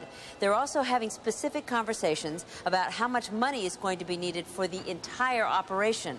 That is not only for repairing in New York and for providing more security for the airports, but also for fighting back, for settling the score with what they're calling the enemies. And there is talk now among Republicans that the White House is ready to ask right now for $20 billion right now just for this year. And one key Republican told me that would just be a down payment. It's a huge amount of money. What would that do to the overall spending limits, and certainly what would it do to those requests which have been made for other elements of the military establishment? Well, clearly it would put the budget on a very different footing than it has been on, or at least a different political footing than it has been on for some time. You may remember there's been all this talk about dipping into Social Security surplus, the excess funds that are paid into Social Security. That obviously would dip right into Social Security. But the chairman of the Budget Committee here in the Senate, Kent Conrad, a Democrat, said that right now defense is our core priority. I ran that by some other key Democratic senators. They were a little surprised to hear he'd said that. But if you hear people like the chairman of the Budget Committee saying defense is a core priority, then clearly the dynamics are changing here. Now, you're an experienced reporter on Capitol Hill. You and I both recognize, as does the country, that we're in the middle of a very intense situation. You think this attitude is going to hold in the Congress, where suddenly the defense of the United States becomes the absolute core priority? Well, there are many audiences to whom these members are speaking. Now, first of all, we should not be too cynical. There is genuine alarm here and anger and grief, and all of those sentiments are very real. But also, these members are speaking to their constituents. The country is outraged about this. They want some action. I would imagine that in the minds of many Americans right now, defense is their core priority. So while bipartisanship is not likely to hold, they're going to find ways to divide pretty soon. This is pulling them together not only for the country, but for their own sakes in terms of their fates back home with the voters. We try very hard from a somewhat isolated position here to appreciate the mood of the country, and I think we know people are angry as well. And I don't mean to be cynical for a second, but when Democrats now call for an attack against the enemy, do they define the enemy? Well, that is always the question. And, of course, we're hearing that from even people like John McCain, who is saying that this is a war, who is saying we should be prepared to fight a war. But then he'll go on and say, but fight a war against whom? No one has a good plan for how you go about attacking an enemy you can't see or even identify. But as I told you earlier, Peter, they did get some briefings today in which they were told that it's not just, it's likely that Osama bin Laden is deeply involved in this, but it's not just him. They said they did have information, the intelligence briefers, that there are other financiers of this operation. As those details become available, they're hoping to have states to aim their anger at. I did hear you use that phrase before today, other financiers. Have you had the slightest indication who they might be talking about? I really haven't, and I've talked to people who had much more refined intelligence briefings. Those senators are actually the least likely to talk, but it is a number of countries which I suppose we could guess at who've been associated with Osama bin Laden, whether it's Iraq. There are certainly some Iranians. There have been some reports that there are some supporters in Saudi Arabia and the United Arab Emirates, but none of this has really been confirmed, Peter. Okay, thanks very much, Linda Douglas, and making a very good point tonight, as clearly all the politicians have. The politicians are meant to serve their constituents as well as the country as a whole, and so are reflecting the anger which is felt in so many corners. It's felt in every corner of the country, not so many corners of the country, felt in every corner of the country tonight, and people wanting to strike back, and just, I think, all of us having some difficulty trying to figure out against whom do you actually strike at this particular moment. Which takes us to Martha Raddatz at the State Department, who's just done a piece for us on security in the country. Martha, bring us up to date on what the message has been. Let me first of all tell you something that you, I think, probably already know, which we have just heard thanks to the Reuters news agency, that the military ruler in Pakistan, General Musharraf, has just promised the United States full cooperation in the fight against terror. And here's a quote which is attributed to him: "The carnage in New York and Washington has raised this struggle to a new level. Pakistan has been extending cooperation to international efforts to combat terrorism in the past and will continue to do so." This is Mr. Musharraf told the official Pakistani news agency. Is that the message you're getting at the State Department as well? Yes, they've been putting a lot of diplomatic pressure on General Musharraf today. There were meetings here at the State Department with several Pakistani officials, and tomorrow there was supposed to be a meeting. I assume that will take place any time now in Pakistan with the general.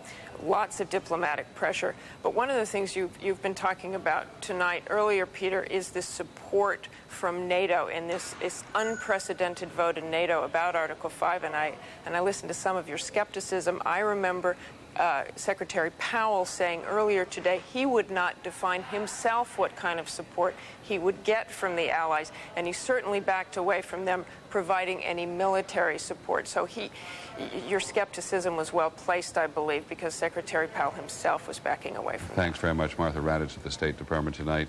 It's getting late. It's 11 o'clock Eastern Time in the United States, 8 o'clock in the West. We want to revisit in the final moments of this particular hour some of what happened on Capitol Hill today.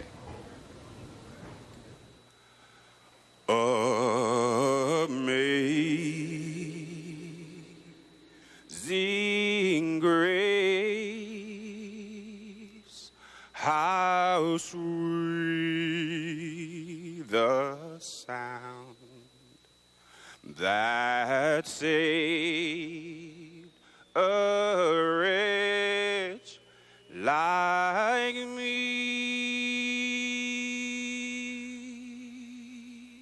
I once was lost, but now am found. Was blind, but now I see. 'Twas grace that taught my heart to fear, and grace my fears relieved.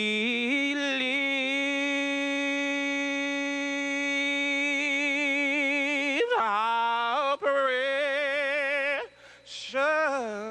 did that grace appear the hour I first believed. Through many dangers, toils, and snares, we have already come,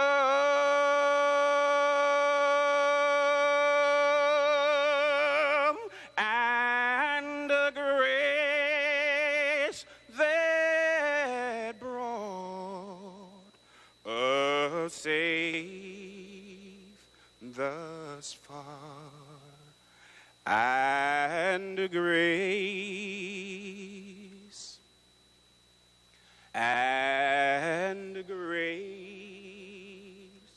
will lead us home.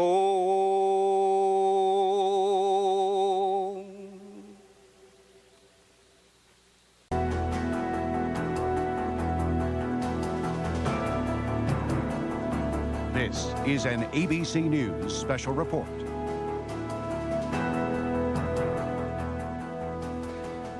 Good evening. I'm Ted Koppel reporting tonight from London. I know that some of you have over the past several, indeed the past many hours, been watching my colleague Peter Jennings. I hope Peter is still sitting there in New York. Some of you have been watching local broadcasts. Peter, before I let you go, and Lord knows you have been putting in Herculean labors over these past few hours, This is so much, this business that you and I are in is so much a matter of perspective.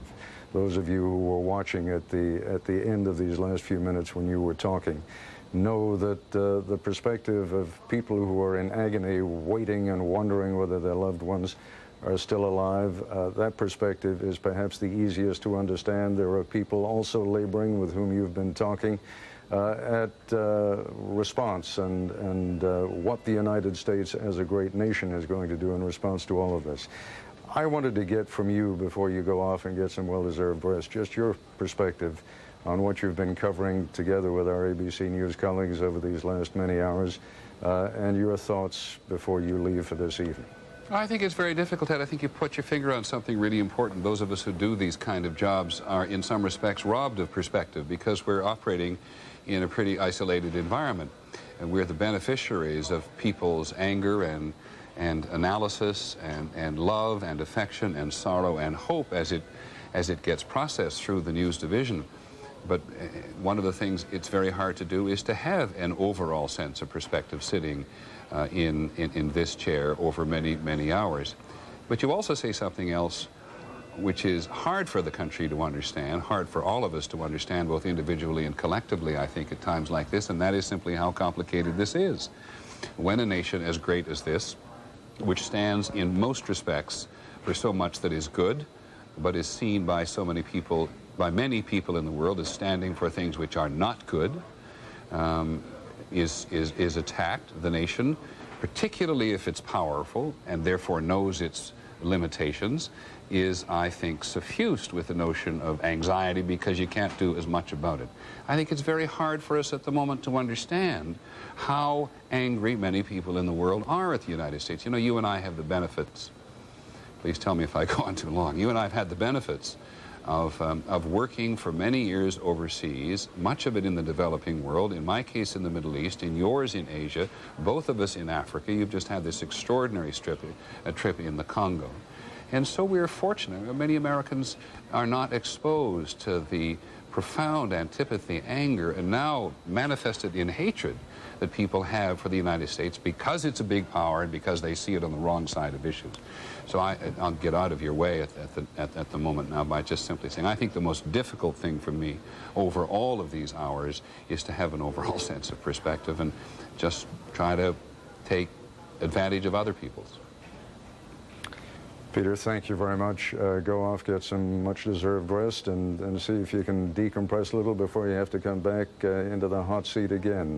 The point that you and I have both been making, and it's one that I just want to emphasize before we go into this next phase now of trying to analyze what is going on, is that in this job, the best that you and I can hope to do is to take fragments of what is going on everywhere and by putting it together give people a sense of what is going on. I know many of you have just come back from a long day's work and you want to be updated on the latest news. We will try and do that for you.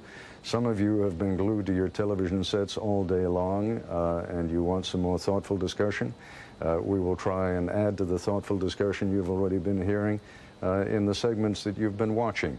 But I'd like to begin with one of my Nightline colleagues, John Donvan, who has been spending the day putting together a number of reports that we'll be bringing you over the course of the next few hours, one of them having to do with the investigation thus far.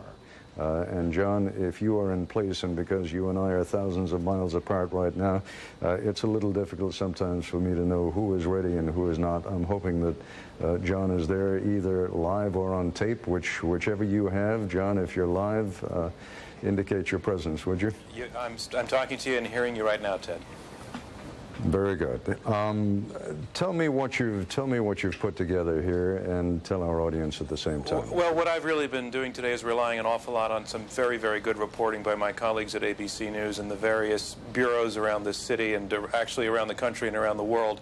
All day long we've been hearing anything that ranges from rumor to hard fact and sifting it, and what I'm putting together in a report I think we're about to see is, at this point, the arithmetic of that, what we know so far, what it adds up to, and what it does not add up to. So if that report is ready to go, I think you'll know that and I'll know that, and we'll see it in just a moment. Otherwise, we can keep talking.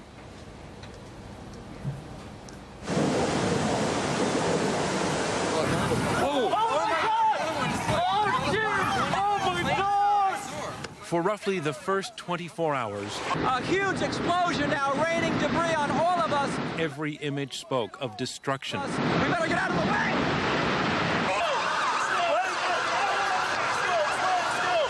Confusion, vulnerability, and darkness. Darkness especially over the questions of who flew those planes into the towers and how did they take control of them and why. The Department of Justice has undertaken perhaps the most massive and intensive investigation ever conducted in America. Today, U.S. authorities said they made progress on answering some of those questions. Some of what they were up to we could see. Late last night, the FBI seized a car parked near the American Airlines terminal at Boston's Logan Airport. This was ABC News at sunrise this morning. And it is believed that that vehicle was being driven by at least some of these suspects. And we're getting further information about that. The Boston Herald is reporting that of those suspects, that they believe one of them was a trained pilot. And, again, consistent with what George was saying just a few minutes ago, that some of these suspects flew to Boston early Tuesday morning from Portland, and that they had entered this country from Canada. The FBI also identified a hotel that one team spent the night in South Portland, Maine.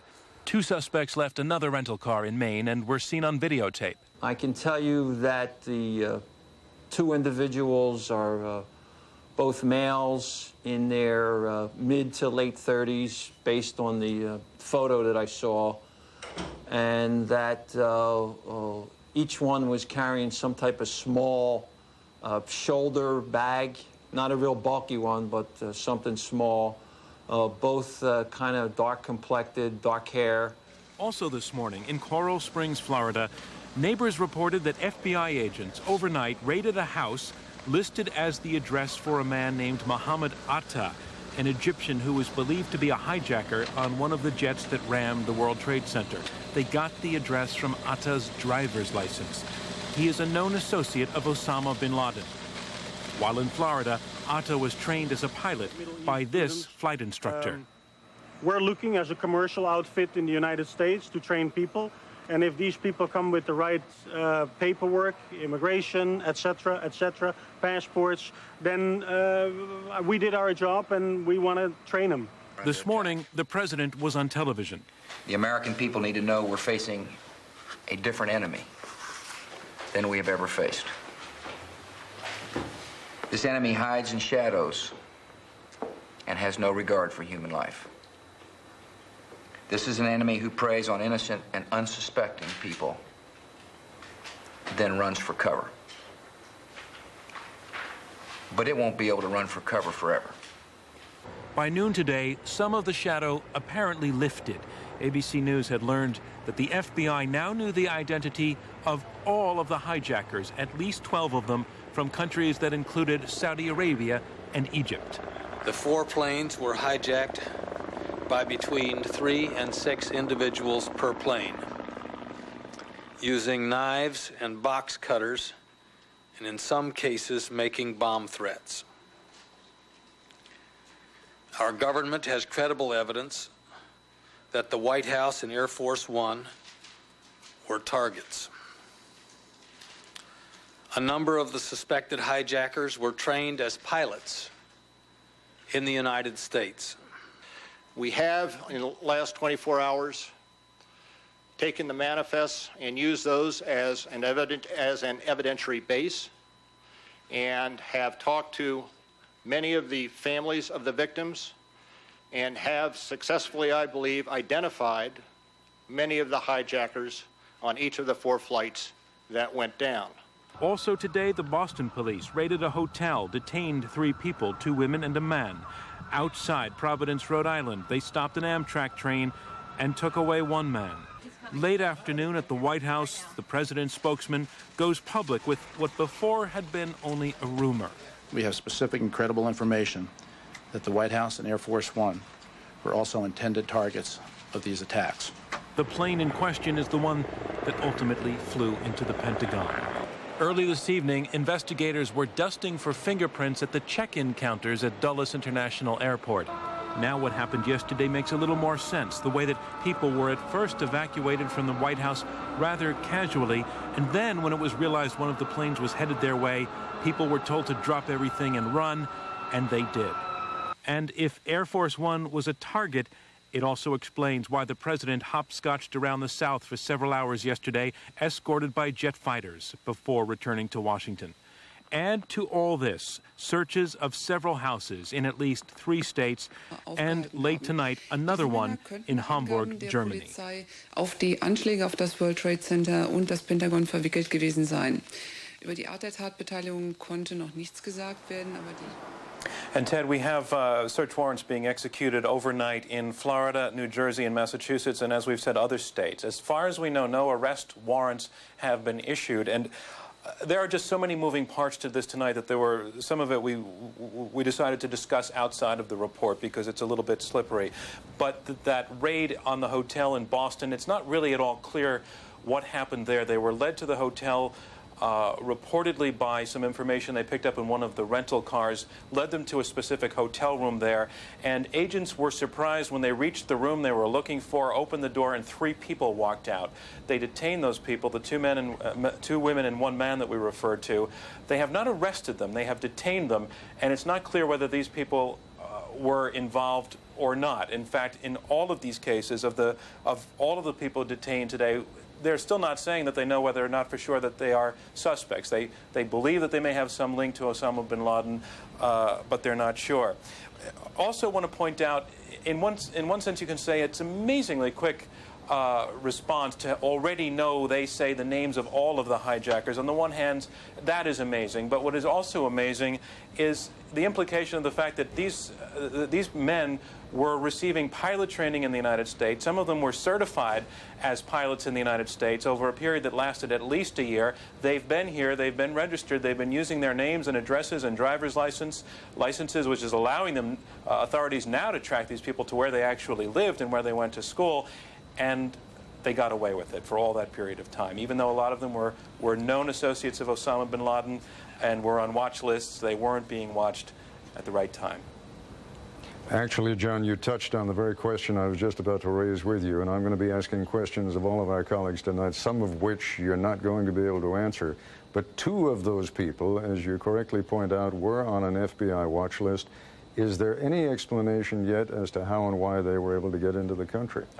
All we've heard are theories that they may have come in through Canada, they may have been smuggled in, they may have come in using false identity. But even if they came in under false identity or slipped into the country, they very quickly established what you might call standard legal identity. And we're filling out forms with the FAA to apply for pilot's licenses. So no, we don't have an answer to that.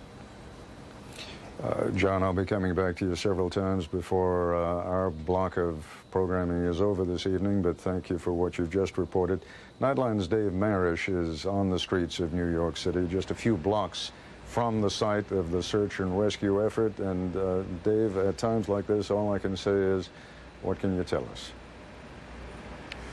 Ted, about 5 blocks from here, about 5 blocks south of here, in the absolute center of a brightly flood-lit disaster area, is a large firefighter with an almost as large magnetic whiteboard in front of him that has hundreds of numerical units on it in several colors. These just some of the many units of the New York Fire Department, Police Department, and dozens of other law enforcement and emergency service agencies from the whole metropolitan area that cover this area. It looks something like an anthill because the people are dwarfed by the massive size of the wreckage. When a 1,350-foot tower comes down, even in pieces, it makes a mountainous wreckage. It is at least 60 or 70 feet high, and behind its crest, a big black cloud of smoke continues to rise from what can literally be called the well of the world's sorrows. 82 people are known to have died here.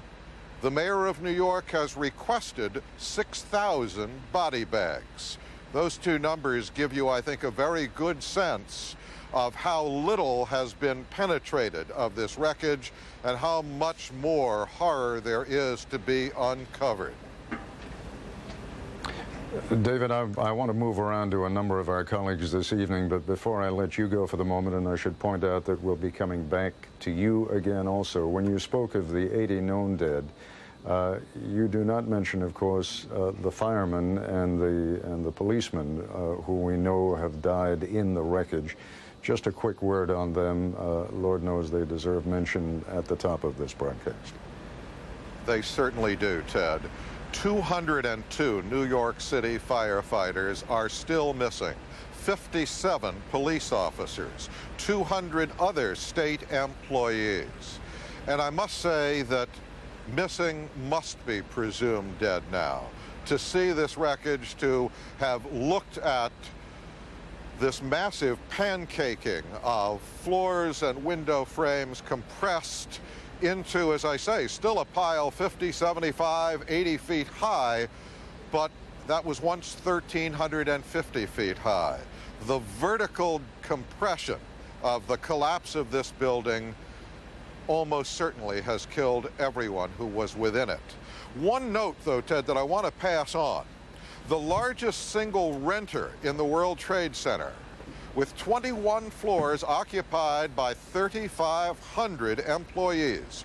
Morgan Stanley, the financial business company, reported that most, no hard number here, but most of their 3,500 employees on 21 floors in the area that was struck by the plane escaped this building and are alive tonight.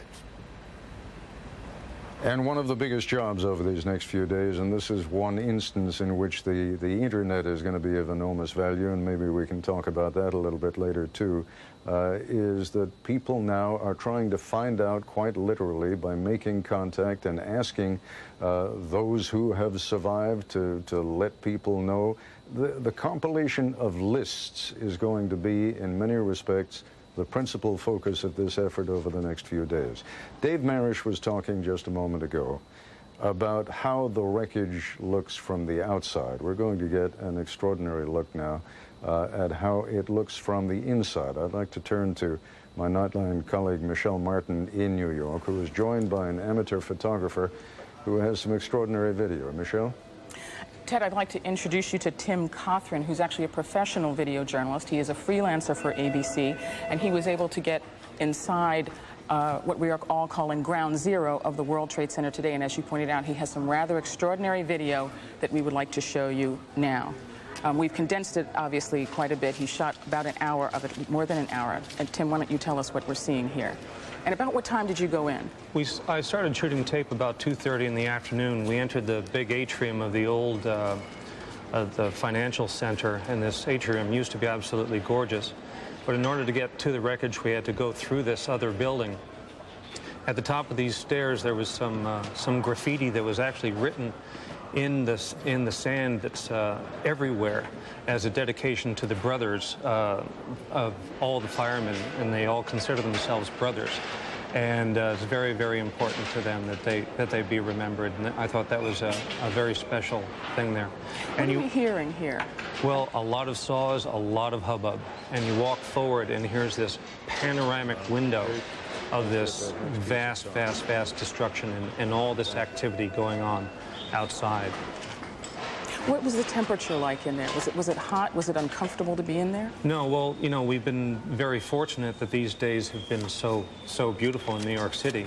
So it was eerie. Here you were in this enormous amphitheater of destruction, and it was just one of the nicest days of the year. But a tremendous amount of sawing and banging. And the guys work in teams. They help each other out. Sometimes if they find a particularly hot or interesting spot, they'll work in groups of 10 or a dozen. And it's all hands-on work. They're not using any heavy tools here, as you can see. They're going bit by bit. It's arduous, it's hard, and these guys are putting all their effort into it. It also seems rather dangerous. I see many jagged pieces of metal. Did you have a sense of being in danger while you were on top of the rubble? There's tons and tons of broken glass all over the place. I only had tennis sneakers on, so I was pretty worried. But you picked where you walked, and you just choose where you stepped. What are we seeing here? Well, this is poignant in that this is a fire truck. This is a badly charred fire truck. And it's one of the few things in this valley that has been actually kind of cleaned off and hosed off. Because it means a lot to these guys. I mean, you can see it's absolutely destroyed. The tires are burned, all the rigging is destroyed. And they're using it sort of as a table, as a setup area. And it really means a lot to them.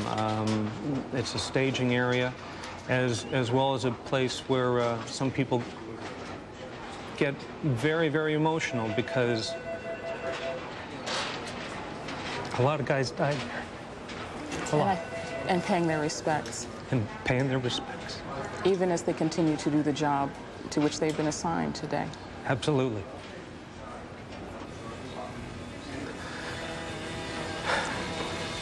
Did you have a sense of being very far up? Did you have a sense of being a couple of stories up atop the rubble there? It was really hard to gauge elevation because you're surrounded by some high pieces as well.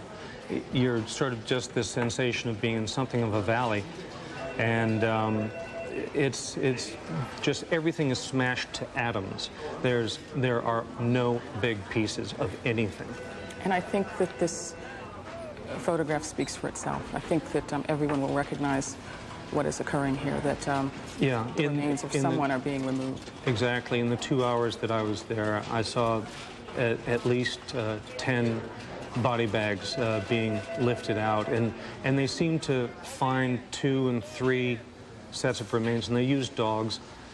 They called the dogs in, and the dogs have been there for, I'm sure, quite some time. In fact, before I left, they actually retired the dogs. The dogs actually got very fatigued, and they gave them the afternoon off, or the rest of the afternoon, which they certainly deserved. And they helped pick up body scents and so forth. A sight that has become rather familiar from disasters in which Americans have volunteered around the world, but not one I think Americans expect to see here. Just everybody pitching in, you know. It's the bucket brigade syndrome, where guys just move stuff out, they move it to the outside. And it was really hard, because even though this disaster only happened a day ago, these cadavers are starting to decompose, and it was hard. It was hard for everybody, and it made everybody realize that it's only going to get worse in coming days. These guys work in teams. They'll investigate a nook, a cranny. They'll put their heads together and come up with a plan. And they're crawling under rather large slabs of plaster and concrete and metal. They don't seem very well protected. Well, that's their job. They love it. They do it. There they are, scaling up enormous pieces of debris. And so as I was leaving, at about 5:15, everyone started running. A sudden change of energy here. What's going on? Absolutely. They got a call on the phone, over the horn, that the structure that was adjacent to us was unstable and may come down. So I hit the record button and started running along with everyone. We took a breath here to, see if there was anything else going on, and then we suddenly heard this rumble, which you may hear on the tape, and it scared me to death. And that was it. We just bolted. The 60 pounds of gear I had on me weighed nothing. We just flew out of there, scared to death. And when did you begin to calm back down? How long did it take before your heart rate came back down and you... Well, I'll tell you what, watching this stuff brings it right back up. I'll tell you that. And it makes you realize what these guys and women are doing and how much it means to them. Ted, as I said, some rather extraordinary footage from Tim Cothran, freelance video journalist, a freelancer for ABC, and I can tell you that he's still actually covered with plaster dust, and the smell of smoke still clings to him. Ted? John Donvan just called in, and I'm getting the information from New York. I had forgotten, I knew it, but forgotten that both John's father and your father were New York City firemen. Just keep talking for a moment, because I know this is close to home, and there is one aspect of this story that the two of you have not spoken about, and just keep talking, if you would, about the possibility of survivors and what is being done to find people who might still be there. Well, Ted, I wasn't going to mention this, but the reality is my father is a retired New York City fireman, and my brother is an active fireman, and I can tell you that on Tuesday morning, my first thought was of him, and thankfully he called very early, and I was able to assure the rest of the family that he was safe. So, of course, it's ironic to be thinking first of my father at a time like this, and then of my brother, who like many firemen, is second generation, you know, carrying on that tradition, because, as Tim said, they love it. They love the serving the public, and tough on the rest of us, but we appreciate the job that they do, as I think John does also. I'd like you to pick up, though, on the notion of there may still be, as we have seen from all the earthquakes that we've covered over the years, and other instances of terrorism where there are collapsed buildings, people can survive for extraordinary periods of time. Would the two of you just talk a little bit about what is being done to look for survivors? Well, if John would, I don't know if John would like to pick up, but well, as Tim showed us, that they're working very carefully. No, I didn't mean John. I'm sorry. I'm sorry, Michelle. We've go got this little bit of a delay here. I wanted you to talk to Tim, exactly. Oh, Tim, I'm sorry. Go ahead. I think, as you heard, Ted would like to expand more about what the efforts are being made to search for survivors. Every effort's being made to search for survivors. In fact, shortly after I got there, there was some talk, some commotion about over in a far southeast corner that they thought that there was some sounds. So, you know, it's tough. It's really tough, but these guys are keeping the hope alive.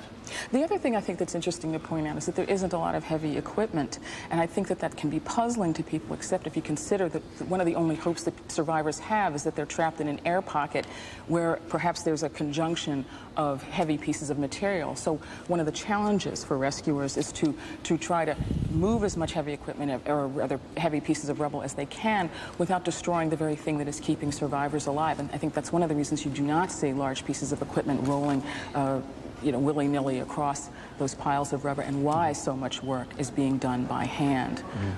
Absolutely. It's all saws and cutting torches, and, as you saw, buckets and gloved hands. And I think the silence, too, becomes important, because that's the only way that rescuers, who are understandably running on adrenaline themselves, who are working in teams, can listen for the sounds of survivors. In fact, I think that is what becomes eerie at a moment like this, is just the amount of silence, or just the quality of the silence that so many people working so hard are able to achieve for the purpose of finding people. We also have heard reports of people on cell phones trying to call people to see if they can achieve some help in locating them, but the phone service here has been very spotty, in part because the World Trade Center tower was where the antennas were. So it's a very awful situation under the best of circumstances, but it's also, I think, this, as Tim was pointing out, this weird confluence of sort of horror and the kind of heartwarming effect of so many people working together for this purpose. And you saw that today. It's a tremendous effort, and it just made me realize how long it's going to take to get all that stuff out of there. How long had many of those men been working without sleep?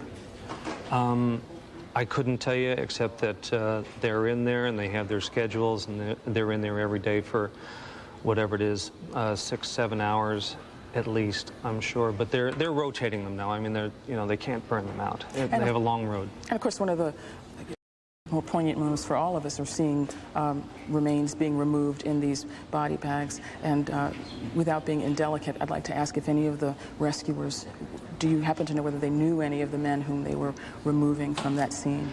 I don't know about that, but the remains were in pretty bad shape, and at least while I was there, I wasn't aware of any firefighters or EMT types being removed, no. Tim Cothran, thank you very much for bringing this video to us and for talking with us this evening. Ted? Michelle, thank you. The intersection of so many different stories, from the rescue story to the ongoing story of what is, after all, in addition to being a terrorist attack, also one of the biggest crime stories that the world has seen. The FBI director indicated today just how seriously he and his people are taking the investigation into yesterday's acts of terrorism. 4,000 FBI agents, that's more than a third of the total force, have now been assigned to this case.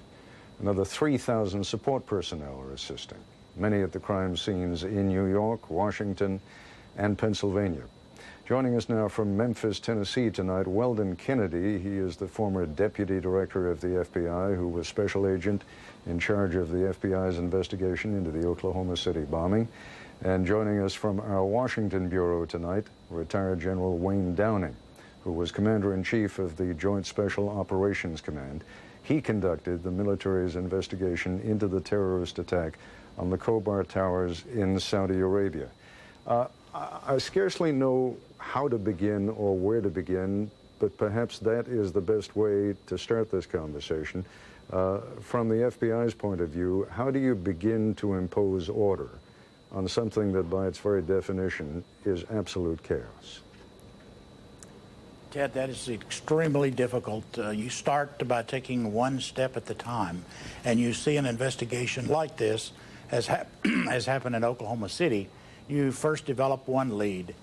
That lead develops 2, 3, 4, or 5 additional leads. Each one of those developed 3, 4, or 5 additional. It's a geometric explosion of the investigation. That's precisely what happened in the Oklahoma City case, and from what I'm seeing from the news coverage, is what's happening in this case. They started by finding an automobile in a parking lot at Logan Airport in Massachusetts. That has developed a number of leads. Another vehicle was located in Maine. From those leads, they were able to develop the Florida information. Now we see that over 400 agents are involved in pursuing the leads developed in Florida. And this will continue as this case grows. In Oklahoma City, similarly, within 48 hours, we similarly had thousands of FBI agents literally all over the world working leads on the case.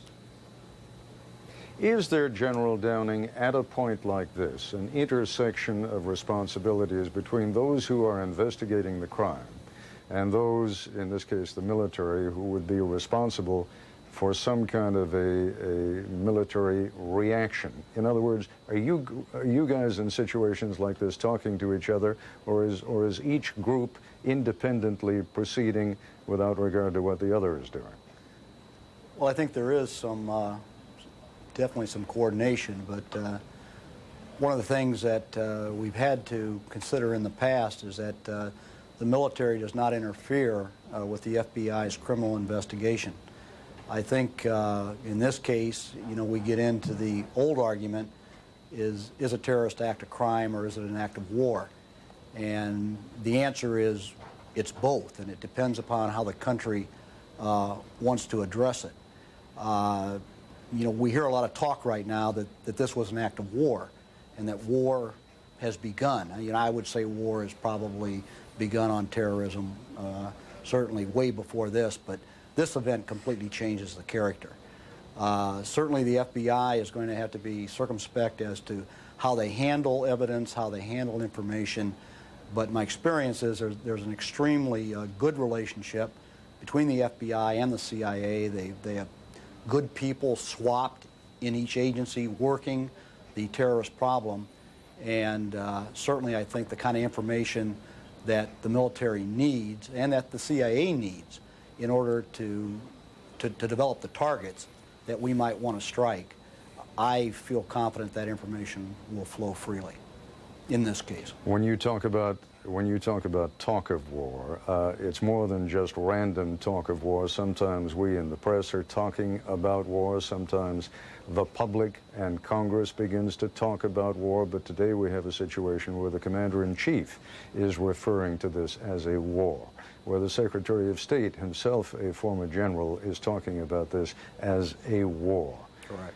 Define for us what that means. You know, we use that term kind of loosely, and I have a fear that because many of our young people have never had the experience, that they don't know how long a war can last and that they don't know how complicated and how bloody it can get. Give us a sense of both of those things, will you? A war implies that we're going to have a strategic aim. And just stating that and honing in on what it really means is important, and it takes some effort. And then in order to prosecute this war, we are going to have a series of campaign plans, of which the military campaign plan is just one of the campaign plans. And then in that campaign plan, you're going to have to fight a series of battles. And as I mentioned earlier with Peter Jennings, this thing, you know, is not going to be without setbacks. I mean, we're going to do things. We want to reach out. We want to strike these terrorists and whoever are supporting them. But we should not be naive that they're not going to retaliate, and they're not going to anticipate some of the things we're going to want to do. And this isn't going to be over in a month or 2 months or 6 months, but this may well take years. And so this is serious business. This is hard work. And we've got to gear up just like those emergency crews and firemen down there in the World Trade Center area. We've got to gear up just like they are for the long haul on this business. This is where I think we have to start talking about the intersection of responsibilities between the military and the FBI and the CIA. You've already alluded to that. And Mr. Kennedy, we have been focusing, as is natural, on the investigation into who committed this crime. But the FBI, as the sort of federal police force in the United States, also has the responsibility now, and it's a heightened responsibility, of helping to protect the American people against anything further happening in the future. And we have just heard the projection that this is going to go on for months, possibly years. How is that going to change the way that the FBI does its job? And what, if anything, is the FBI going to need, perhaps even in terms of modifying or changing some of the laws that exist? Ted, I'm not sure that it would change the method by which the FBI would pursue this investigation. I believe they will be pursuing this investigation as they would any major case, and that is take the leads, take the case wherever the facts take them. If it takes it to an international arena where there's a large number of conspirators, perhaps even some state or nation involvement, so be it. There would be a complete and total exchange of that information developed with the CIA, with the military, and of course with the government. If, on the other hand, you have the situation like in Oklahoma City, where it turned out to be 4 or 5 individuals who knew anything about the case, and there was no other involvement other than those 3 or 4 individuals. It'd be difficult to describe that as a war. If, on the other hand, this case or another one like it takes the investigation and involves many people from many nations, then you may indeed go into the war footing or the war description, as has been alluded to.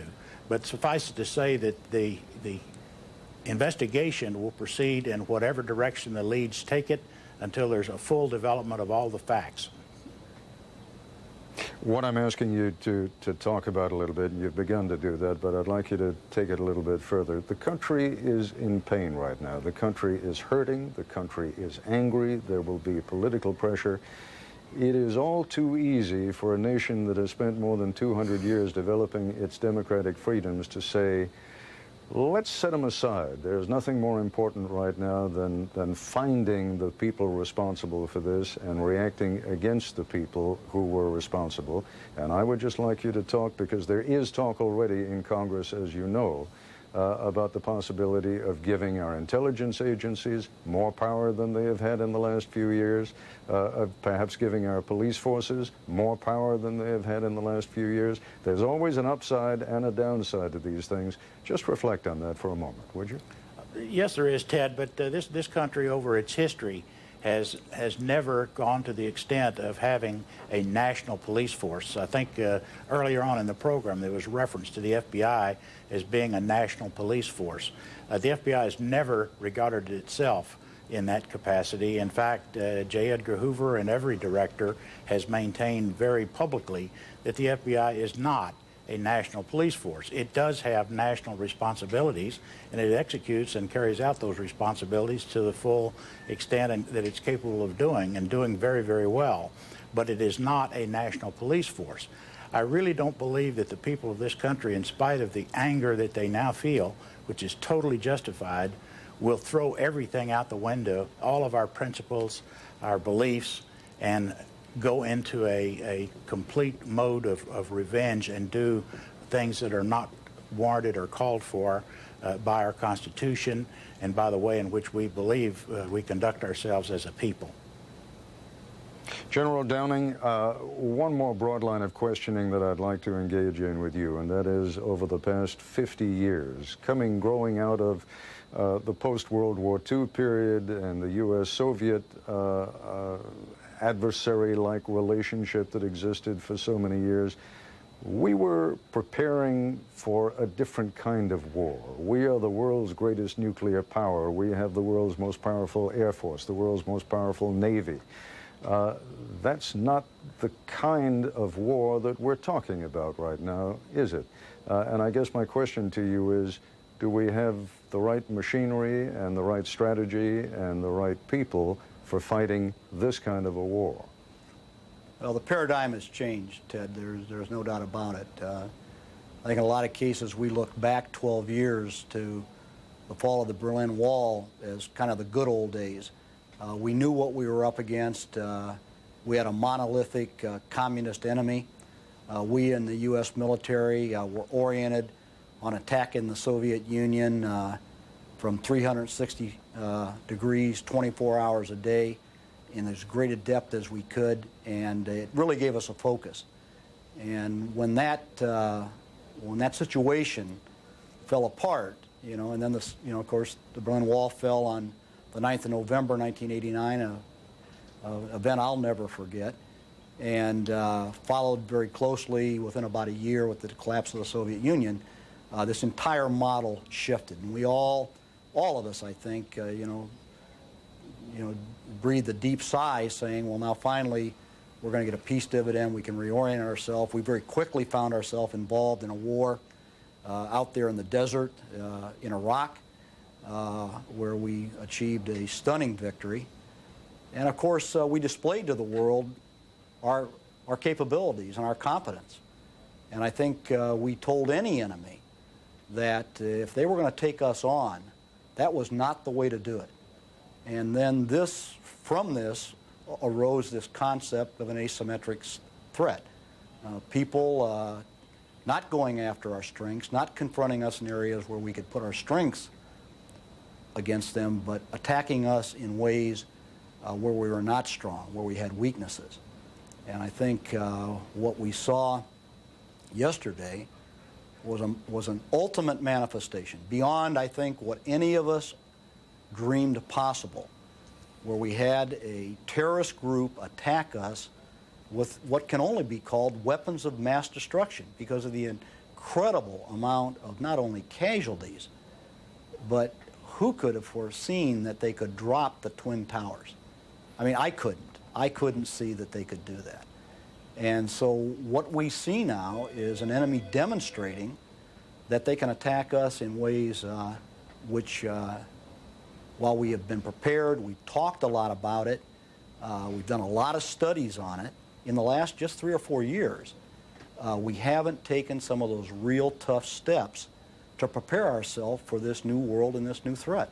And why haven't we, Ted? How do you Well, forgive me, and Yeah. I'm going to keep pointing out during the evening there's a little bit of a time delay between London and back there in the United States, so it's sometimes we step on each other a little bit, and I apologize to you for doing that. How do you fight a war against an enemy who doesn't acknowledge his own existence? In other words, no one has taken responsibility for this attack so far, so who is the enemy? Where is the enemy? I think we throw the name Osama bin Laden around as much as anything else because it gives a personification to what is otherwise just a bunch of people in shadow. Right.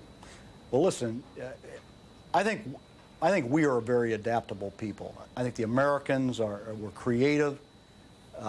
We are adaptable. We can change, and I think we have changed, and we continue to change.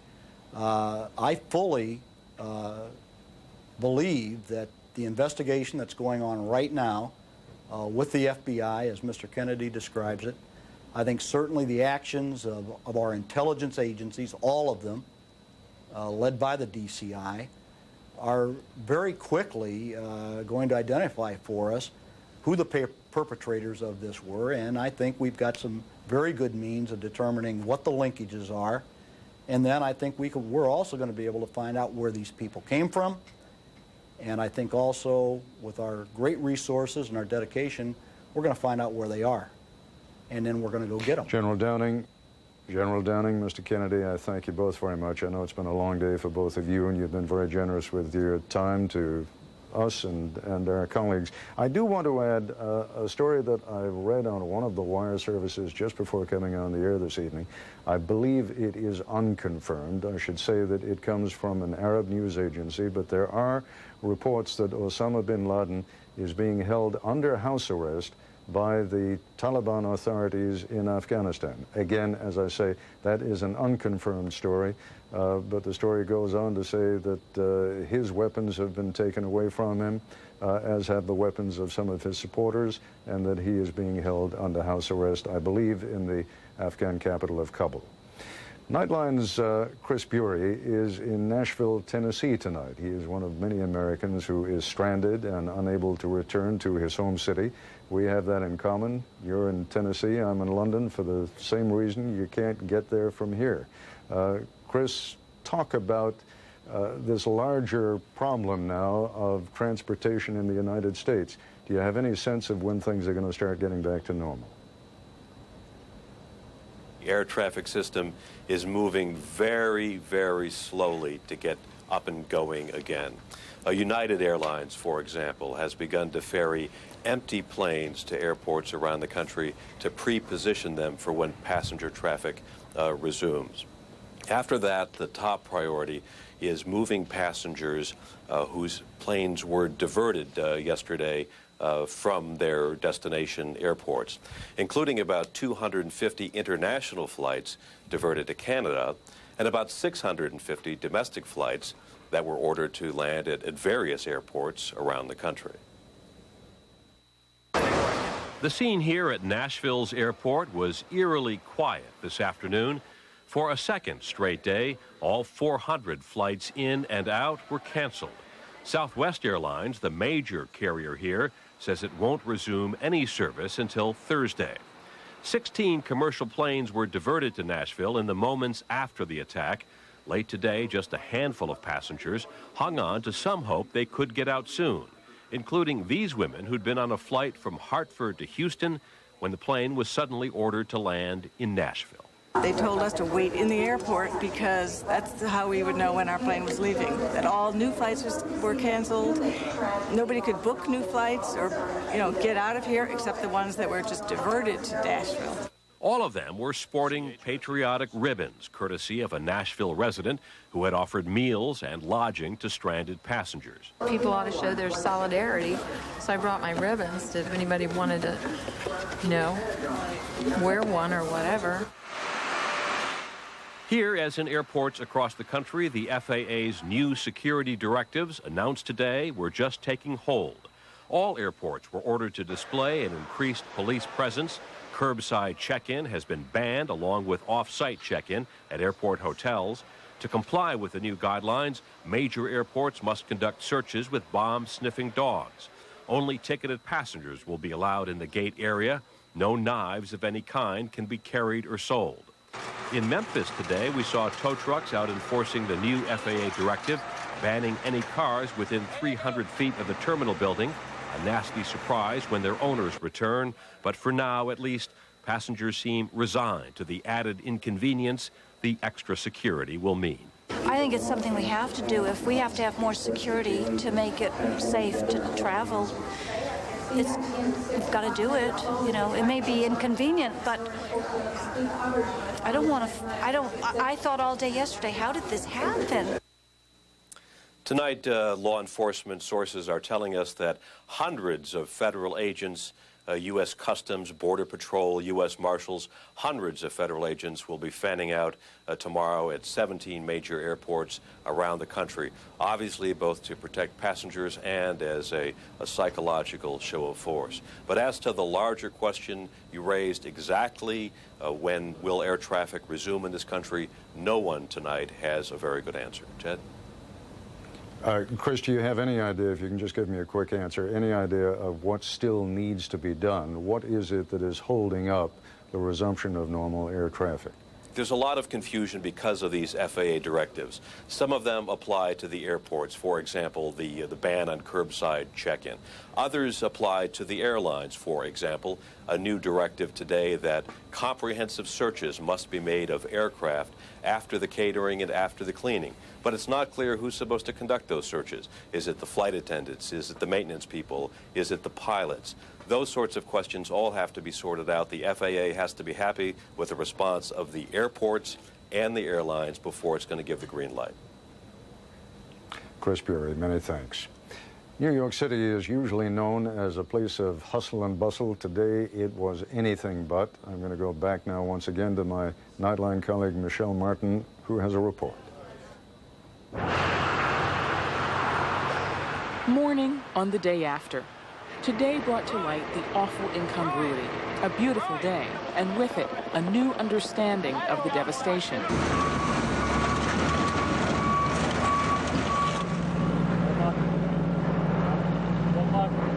Visible for the first time was the extent of the damage to the buildings surrounding the World Trade Center. Buildings were buckling, windows were blown out, and the task ahead seemed monumental.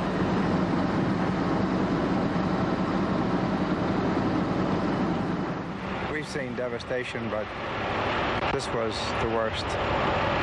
This was the worst we've ever seen. Bodies everywhere. Terrible.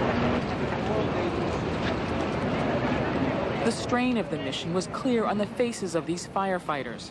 Most had been there all night. At about 7 a.m., what would have been the height of morning rush hour, New York Mayor Rudy Giuliani was one of the few people moving through the streets of Manhattan. He was on his way to encourage exhausted workers. Thank you for your help. Gentlemen, thank you very much for your help. Thank you. And to tour the damage by daylight.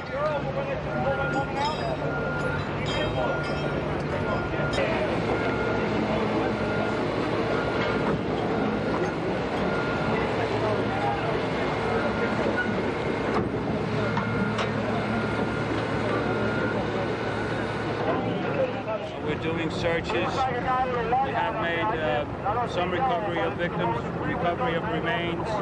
We may have found one or two viable remains, but I wouldn't, not for public consumption, so to speak. Terrific effort. Everybody's working hard, sir. I can see that. They did a great job. I can't tell you how much clearer this looks than yesterday. Unbelievable. Great job. Within 12 hours. Great job. Even as the reality of the unimaginable set in, it was hard even for New York's voluble mayor to cope with the loss of one of New York's most famous landmarks. Everything's relative when you look up there and you don't see the World Trade Center. It's unbelievable. There were signs of hope. We have been successful in recovering at least one other person, Port Authority police officer. We're hopefully going to be able to recover a fourth one, and we're in the process of doing everything we can to try to locate other people. But those were small glimmers in a day when it became clear that the odds for survivors were very small.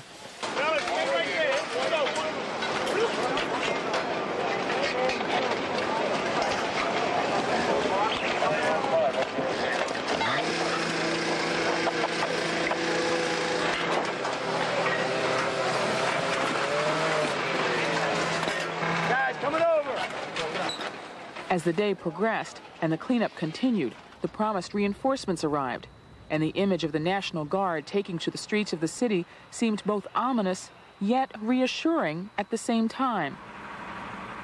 The incongruities continued. In the rest of Manhattan, blocks away from Ground Zero, empty streets in Midtown in the middle of the afternoon, reports ABC's James Walker. It's 1:45 p.m. and I'm standing here on 8th Avenue at the corner of 40th Street. And any other day, I could never do this. Parked over there would be dozens of taxi cabs waiting to pick up hundreds of thousands of commuters who use the Port Authority building to go back and forth from New Jersey. Today, the Port Authority building is closed. And also closed major tourist centers such as Lincoln Center and the Metropolitan Museum of Art and the Empire State Building. The mood in this city is very serious and very somber. We would urge people to go back to normal as much as possible, to go to restaurants, go shopping, do things, show that you're not afraid, and show confidence in yourself and in the city. Many New Yorkers took that advice to heart. While the airports remained closed, these cars were headed into Manhattan this afternoon. As hard as they tried to achieve a sense of normalcy, however, many could not. Usually crowded shopping areas were closed and locked. Rush hours were empty. Commutes were quiet. Even though Times Square seemed to be bustling, New Yorkers said it was still too quiet. To us, New Yorkers that live close to here, it doesn't seem like there's anybody here. It seems pretty empty. It's a little busy now, but when we came out before, it was empty. I felt that I had to be here and I had to walk around. I had to literally feel it to know that I could be okay with going to work again. Really? Yeah. Okay. If I didn't do it, I don't think I could just walk in one day and just start working. I had to walk around and feel that it was okay. As evening arrived, more people felt as these men did. They had to venture out. I still can't believe that the World Trade Center, both towers have collapsed, but I'm digesting it. I suppose tomorrow I'll be angry, but right now I'm just, thinking about it. But the sense of tension was never far away. On the way here, the train stopped in between, sections, and everybody on the train was nervous. Really? Rightfully so, yeah. How could you tell they were nervous? Because everybody just sort of clammed up and looked around like, what's going on? The sense of unease was evident here, but stories of miraculous survival continued. These twin sisters, visiting from Alabama and Georgia, met in New York to share their 40th birthday. They were having coffee in the World Trade Center when the first plane struck. And all of a sudden it sounded like, I don't know where the subway is, but it sounded like a subway collision, a bomb, and it was just pounding, boom, boom, boom, and I literally thought the subway had exploded and all the cars were supposed to land on top of us. It was so loud. And what'd you do? They lost everything, money, ID, clothes, but they've been overwhelmed by the kindness of New Yorkers. I've always heard bad things about New Yorkers. Everybody's like, people in the north are kind of mean and short, but they're not. They're being wonderful. Everybody's been great. And at a time like this, everybody complains about, or not everyone, but at a time like this, people often complain about the intrusiveness of the media. But I'd like to point out that many of the people we interviewed came up to us because they wanted to demonstrate that they were not afraid, or they really wanted to talk to someone about just how afraid they were. Ted? Michelle, thank you. You're exactly right in the point that you make about the role of the media at a time like this. We know what you folks think of us some of the time, much of the time. But at a time like this, television really can be a blessing because it unites in a way that nothing else could. At a time when people want to know and need to know what is going on in so many different places, when people in the administration, in law enforcement, people who are trying to find missing relatives need communication. Those are the times when television does rise to certain heights, or at least is of a value that we sometimes forget. Of course, the second front of this terrible attack was in Washington, D.C., a city that was not as devastated as New York, but in its own way, the shock there is just as deep, as my Nightline colleague John Dunvan now reports. The gesture they made at the Pentagon in fading light this afternoon may have been theatrical. It was also utterly perfect. A symbol of respect, of mourning, of power, of America. Minutes later, the president was on the scene. Secretary of Defense Rumsfeld took him right up to the face of it. And if workers had found the utterly perfect symbol with that flag, the much harder task for everyone is finding the perfect words. They don't exist, but you have to try. Coming here makes me sad on the one hand. It also makes me angry. And our country will, however, not be cowed by terrorists. Rescue work has not stopped for a moment. This was sunrise this morning. Reports at that point suggested that up to 800 Pentagon staff and workers may have been killed.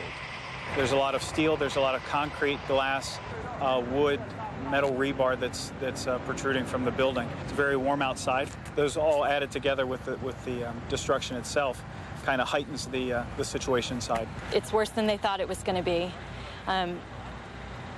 Stepping over things that they assume are bodies that they don't know for a fact because it's so dark on the inside. Later in the day, a new report. It was still terrible, but maybe not as terrible as thought earlier. From everything that we currently know, the estimate that's been widely reported is considerably high, and we certainly pray that that's the case. Away from the Pentagon, Washington seemed grimly determined to stay open for business as usual. Open, yes. Usual, not. Obviously, everyone around is a little more solemn than normal. It reminded me of what I imagined the end of the world would look like, just people scrambling, trying to save their lives. Oh, God, come to our assistance. Congress opened with a prayer and then went to work. People driving to their offices in federal departments had their cars checked by security guards, and then they went to work. There were lines of people giving blood at the Red Cross. Churches around the city held special vigils.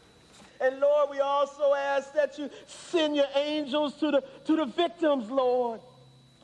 Throughout the day, we heard from families of victims. Lauren Lyles, his wife and attendant on Flight 93, who phoned him from the plane. Through all the chaos that probably was going on that plane, to call me to tell me she loved me, well, is embedded in my heart. And here in Washington, many people lost loved ones on those planes. Hilda Taylor taught 6th grade here. She was the best 6th grade teacher ever. Leslie Whittington was a professor at Georgetown. She sure as hell touched me. She was an energetic, powerful, dynamic, strong-willed, passionate, caring lady with a dynamite sense of humor. When there are victims, there is also talk of retribution. In this case, talk of war. Here in Washington, we heard lots of that today. The Secretary of State. We believe that acts of war have been committed against the American people, and we will respond accordingly. The Secretary of Defense. We are, in a sense, seeing the definition of a new battlefield in the world, a 21st century battlefield. The President himself. The deliberate and deadly attacks which were carried out yesterday against our country were more than acts of terror. They were acts of war. Acts of war, and Ted, we have to assume absolutely that those words are very carefully chosen and orchestrated. The fact that everybody is hitting the same note is giving us some indication of where they see this thing going. We know that at the Pentagon they are, at this point, rehearsing or looking at various options for striking back if and when they figure out who the target should be. Colin Powell has been in a discussion with our allies in Europe. The NATO nations have given their support, which is important and to some degree remarkable. It will be the first time that the actual mutual defense clause of the NATO treaty has ever been activated in 52 years. Whether the president needs Congress actually to declare war, well, we know from many examples that he doesn't need that. Already Congress today quickly passed a resolution which both people on Capitol Hill and in the White House are interpreting as giving him all the authority that he would need to strike back if that's what he decides to do, when he decides to do it. Ted? John Donvan, thanks very much. And John alluded to something that really is a curiosity. It's Article 5 of the NATO treaty, which really calls on, it says an attack on one member of NATO should be construed as an attack on the others, and that the others would come to the defense. But that was drafted at a time when the assumption was always that it would be a European country, perhaps under assault by the Soviet Union or by the Warsaw Pact, that would turn to the United States. I don't think anybody ever envisioned that the day would come that the United States would turn to its European NATO partners and say, we need you now to stand by us at this moment that we have been attacked. I'd like to turn now to ABC News correspondent Jim Sciutto, who is standing by live at the Pentagon. John Donvan, Jim, was talking about what is going on inside that building, the planning that continues, but it is also a site of disaster, and perhaps you can bring us up to speed a little bit on what's going on in the recovery efforts there and in the fire that I gather that has been going on since the plane crashed into the Pentagon. Ted, actually, the fire was put out at about 8 o'clock Eastern time, so we're looking at 4.5 hours ago or so. It was burning, though, for 31 hours, a massive fire, and the smoke from the fire really became a landmark in the city, and it's been out, but it has been put out now. They are focusing now on recovering bodies, and they have begun to recover bodies. They will not say how many, as you can imagine, a very deliberate process.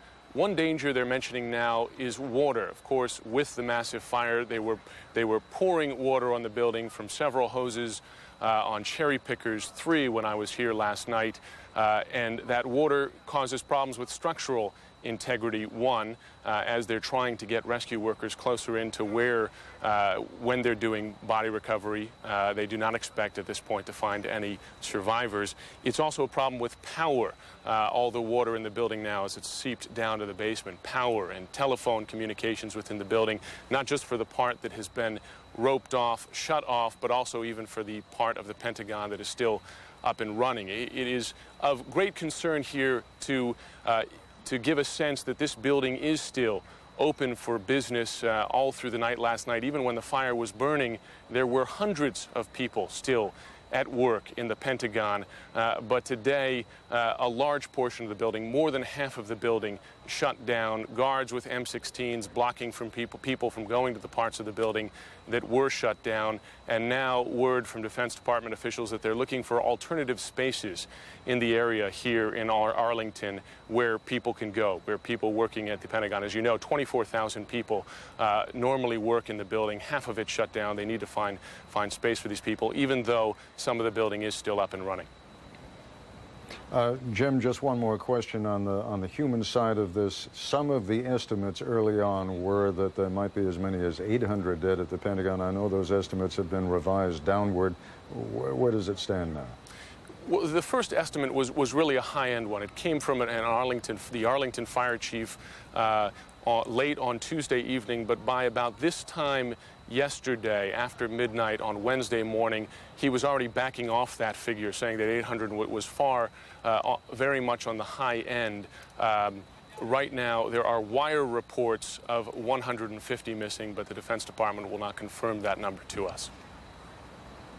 Jim Sciutto, thanks very much indeed. Our ABC News colleague Josh Gerstein covers President Bush on a daily basis. Josh is at the White House right now.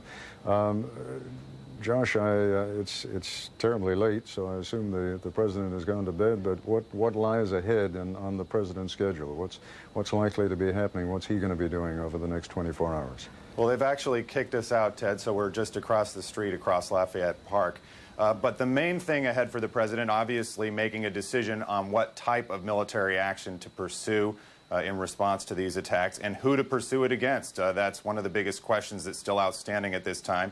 The president has also been involved in building a coalition, I think, as Mr. John Donvan suggested earlier, building a coalition. He's made a series of phone calls to the 4 other permanent members of the UN Security Council, Tony Blair of Britain, Jacques Chirac, the president of France, Jiang Zemin, the president of China, and Russian President Vladimir Putin, all on the phone earlier in the day with President Bush. We expect him to continue to do that tomorrow. And then the final thing that's under discussion at the moment relating to these attacks is how to pay both for the military response and for the civilian response, the disaster response. There are figures of as much as $20 billion being discussed as a possible supplemental appropriation. Ted? What about the, I mean, I've been interested at the same time that the president has used the term, and as his senior staffers have been using the term and cabinet members have been using the term war, the president has also been hinting that he needs the American public to be patient, that whatever it is that's going to happen may not happen all that quickly. You have any thoughts on that? Well, certainly it does seem like the main thing they're doing right now is trying to build public support and also trying to build the coalition that I mentioned earlier, possibly because they're not quite sure what it is they want to do yet militarily. They haven't gone ahead and told our allies, as far as I know, what it is we're planning to do. The investigation is still progressing. Even if it continues to focus on Osama bin Laden, it's not clear exactly what the U.S. should do, although we do have those words, those chilling words from the president more than 24 hours ago now, where he said that those who harbor terrorists would be held equally responsible as the terrorists themselves. So I suppose that's some hint of where the U.S. is headed, but it's clear to me the decisions have not been made on what type of military action to carry out or who to carry it out against. Josh Kirstein, thanks very much. This was a very difficult day for all Americans. For many Arab Americans, it has been doubly difficult, as Nightline correspondent John Donvan now reports. An attack, a fireball, a death toll in the thousands, and it is predictable, it is normal, it is human that as Americans we want to get even. But get even with whom? When the news pretty consistently suggests the ethnicity of the terrorists. At least 5 suspects identified as Arab men. And when the pictures come in showing Arabs in the Middle East celebrating our sorrow, some Americans jump to conclusions and begin to make threats against fellow Americans. Detroit, the offices of the Arab American News, that's Arab American. The phone has been ringing there. I hope every Arabic-born son of a bitch dies. Washington State, a town called Shoreline, where apparently a number of people actually scoured the yellow pages for companies with the word Arabic in the name and found this, Arabic language and translation. It's time for you pigs to get out of the country. And who is Arabic language and translation? A woman who moved here from Lebanon, a Christian by the way, 32 years ago to become an American. I just got emails from my friend, and she is 2 or 3 saying that they're afraid their kids are at school and what's going to happen to their kids. And then there are some of the postings to our own ABC News message board. The Muslims are a bunch of savages that should be nuked off the face of the earth. The Islamic way of life, their nations, their culture must be eradicated. We should deport them and make it illegal for Arabs to live here until terrorism is completely eliminated. And if you're an American who is a Muslim, or say anyone else of Middle Eastern appearance, how are you supposed to feel? Osama Soblani edits that Detroit newspaper. We are part of America, and we are part of the victims, not of the perpetuators. But you could hear it yesterday when New York City's mayor spoke, concerned that Arab Americans could become targets of an unfocused anger. Nobody should blame any group of people or any nationality or any ethnic group. Any cop in America will tell you immigrants from Middle Eastern countries are as law-abiding as anyone. They have unusually strong family values. They mostly vote Republican. But Oklahoma City happened in 1995, and they all felt like suspects. Now the World Trade Center, and they feel like it's happening again. The principle at work is called guilt by association. Not everybody sitting there on their couch in the living room is very smart to distinguish between Osama bin Laden and Osama Soblani. And that is scaring the hell out of us in here. In fact, Muslims have been giving blood along with everyone else these last 2 days. Abroad, moderate Arab leaders have been expressing sympathy. Now you have to pick yourself up, as difficult as that is, dust yourself off and take the fight back to them again. And presumably Americans who are Muslims will be burying family members who, side by side with fellow Americans, went to work yesterday and died, like everyone else, as victims of terrorism. John Donvan, ABC News, Washington.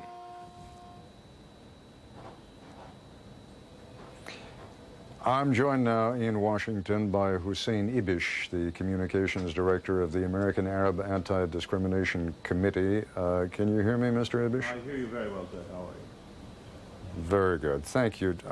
Pick up. You may be having a little bit of trouble with your microphone, and I'm not sure there's anything you can do about that, but let's try and talk.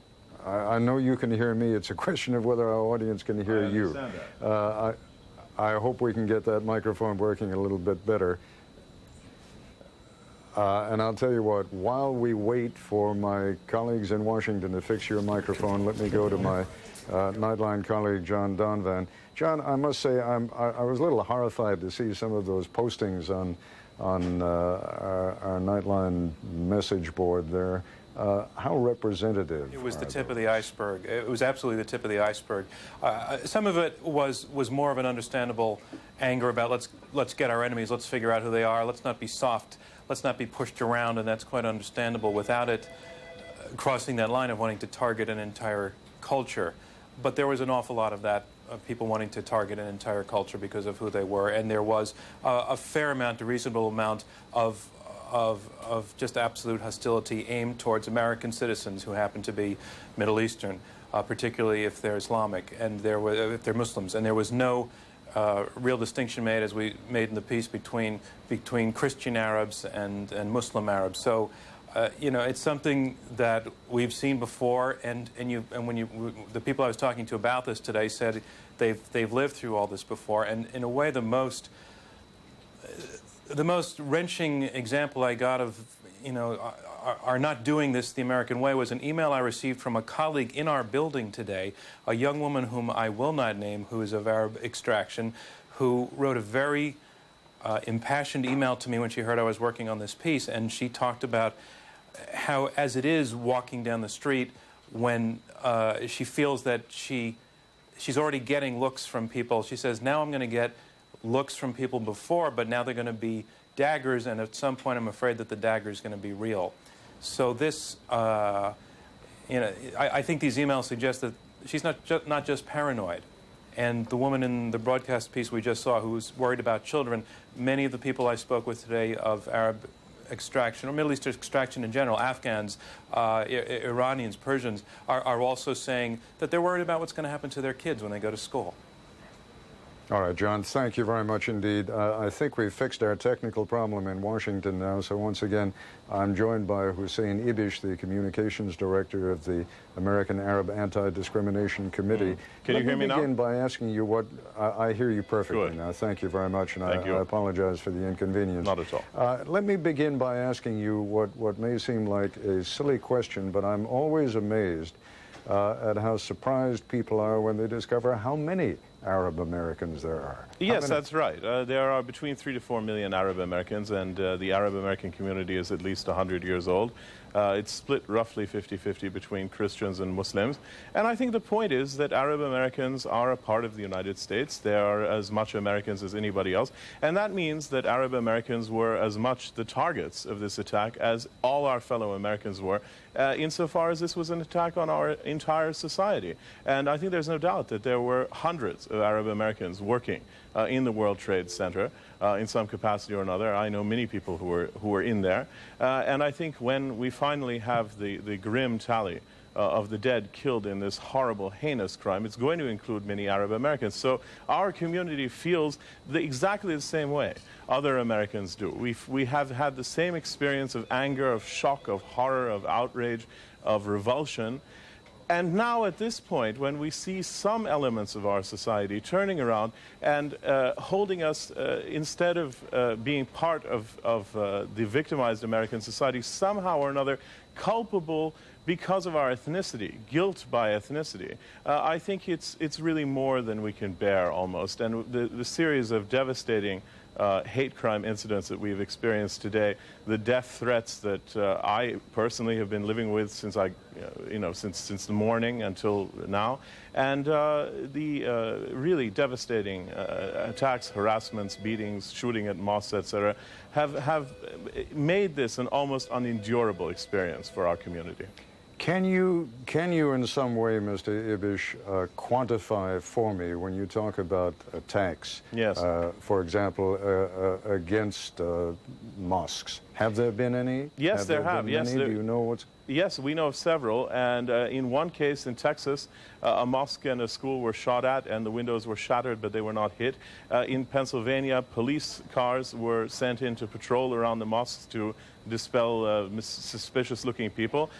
We've had a number of people who've been assaulted and beaten, cab drivers pulled out of their cabs, harassed and hit. We had a firebombing in Chicago. There have been many incidents like that.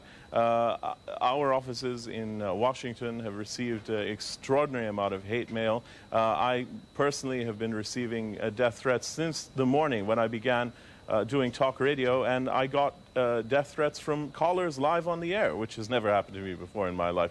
So it's really been a very frightening day. Let me say something else, though, Ted. There's another side of the coin here, which is that a great many Americans also have reached out to us with compassion, have called us up and let us know, sent us emails, or otherwise reached out and said, we know you're in pain. We understand you're part of the society. We know you're feeling what we're all feeling. And it's dreadful that some people would react with such anger, such uncontrolled rage, that they would lash out at people of Arab ethnicity and Islamic faith. And many people have reached out to us with great compassion to let us know that that's wrong, and that they understand that we're suffering, we're in anguish and in torment along with all the other Americans, and that we're determined to stand with the rest of the society. And it's been very touching. I've been deeply moved today by the phone calls that I've gotten, the emails that I've gotten, some of the interviews I've done, where it's been really clear that the basic decency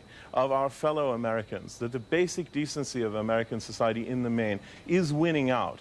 And that while there are people who are acting in a hateful way, the majority remain, a compassionate group who judge people on the basis of their individuality and not their group status. And it is on that note, Mr. Ibish, that I would like to conclude this conversation. I'm very grateful to you for coming in so late at night, but it's a point that needed to be made, and I thank you for making it. Thank you, sir. Thank you.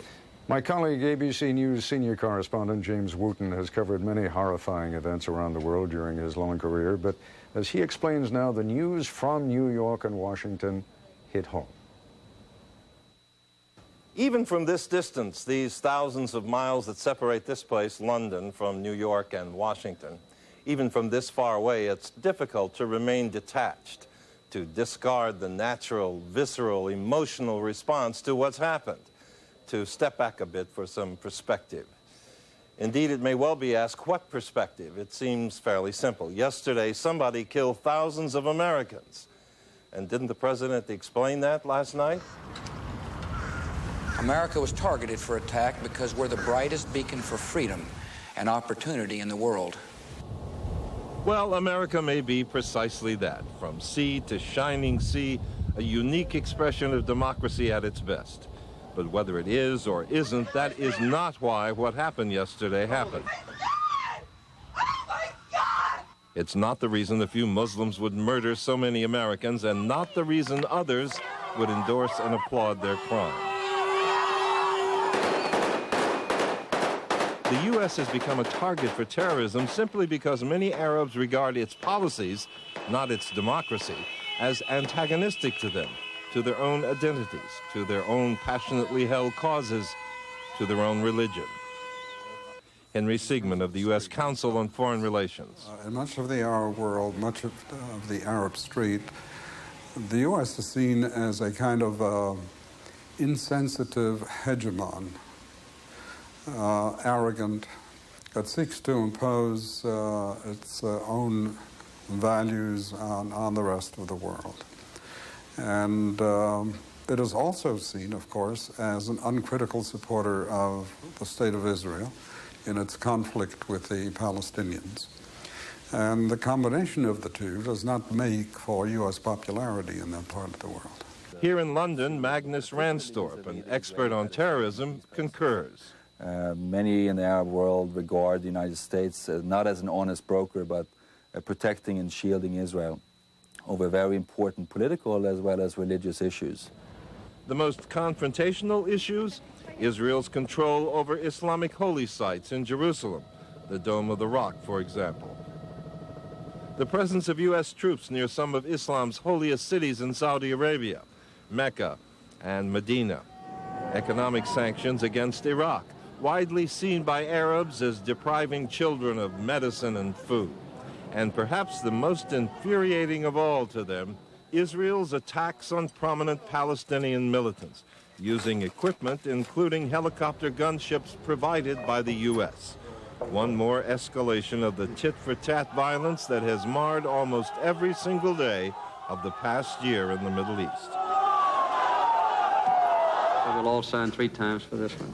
Ever since the first Camp David Accords, for 23 years now, the U.S. has presented itself, described itself as not merely Israel's protector, but also an agent for equity and peace in the region.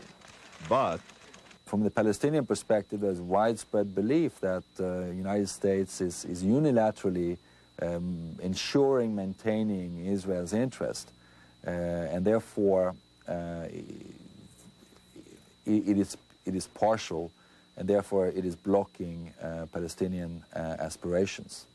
And that is why what happened yesterday happened, not because America is the world's brightest beacon for freedom. There is no explaining madness, of course, especially not the suicidal madness that regards mass murder as simply another form of legitimate political protest. But there are many in the Arab world who accept this irrationality as entirely rational, and that explains nothing and everything. For Nightline, I'm Jim Wooten in London. I'd like to broaden the perspective a little bit now. Walter Slocum has spent a lot of time inside the Pentagon. He served as President Clinton's Undersecretary of Defense for Policy for both of his Clinton terms. He joins us now from Brussels, where it's 7 o'clock in the morning. It's 6 here in London. It's 1 o'clock on the East Coast. It's 10 o'clock on the West Coast. Walt Slocum, you and I have grown gray together over the years. I suspect, though, for all the time that you have spent contemplating, what some of the challenges, the defense challenges, would be against the United States, I don't know whether anything like this ever entered the calculus, did it? I think we've been worried for a long time about a massive terrorist attack. This unfortunately shows that we were right to worry about it. Not that anybody anticipated the particular details, but it's something that has been a problem for a long time, and now, very sadly, it's real. You're sitting in Brussels. The European community meets there. At the moment, all is shoulder to shoulder. There is nothing but support emanating from European capitals. Is that something we can count on in the long run, in your opinion? I think we can. That doesn't mean they'll agree with every particular decision or do everything we would like them to do. I think there's a genuine sense of shock here in Europe, a genuine sense that this is an attack not just on the United States, but on the whole, not just the democratic world, but in a sense the civilized and organized world, and that we all have to work to stop it. As I say, there will certainly be arguments about exactly what it makes sense to do. And some of the issues that you just discussed do create differences of perspective here in Europe and in the United States. You said, and again I'd like to point out to our viewers that if it sometimes seems to take you or me a long time to respond to the other, this satellite signal is bouncing back here from London to the United States, and then from the United States back here to Europe and to Brussels, so you and I each are experiencing a little bit of delay as we talk to one another. But you spoke, Mr. Slocum, of the years that have indeed been spent, if not anticipating precisely this kind of event, at least this sort of event. What should the United States be braced for in the months ahead? I think basic proposition is that we talk about an act of war, and we are, in a sense, at war with terrorists. Wars tend to be long, messy, difficult, and unfortunately, the immediate shock, the immediate recognition that we are all going to have to put up with inconveniences and even costs and sacrifices tend to get lost. If we're serious about this, we have to be in it for the long haul, and we have to expect that there will be failures as well as successes. Hopefully nothing as bad as this, but problems, things that don't work, operations that fail, or casualties from other terrorist attacks or from attempted operations, disputes with friends, inconveniences at home. That, I think, is the big problem. We have to be serious about this for the long pull if we're going to succeed.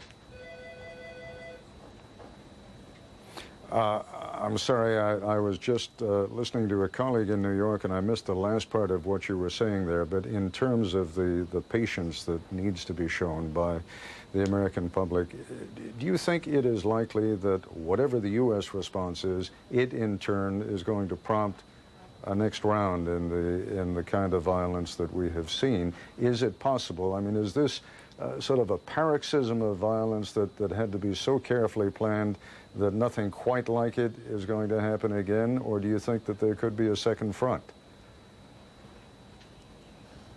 We have no idea at this stage exactly what the details were and how it was planned. I assume that this particular operation took a very long time to plan, but unfortunately the enemy we're up against has resources, has patience. We have to assume that there will be more attacks. There will be more attacks whether we do or do not respond effectively, and the issue is responding effectively both in terms of moving against the people who are doing this, but also in improving our own protection and our own security. But as with a lot of other things, there's never going to be 100% security. We may figure out how to stop this kind of aircraft outrage, but there are other devices and other ways to do things that would hurt us. And we have to strike not just at the immediate operations, but at the base of operations and the people, organizations, and countries that support them. Well, you've touched with that last phrase on precisely where I would like you to wrap this conversation up, if you can, and that is when you talk about the countries that support these kinds of operations. The President has made it very clear that from here on in, the United States is not going to draw any distinction between the actual perpetrators of an act of terrorism and those governments which give shelter or support to those terrorists. That could mean that we are going to be confronting, just to list some of the supporters of terrorism in the past, we could be confronting governments like the Sudanese, the Iraqis, the Iranians, the Syrians, the North Koreans. In other words, would you spell out for me precisely what is meant when the President says what he has said? I think there's two critical points. One, and I think even more important than that one, is that we're going to drop a sort of law enforcement approach, which says we will look to the people responsible for particular individual acts and have evidence, maybe not that would stand up in court, but that would convince us of a link to particular outrages and not to the general support of terrorism. That's the first point. The second is countries provide support in lots of different ways. And the objective, of course, is to get them to stop the support, not to go and fight wars with them or have economic sanctions on them and so on. And the point will be to develop a comprehensive program of what it is that we expect countries to do or not do, make it very clear, and make it clear that there will be consequences. In some cases, military consequences. In other cases, political, economic, diplomatic consequences. And most important, that this is a long-term priority that we will give great attention to. Just one last question, Mr. Slocum. We've been imposing consequences on the Iraqis for the better part of 11 years now, without, it seems, a great deal of impact. Forgive me for sounding cynical, but sometimes the consequences don't achieve the desired results. That's true. I wouldn't necessarily say that Iraq, bad as it is and serious as a problem it is necessarily the center of this problem. it's absolutely right that big speeches and statements of resolve don't solve the problem. What will solve the problem is, in the first place, resources in this, but probably more important, political will in the United States and abroad to do a variety of things, some military, some economic, and we'll simply see if the international community and the United States and the American people have the guts and the will to stay with this. The only reason to believe that they will is that, as we've just seen, the consequences of not doing it can be worse than any consequences of persisting. But I think you're right. There are no magic bullets. There are no silver attacks that'll work instantly. Mr. Slocum, again, I thank you very much. Walter Slocum, former Undersecretary of State under the Clinton administration, joining us tonight from Brussels and getting up very early in the morning to do so, and I'm indebted to him for doing it. Let me just read you the lead of a story that the LA Times is carrying in tomorrow morning's edition. Authorities searching nationwide for terrorists behind the deadly airliner attack on the Pentagon and the World Trade Center have identified a team of as many as 50 infiltrators who supported or carried out the strikes, a source familiar with the investigation said on Wednesday.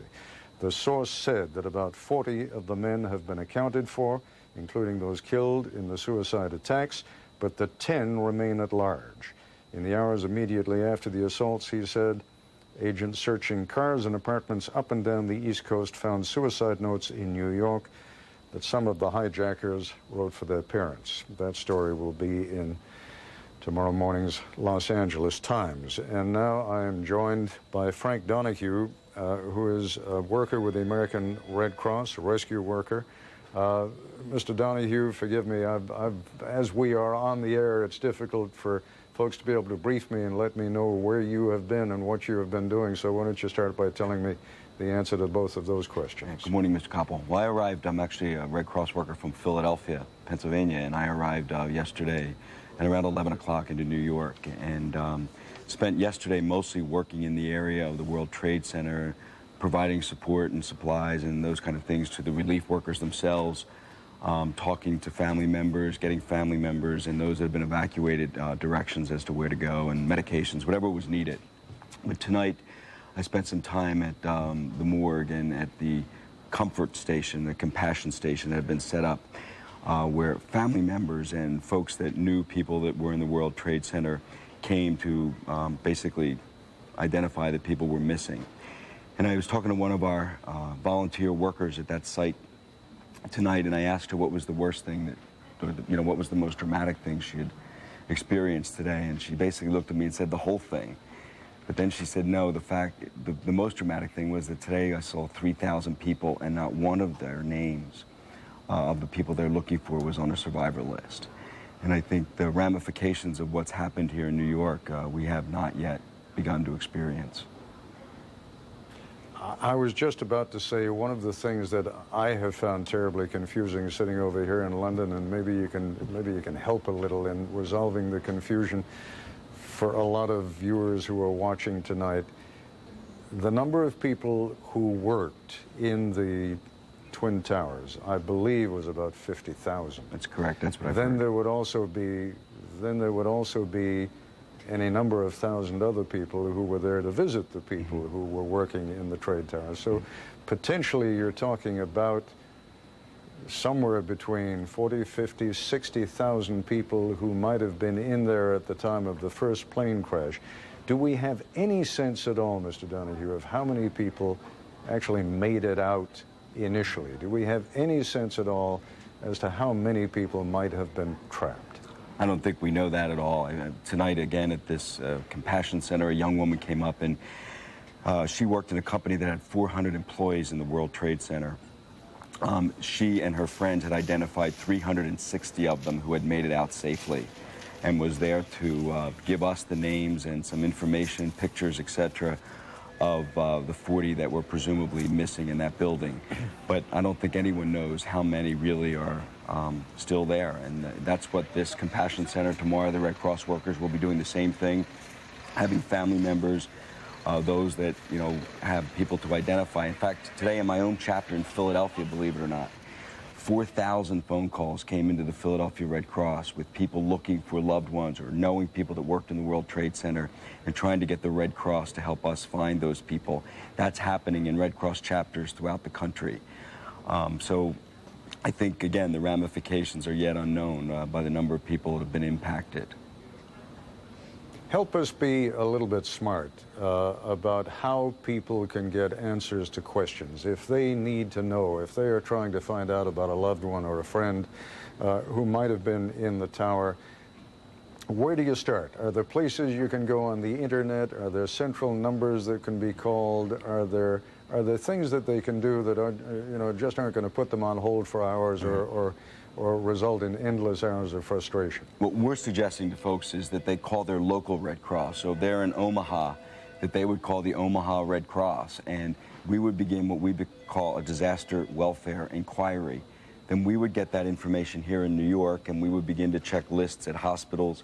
We would check lists of people that have signed into our shelters, to our compassion center here in the greater New York area, and begin to try to identify those people.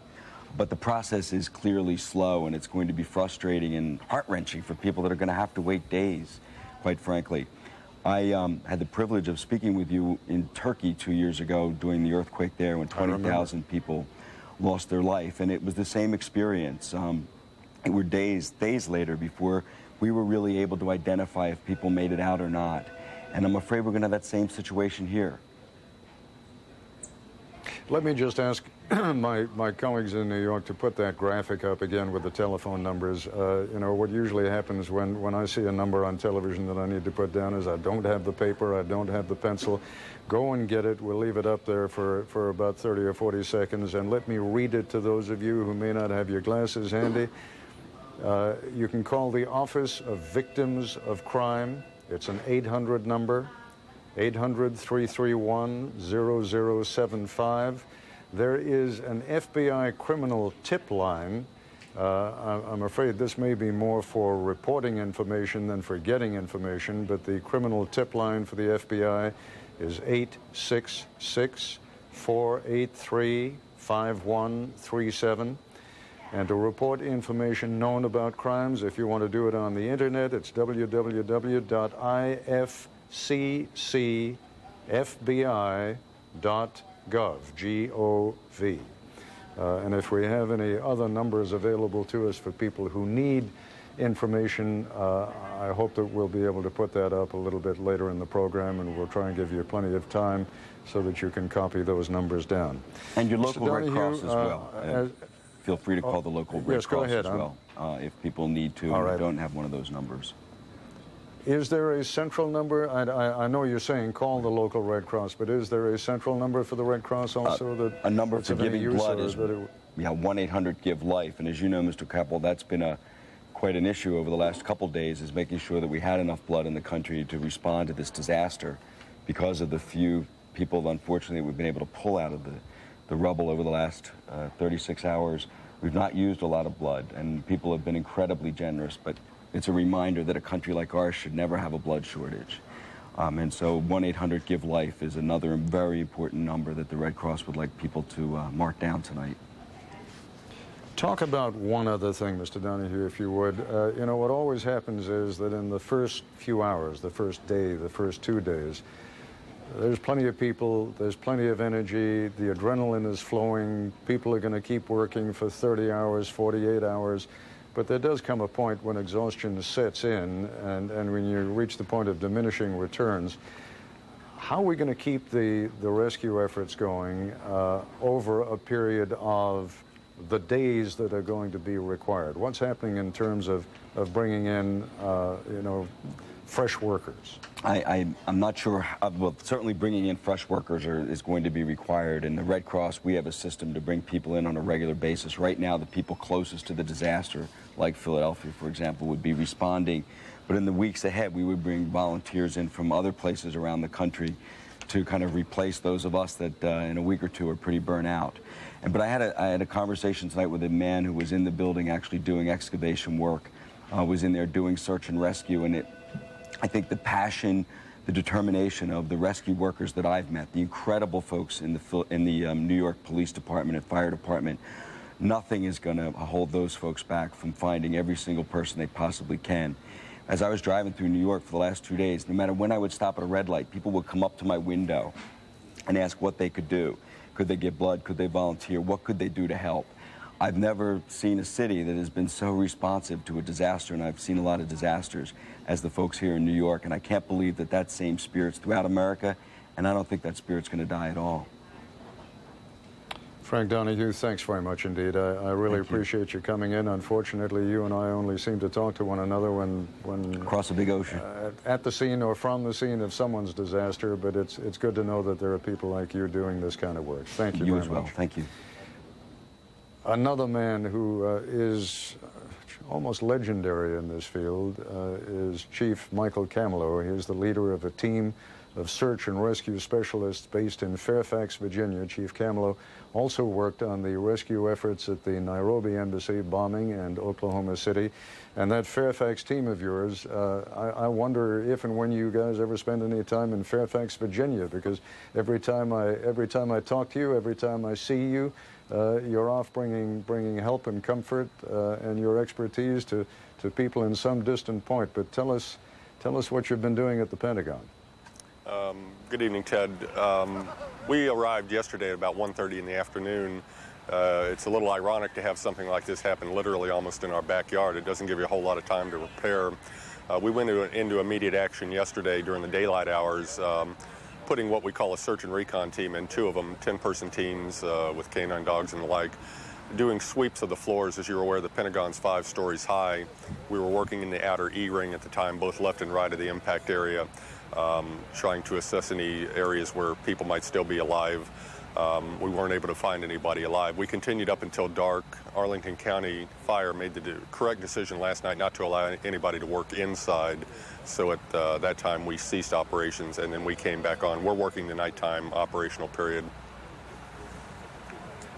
I made the assumption, as I suspect a lot of Americans did, because we like to believe that our military has nothing but the best, that the Pentagon is a spanking, modern, up-to-the-minute kind of building. And what I'm hearing is it's really kind of an old, crumbly, not terribly secure kind of building. You want to just talk about the Pentagon itself and what kinds of problems it has constituted in terms of, first of all, putting the fire out, which, as we heard from Jim Sciutto earlier this evening, only happened about 5 hours ago.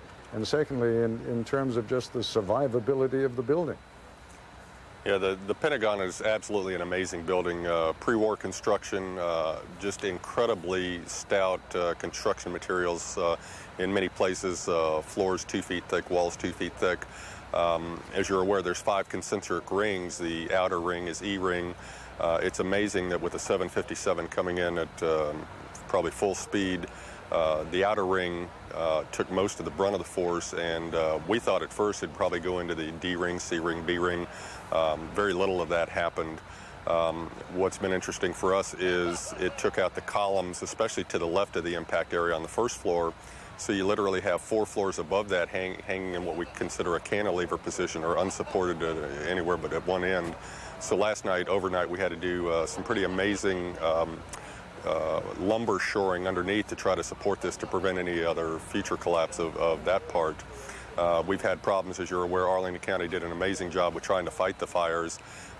You have a tile roof with heavy wood members under it, so any water you throw on top the tile sheds it off. It's hard to get to water on the fire underneath. We had trouble with having the electricity taken down. It was interesting. A lot of the water pipes broken. We're asking for the water to be taken out, and they said, well, we can't because all the valving is so old, we can't shut the valves. So there was a lot of unique challenges in this operation. Chief Camelot, if you would stand by for a moment, I'd like you to listen to the conversation I'm going to have next, and also to join in. Joining us now is Stuart Fluke. He's a computer specialist who works at the Pentagon. Mr. Fluke was about 20 feet away from the point of impact yesterday, and all I can say is, how did that sound and feel? I mean, just if you can recreate that moment for us.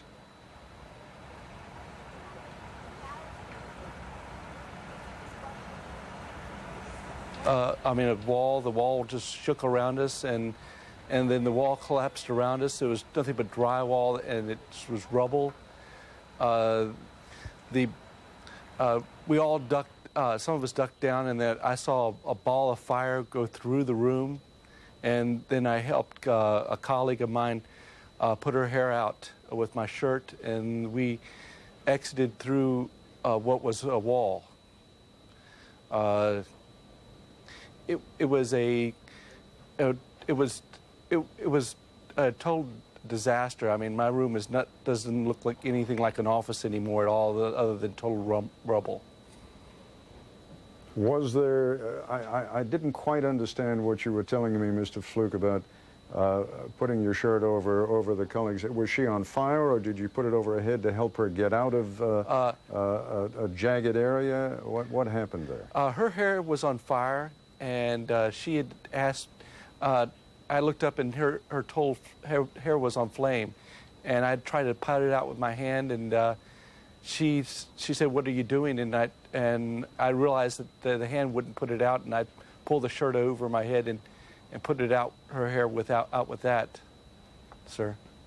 Can you tell me what the I mean, there must have just been a sense of were you really just 20 feet away from it? Because I'm thinking it sounds almost like a definition of chaos. If a plane comes crashing into an area 20 feet away from where you are, how did people react? That you even had time to take off your shirt and put out a colleague's hair that was on fire amazes me. Just talk about what those first few moments were like.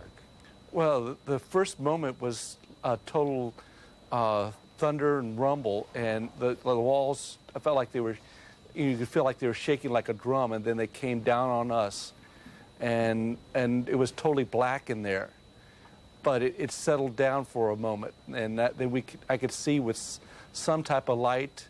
It wasn't the light from electronic lights, from fluorescent lights, because interior in that Pentagon there's no light at all. But I saw, I don't know if it was fire or something that lit up the room, but I was able to see my colleague and take care of that situation. Chief Camelot, as you're listening to this, in those first moments, can you recreate what it must have been like in there?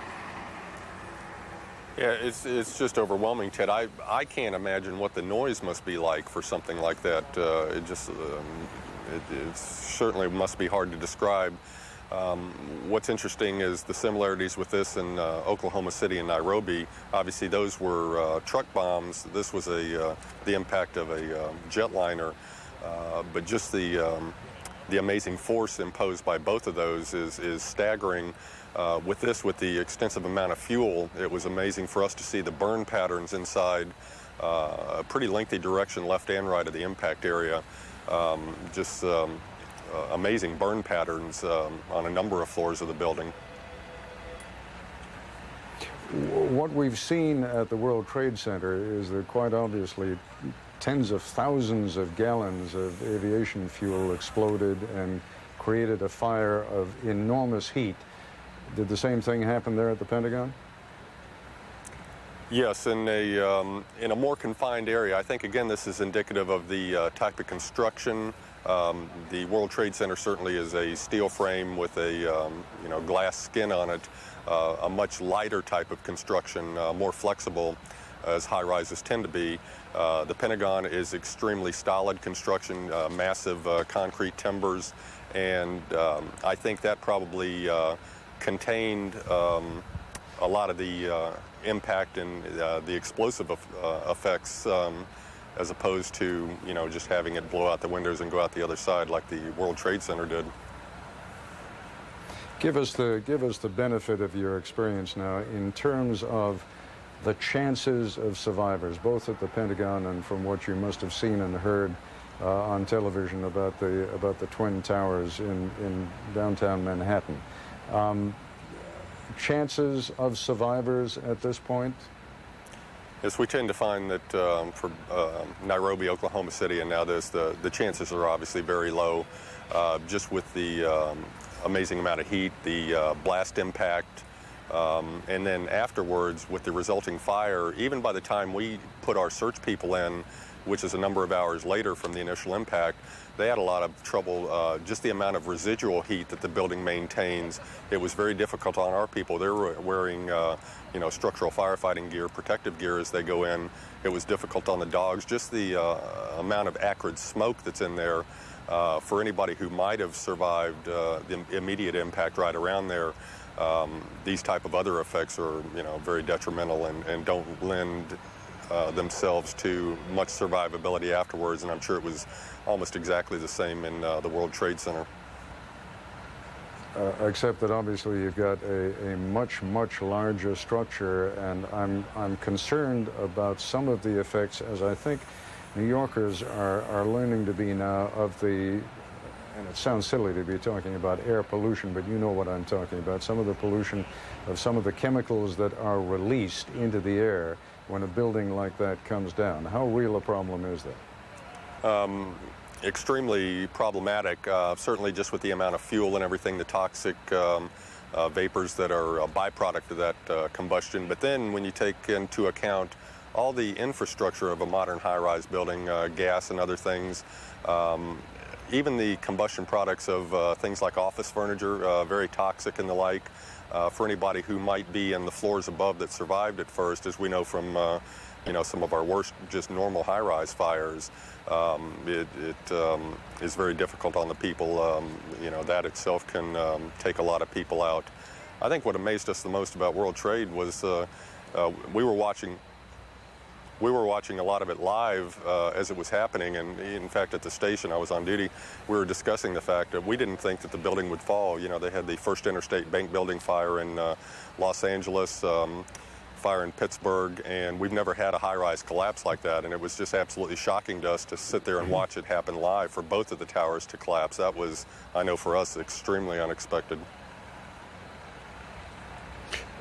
Talk to me now just for a moment about what's happening behind you there at the Pentagon. What actually is the process that is underway? Still search and rescue, or is this just a matter now of cleanup already? We're still in the search and rescue mode because, as in New York City, you're hearing of some of the miraculous rescues. We haven't given up total hope. Very much we're in the mode of the identification of location of bodies, marking of such. That's what our search and rescue teams are doing with a dovetailed effort by the FBI coming in for documentation and body removal. We're making assessments with our structural engineers. We still have these areas right directly at the impact site of collapsed floors. We have to do, and what will ensue over the next couple days is what we call a delayering process, where literally we just pull the building apart layer by layer using cranes, heavy cutting equipment and the like, which when you do these type of things, as you pull maybe a ceiling, a roof section off, and then the subsequent floor under that, it opens up areas of voids. We tend to find victims in this fashion. It's a very complicated process. It's a very dangerous process, and so we do it in a very systematic way. I was about to say, it almost defines the term hurry up slowly. Just explain to us why that prevails at the moment. Well, especially as we get into the latter days, obviously, unfortunately, with deceased victims, time is not of the essence. Our priority there is the safety of the rescuers. I mean, any citizen of our country just knows the negative, the dramatic impact of this. The only thing I could think that would make it any worse is both here in New York City to then have any rescuers either seriously hurt or killed after that. So safety is paramount to all the agencies here, Arlington County FBI, the FEMA Urban Search and Rescue teams and the like. So we try to approach everything in a very systematic way, safety of the rescuers being paramount, and that does lead into this sometimes hurry up and wait type of atmosphere, which is necessary. There's not too many ways around it. It's better to take it slow and methodically, try to do the job right the first time, even if it takes longer. Chief Camelo, you and your men and women there in Fairfax County, the fire department and the fire and rescue there do an absolutely amazing job. You have become justifiably famous worldwide. not just for your skill, but also for the courage and the dedication with which you've gone into these things. Thank you very, very much for the work you do, and thank you especially for taking time out to talk to us this evening. Thank you, Ted. I'm joined now by a former Prime Minister of Israel, Ehud Barak, also a former general in the IDF, the Israeli Defense Forces. Prime Minister Barak, it's good to see you again, although not on this occasion, I must tell you. What do you make of what's been going on? I believe we are in a different world right now and facing this terrible disaster. There is no other way but stand firm and fight back, and I believe that that's what the whole world will be ready to do, shoulder to shoulder with the fighting spirits of America. When you talk about standing shoulder to shoulder and fighting back, I mean, I understand those are perhaps the only words that can be used at a time like this. But as a man who has not only been the political leader of his country, but who has also been the top general in the army, what does that mean when you are fighting back an enemy who does not even publicly take responsibility for what he has done? You're fighting phantoms. I believe the president put it very clearly that there are two levels of kind of objectives. One is the terror thugs and the groups that actually perpetrated these events, and the other is those who are hosting them.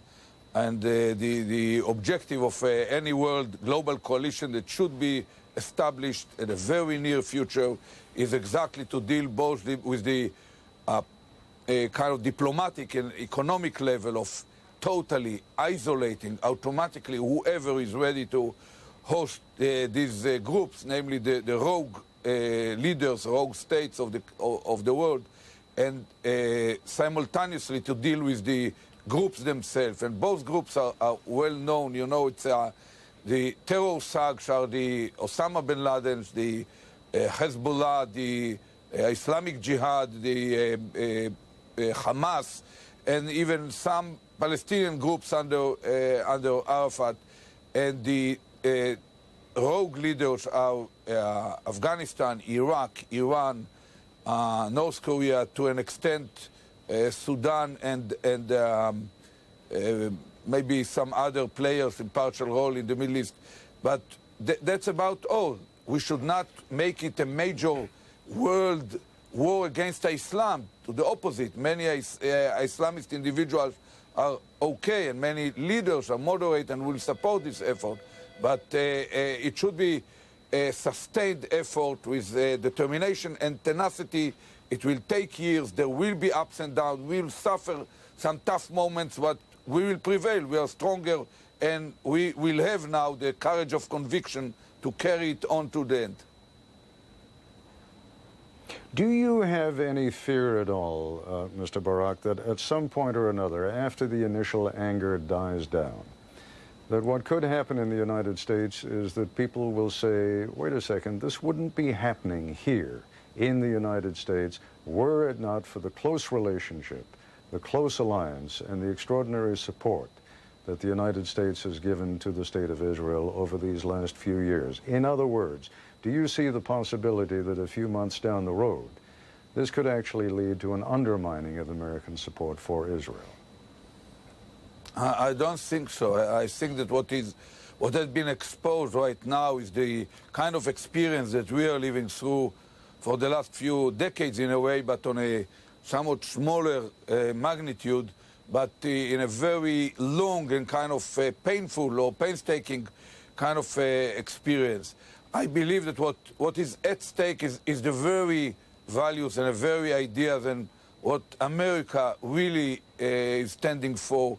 And once you will dive into the saddening experience of reading the list of individuals, and every American will identify his own kind of relatives and acquaintances, and many countries in the world will find that many of their own citizens were there in the World Trade Center or near the Pentagon. I believe that the kind of shock, which is a part of the tragedy, will waken all of us to the same kind of effort that our ancestors had run against the piracy on the high seas. Namely, it became clear that they were a risk to the whole way of life of civilization, and the determination and kind of sustainable effort had been created that within half a generation get rid of this phenomena of piracy on the high seas. When I hear you talk about the democratic nations of the world imposing economic sanctions, for example, tightening the grip on countries like Iraq, you have to look at what has happened over the past 11 years. There was, first of all, this extraordinary coalition that was crafted largely under the leadership of former President Bush, and which held together extremely well during the Gulf War, and then gradually began to fall apart. And the economic interests of different countries around the world have caused them to begin trading again with Iraq. And it's hard to say that Iraq has really been as isolated as the United States, for example, would like to have seen. It's easy to talk about these things now, when people are still searching for the bodies in the rubble. But do the democratic countries of the world really have the sort of tenacity to stick to a policy like this, which, as I think, as you're suggesting, has to be sustained over a period of years? Look, Ted, what happened 10 years ago is just an attempt of a rogue Middle Eastern leader to erase from the map a neighboring country called Kuwait. And Bush Sr., together with the same individuals, I can recall them. I visited twice the White House and the Pentagon during the very actual war.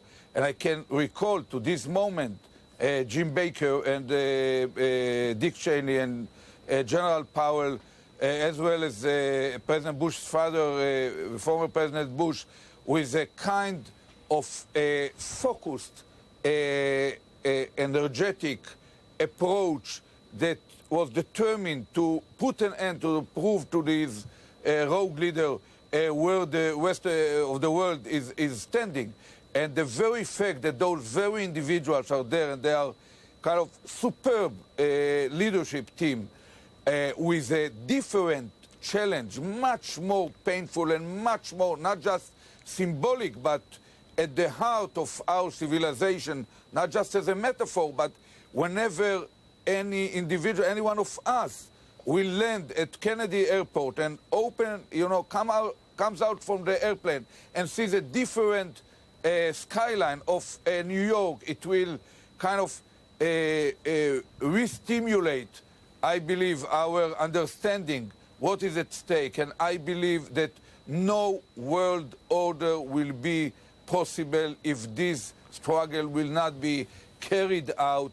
It doesn't mean that all the time the free world will have to use military force. At certain point, I believe that even those leaders will realize that while they are under tight and determined sanctions and isolation from the world, they won't be able to stand firm. And I don't want to go into it right now, but what really held Saddam afloat was the kind of closing eyes by some members of the international community, standing on the sideline, hoping for new kind of fresh contract with Iraq.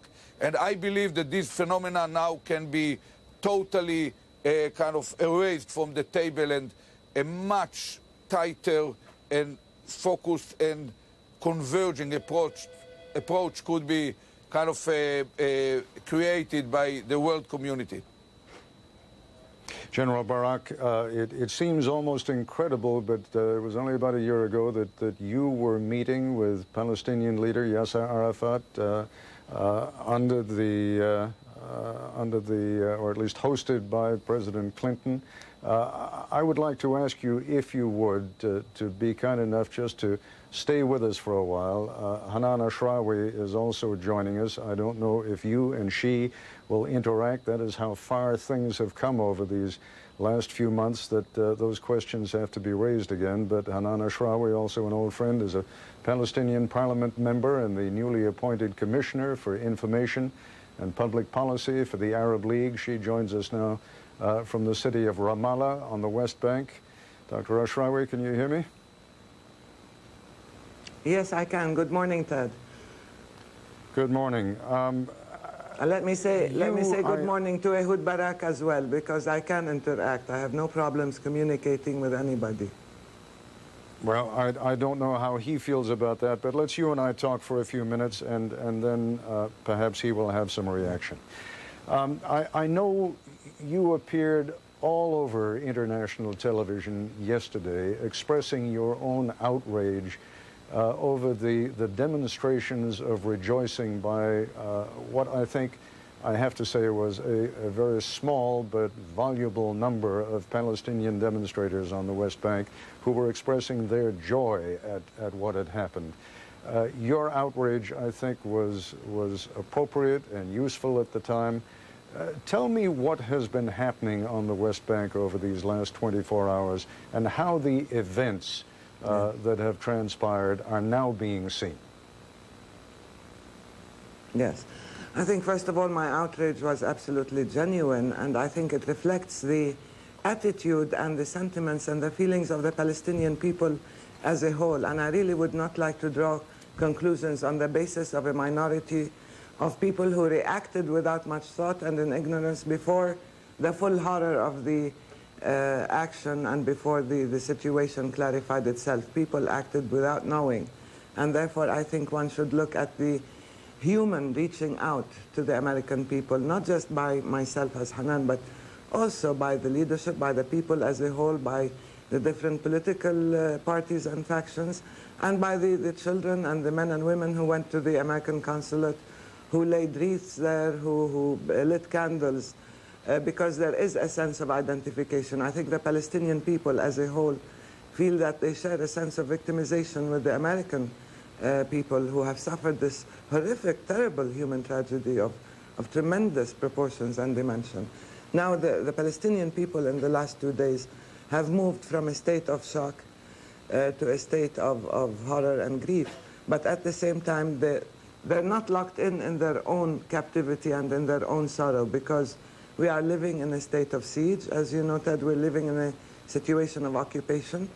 Every city, every village, every camp is totally besieged and isolated. There were incursions, bombings, and shellings by the Israeli army in the town of Jenin and the refugee camp there. Yesterday, 11 people were killed. Today, this morning, 3 Palestinians were killed by the Israeli army. The city of Jericho, Salfit, other places are also being shelled and bombed. And it's ironic that while the Palestinians that I've talked to are identifying with the American people, they're also pointing out to the fact that the Apache gunships, the F-16s, the shells that are being used, the missiles, are all made in the U.S. and funded by American money.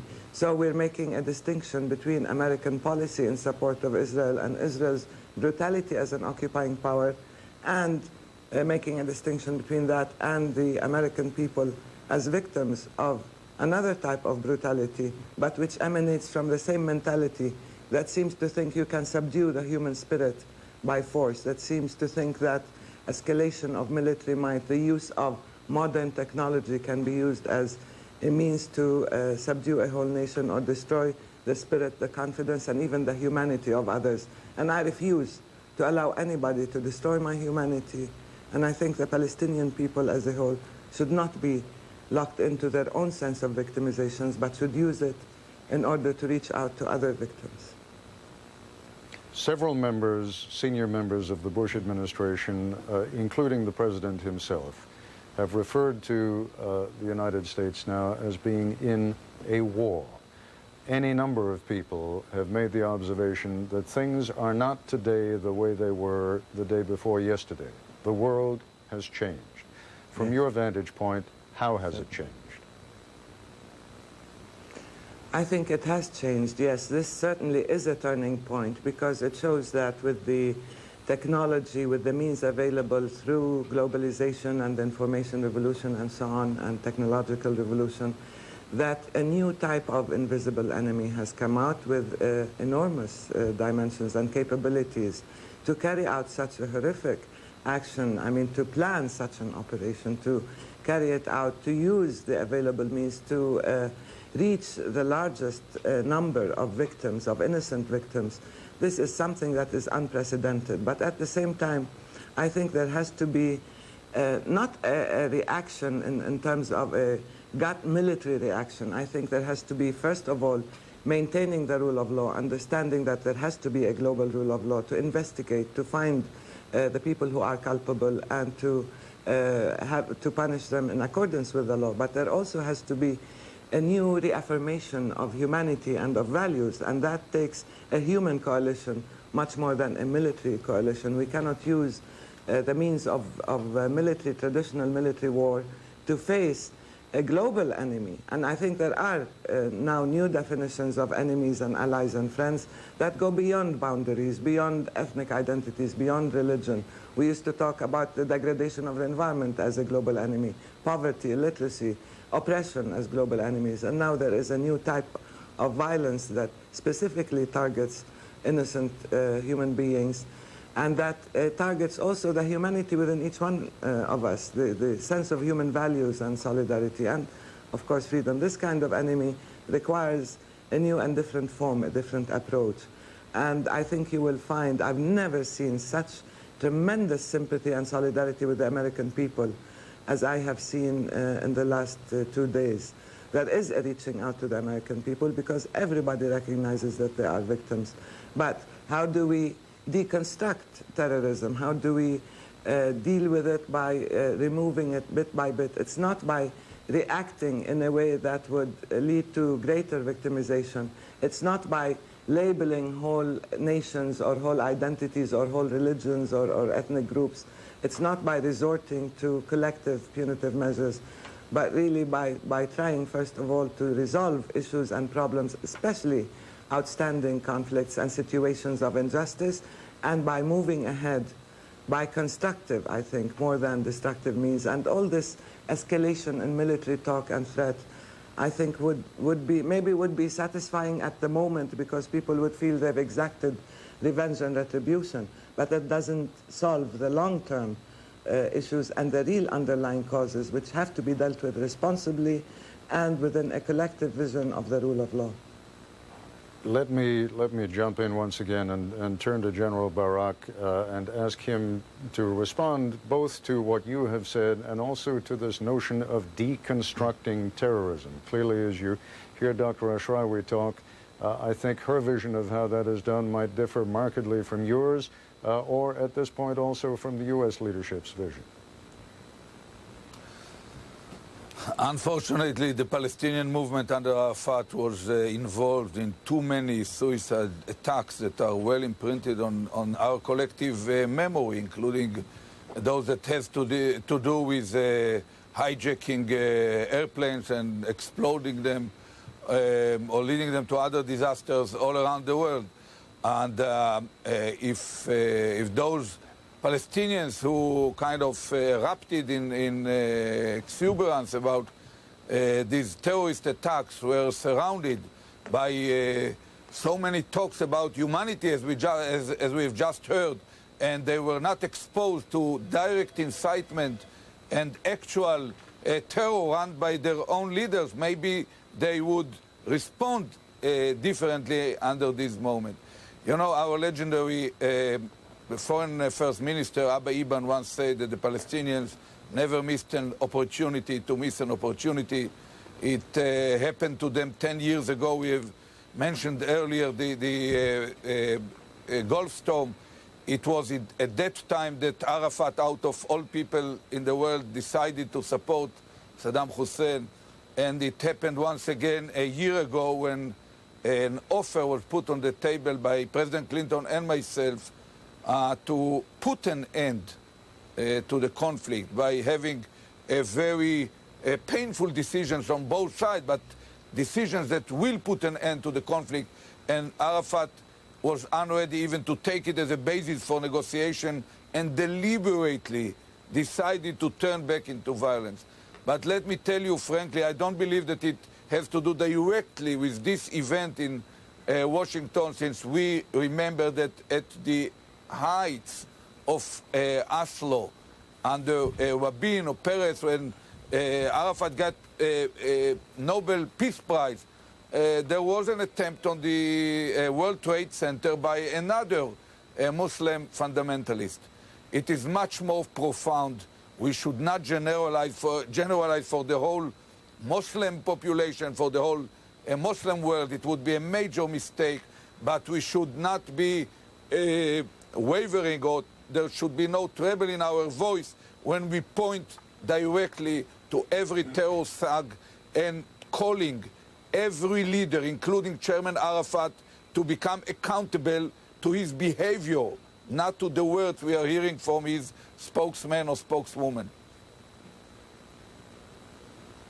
Let me ask you, we could use a little practical advice at this point. As you look at what you have seen so far of the information that is coming in, do you have any sense of who these people are? I mean, do we just seize on the name Osama bin Laden out of desperation because it may be the only name we know? Or do you think he really has an organization capable of carrying out this kind of an attack?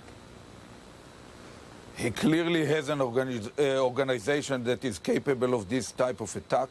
I don't know for sure whether he is behind this, but it's clear to me, bearing in mind the sheer magnitude of this disaster and its immediate results, that the world doesn't have the alternative to ignore his deeds or his capabilities, and he should be part of the objective. Now, he is hosted by Afghanistan, maybe to an extent by the Sudanese, and they also should be held accountable. It doesn't mean that immediately they should be attacked, but they should be called upon for an action, and within a limited time they should act upon him in order to put an end to his deployment, his infrastructure, his training installation within their boundaries. And whoever will refuse to act upon such an information that I believe could be collected by a coordination between the CIA and other similar agencies in the world, I believe that once they refuse, there will be no way but to be ready to attack their own infrastructure or installation until they yield. I should remind you that there was never a question whether Gaddafi, for example, should be cornered. No one really asked who will replace him, what will be the consequences. Once it became clear that he personally was involved in launching these two gentlemen that exploded the Pan Am airplane over Lockerbie, both following American administration, together with British ones, were ready to stand firm, never swaying, and keep a sustained effort until Gaddafi had changed. And this is exactly what had been needed. I can remind you, I remember an American national hero, later a presidential candidate, Bob Dole, in the palace of Saddam Hussein. I remember Jesse Jackson there. I remember Ambassador Gillespie spending months with Saddam Hussein. But once it became clear that what he has in mind is erasing from the map and maybe from history a neighboring country, Bush Sr. and Vice President Cheney and General Powell and many others knew exactly what should be done, and they did it. And I believe that we are in a defining moment. No other behavior is congruent with the legacy and with the real fighting spirit of the American people and of freedom lovers all around the world.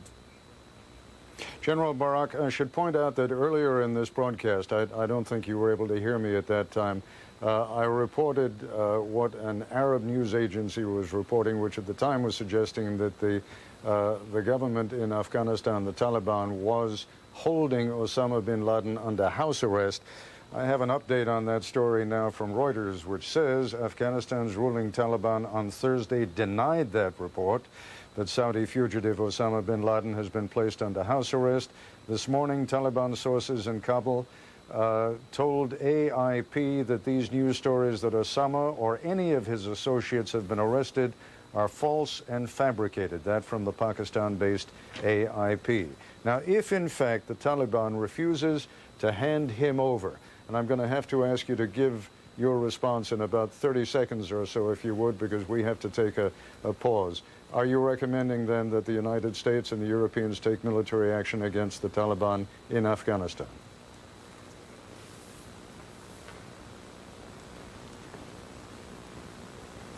If I should answer, I would say that it's inevitable that if nothing will be done in regard to Osama bin Laden, and is really there according to the intelligence, it's not about house arrest.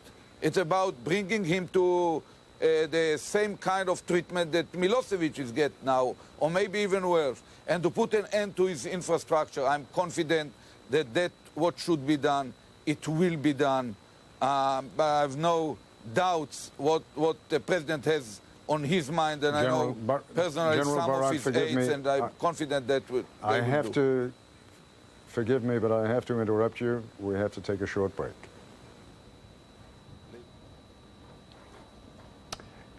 This is Ted Koppel in London, continuing ABC News' coverage, which, as you know, has been going on uninterruptedly now, ever since the attack on the World Trade Center in southern Manhattan, in the southernmost part of Manhattan, and the attack on the Pentagon.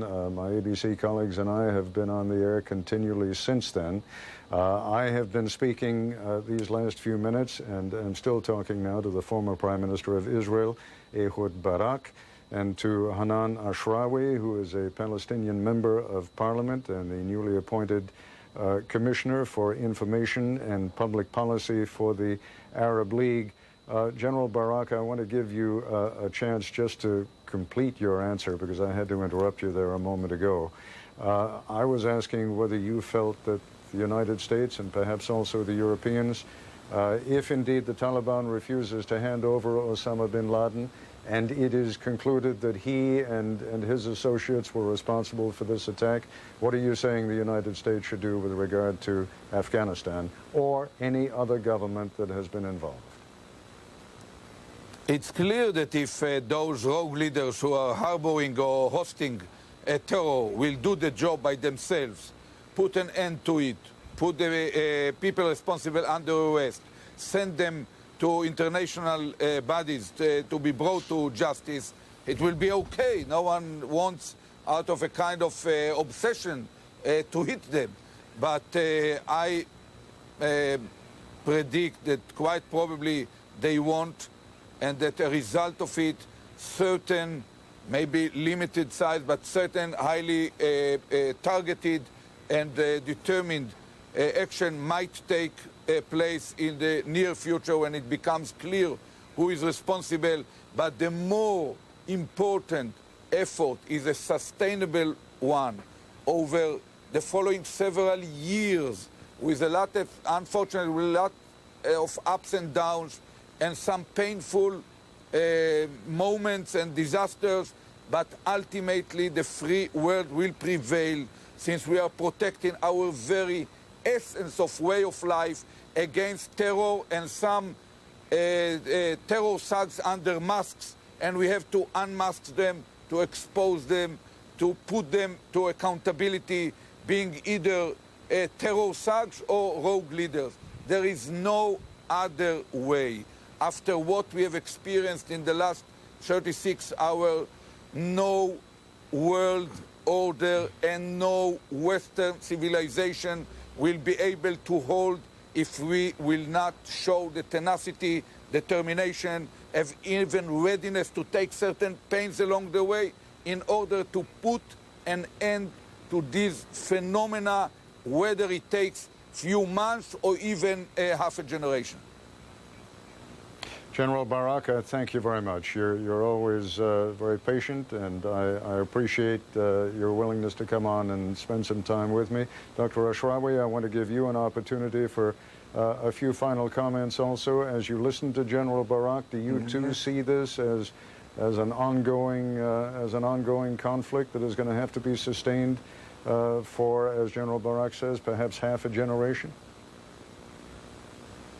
No, I think if there is sufficient will and the ability to intervene and, of course, as I said, to use the available instruments in order to hold people accountable, to try and to punish those who are responsible, and at the same time to resolve these outstanding issues, if we can do them very quickly, then I think we can see results, particularly when we can identify areas of conflict that produce such organizations and groups. I would like to remind you from the beginning that when Mr. Barak started maligning a whole nation and entered into this diatribe against President Arafat and trying to associate us with terrorism, guilt by association, so to speak, that the party that introduced terrorism in our region was Israel during its creation. It was the Jewish gangs, the assassination of Count Bernadotte, the blowing up of the King David.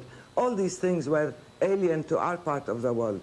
And we are now in a state of siege and occupation, and all the history of massacres against civilians has been carried out by Israel. I don't want to mention, Deir Yassin,